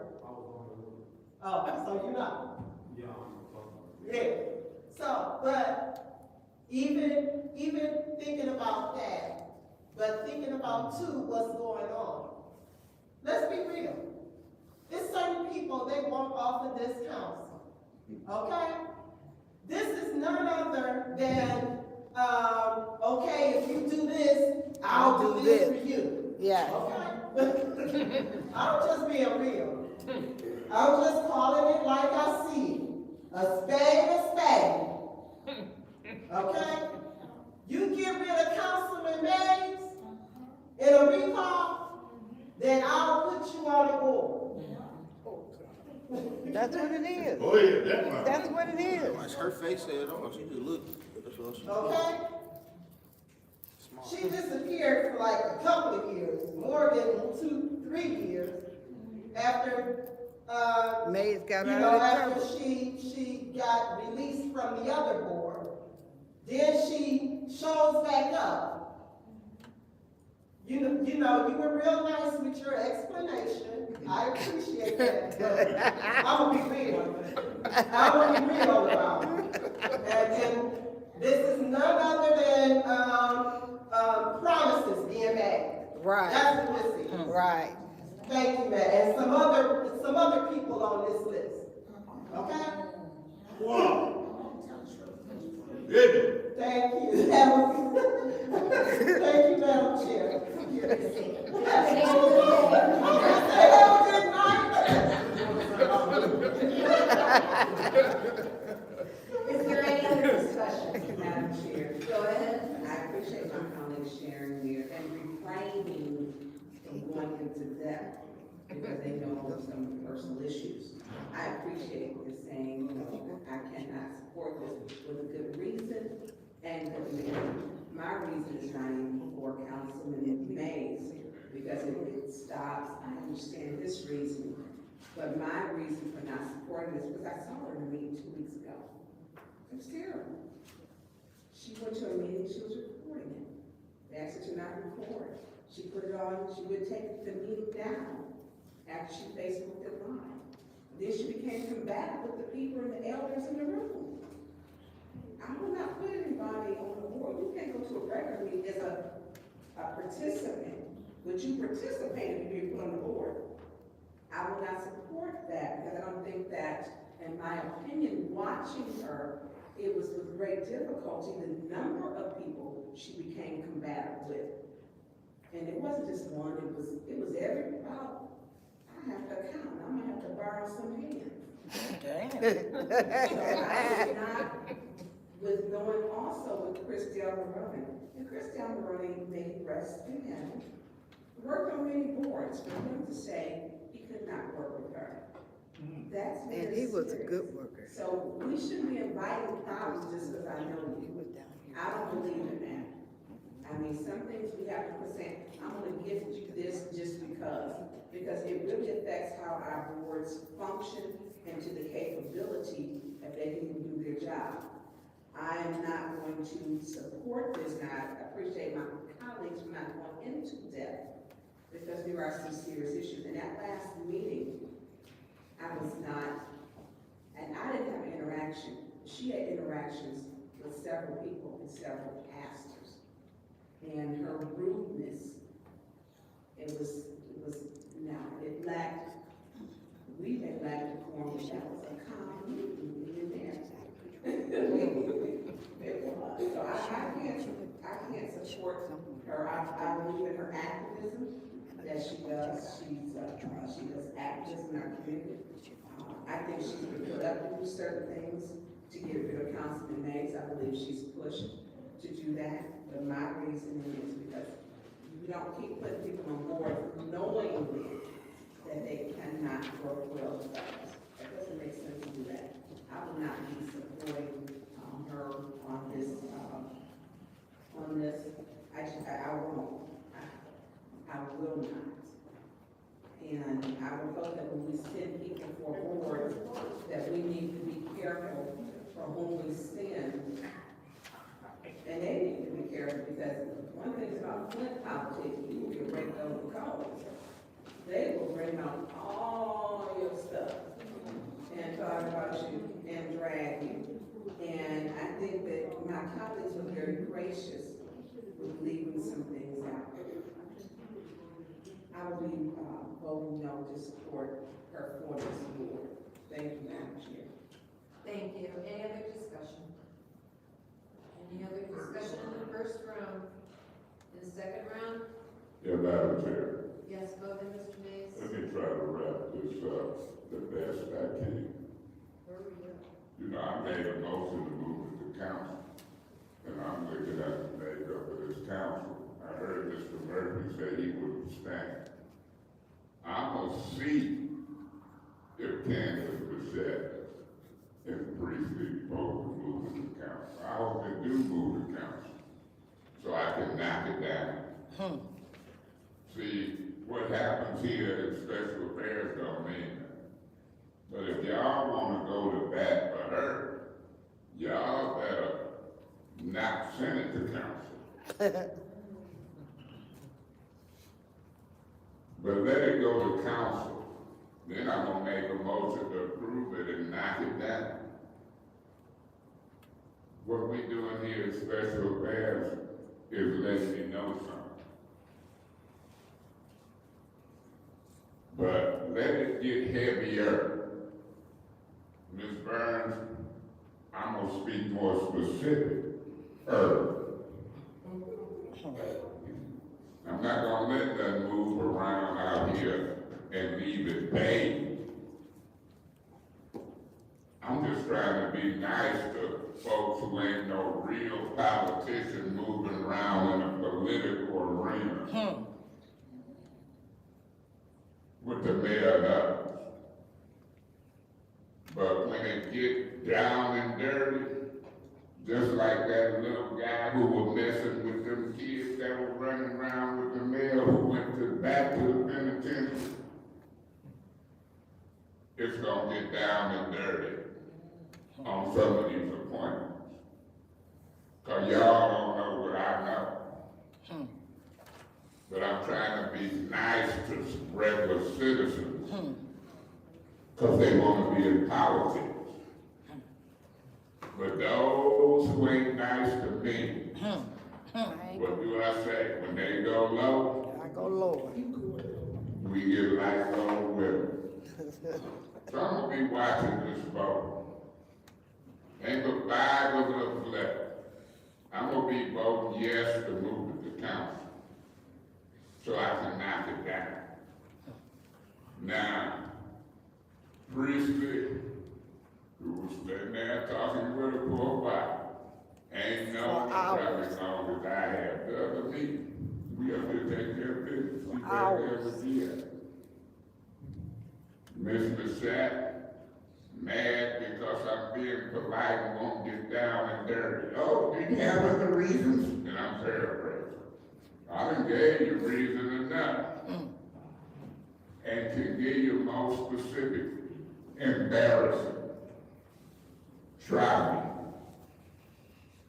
I don't care if it's today, tomorrow, the next day. Keep moving it. We're gonna have a little tougher conversation. So I said what I had to say. I'll be voting yes to move it to council in this meeting. Let's see what happens. Thank you so much. Okay, any other discussion? Any other discussion in the second round? Seeing no movement, roll call vote to send resolution 230, appointment 230352 to council. Ms. Priestley. Abstain. She'll say, because that's a girl. Yes. Ms. Burns? Yes. Ms. Boucher? No. Mr. Mays? Yes. It was a girl. Yes, 1 no, 1 abstention. Vote is 3 yes, 2 no, and 1 abstention. That motion fails. Going on to resolution, appointment. Madam Chair. Go ahead, Mr. Mays. Point of order. It could be another motion made on that particular one. That ain't the only motion that could be made. You understand that? I absolutely do. Okay. So I'm going to the next resolution. So now I'm gonna make a motion on that. On that one. Which appointment are you talking about? 230352. Oh, 352, what is your motion? I move that we send it back to governmental operations. Okay, so there's a motion on the floor to send it to government ops. Is there support? Support. It's been moved and properly seconded to send it to government ops. This is 1 round of 3 minutes, discussion. Yeah, Madam Chair. Go ahead, Mr. Mays. Now, I don't know if I'm gonna vote to send it back to government ops, but I know I want to say something about your abstention. And I want to say something about Candace Machat's no. Y'all trying to protect the ARPA. Just as I thought. Just as I thought. Y'all got your hands in this political pie. In the cookie jar. Oh. I abstain. Don't want to send it to council. Candace Machat, no. No, because he's gonna knock it down. Y'all got your hands in the political pie. Yeah, Mr. Priestley. See it? Sometimes I tell them too much, but I do that on purpose. If Ms. Shack wanted to get it to council for approval, but evil wording ain't here. Let the air lay here. Quentin Murphy ain't here. We can't count five for Dion. I wouldn't care if you count six for. Cause the minute you vote for it, the minute you get on there, I'm gonna still have the ball.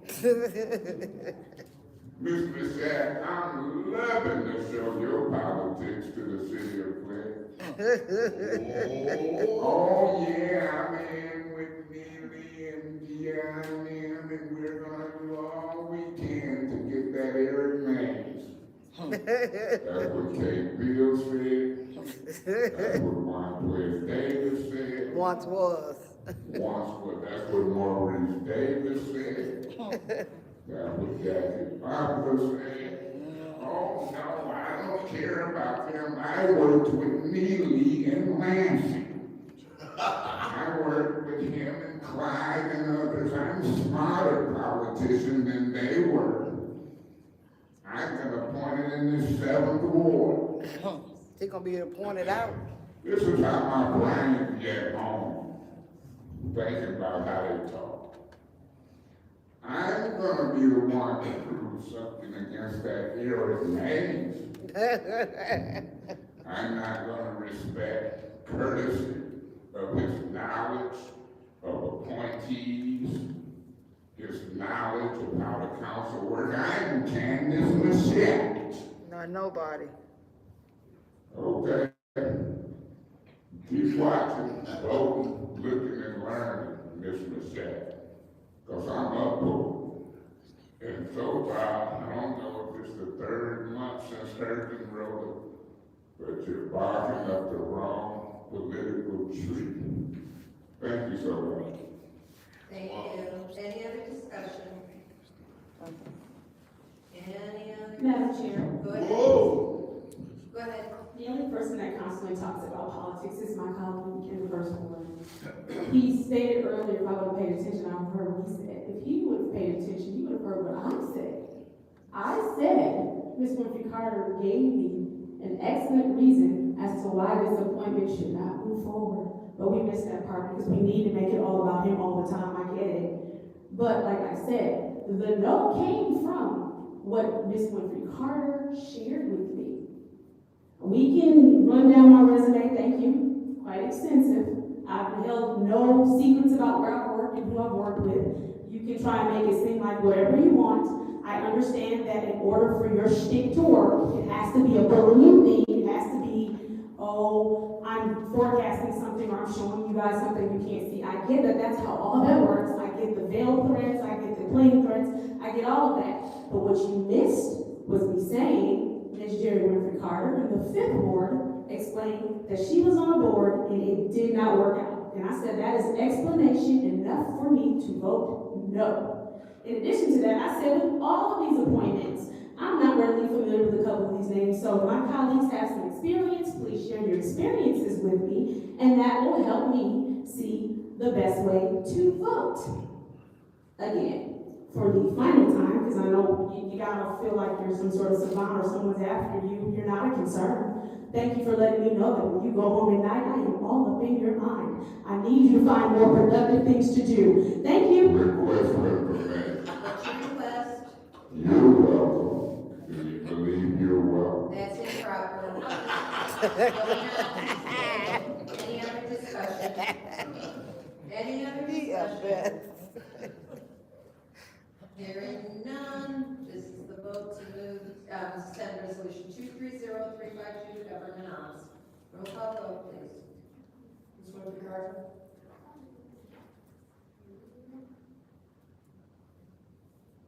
No. Ms. Carter? No. Ms. Michelle? No. What? Ms. Mays? No. Ms. Murphy? Ms. Priestley? No. Vote is 0 yes, 5 no. 0 no, 0 yes, 5 no. That motion fails. Going on to our next Separation appointment, 230356, I'll entertain a motion. Yeah, Madam Chair. Mr. Mays.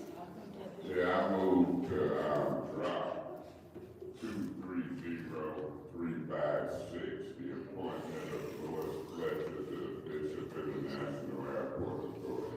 I so move. Okay, there's a motion to drop resolution 230356. Is there support? Support. It's been moved to properly seconded to drop 230356. I believe that's one round of 3 minutes. Madam Chair. Go ahead, Mr. Mays. Yeah, I take these appointments very seriously, and I take the city business very seriously. And if I'm not mistaken, I think you can check the record. Louis Fletcher chairs the local officers' compensation committee. And I've attended that committee meeting before, not this last one. Somebody called me about it. I didn't even know it was happening. And I've looked at this local officers' compensation commission under the direction of Mr. Fletcher, and what blows my mind, at one point I was finance chair for this council, and they never asked the question, can we afford raises? If you think back, Mr. Neely was saying Mayor Weaver was making too much. He wouldn't take her salary if he wanted. Her salary had went from 90-some thousand to 125,000. You said he wouldn't take them too much. Them took it ever since he been there. Oh, yeah.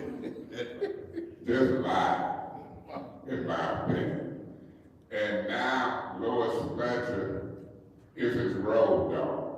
What? And Louis Fletcher proposed raising the mayor's salary another 25,000 to 150,000. Ain't that kind of wild? And the council made 20-some thousand. Oh, man. No Vaseline. I said the council should make 50 or 60,000, and you'd have better people here. You'd have people whose calendar wasn't filled up for a month. You'd have people who show up for meetings.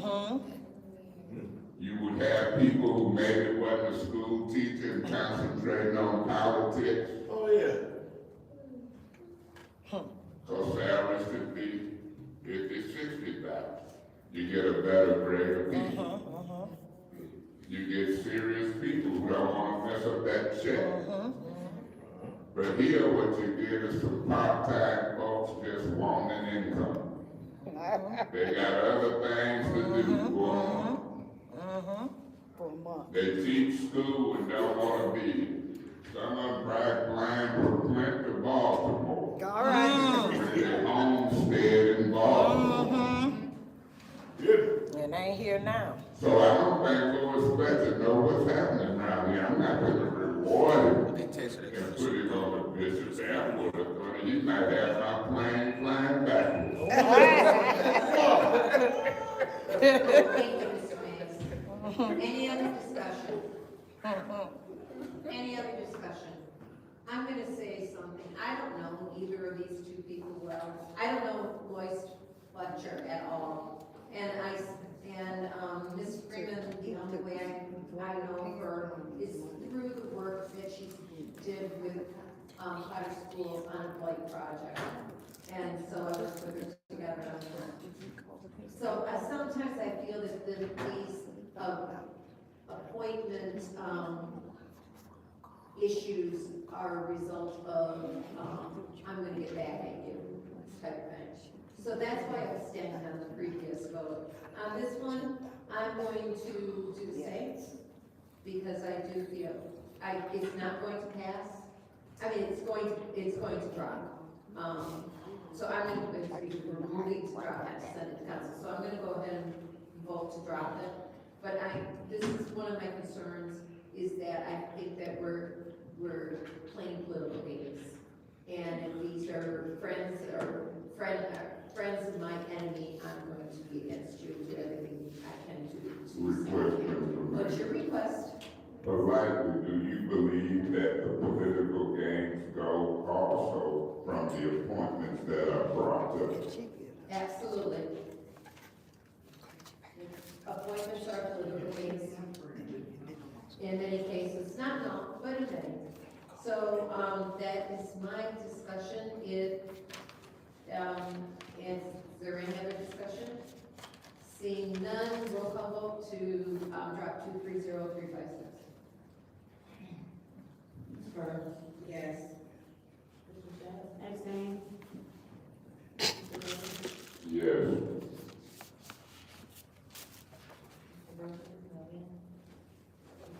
Don't do it, Candace. Yes. Break it up. Yes. Vote is 4 yes, 0 no, 1 abstention. The vote is 4 yes, 0 no, 1 abstention. That motion fails. Madam Chair, Mrs. Reigns. I move to postpone 230356 indefinitely. Take that. That was exactly the same motion. No, it's not. I'll go ahead and take it. There's a motion on the board to postpone 230356 indefinitely. Is there support? Yes.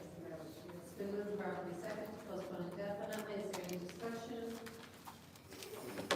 Seeing none, roll call vote to postpone indefinitely 230356. Mr. Shaw? Cheers. Yes. Do the mic, Candace. Mr. Murphy is absent. Ms. Priestley? Yes. It's old school. Yes. Ms. Burke? Yes. Vote is 4 yes, 0 no, 1 abstention. The vote is 4 yes, 0 no, 1 abstention.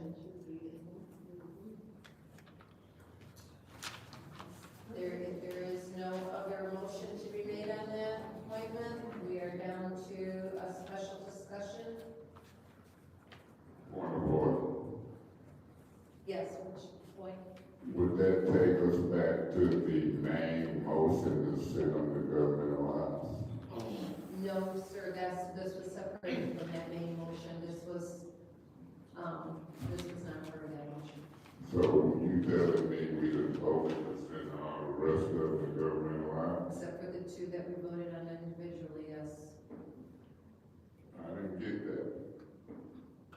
And then the two that I separated went to governmental operations.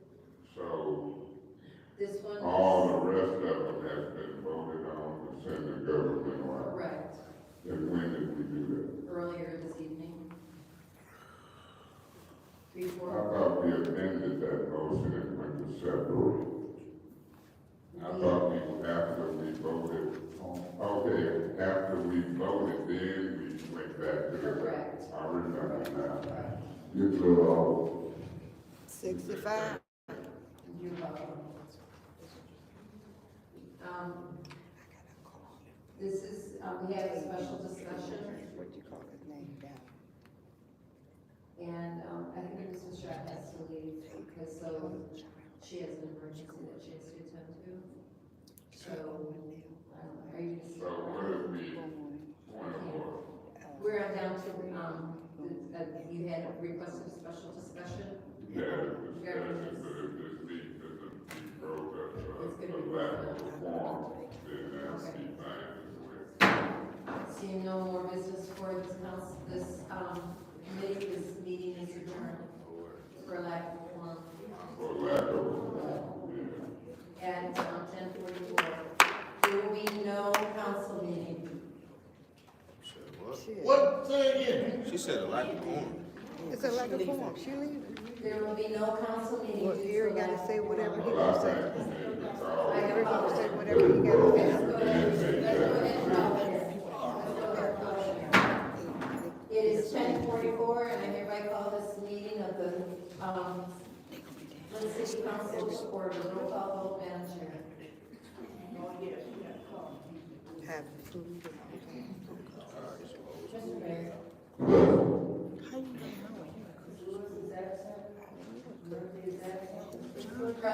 John don't even know nobody here. Present. He didn't just do Present.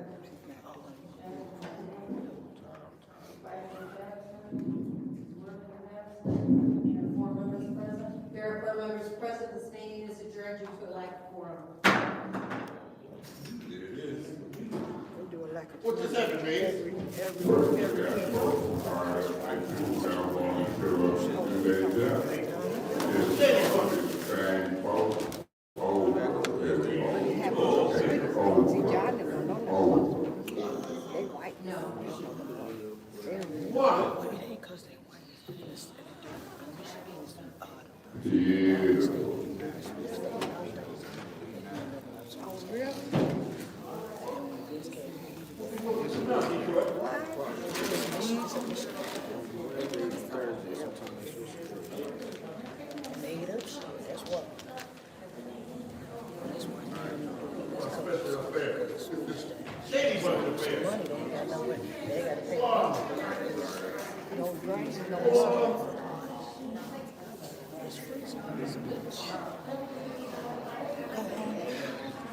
Clean this mess up, 10 minutes out,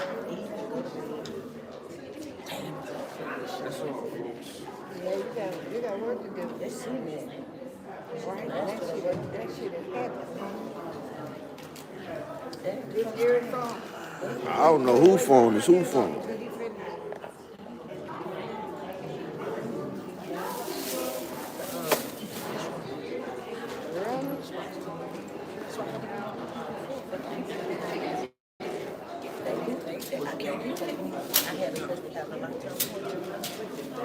You get what you pay for. Oh, yeah, I got a touch. You pay attention. Well, probably, but it's like blood from the kernel. You get what you pay for. I ain't paying no $2,000. They do $22. And mine would be about $15. Yeah. Yeah, that was the lowest bid. I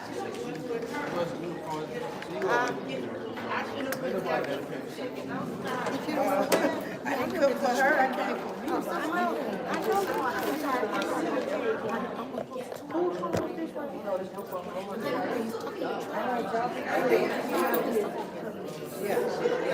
This shouldn't have took too long. What'd I do? She said, bye, Mary. Oh, okay. What'd I do? Huh? No, I said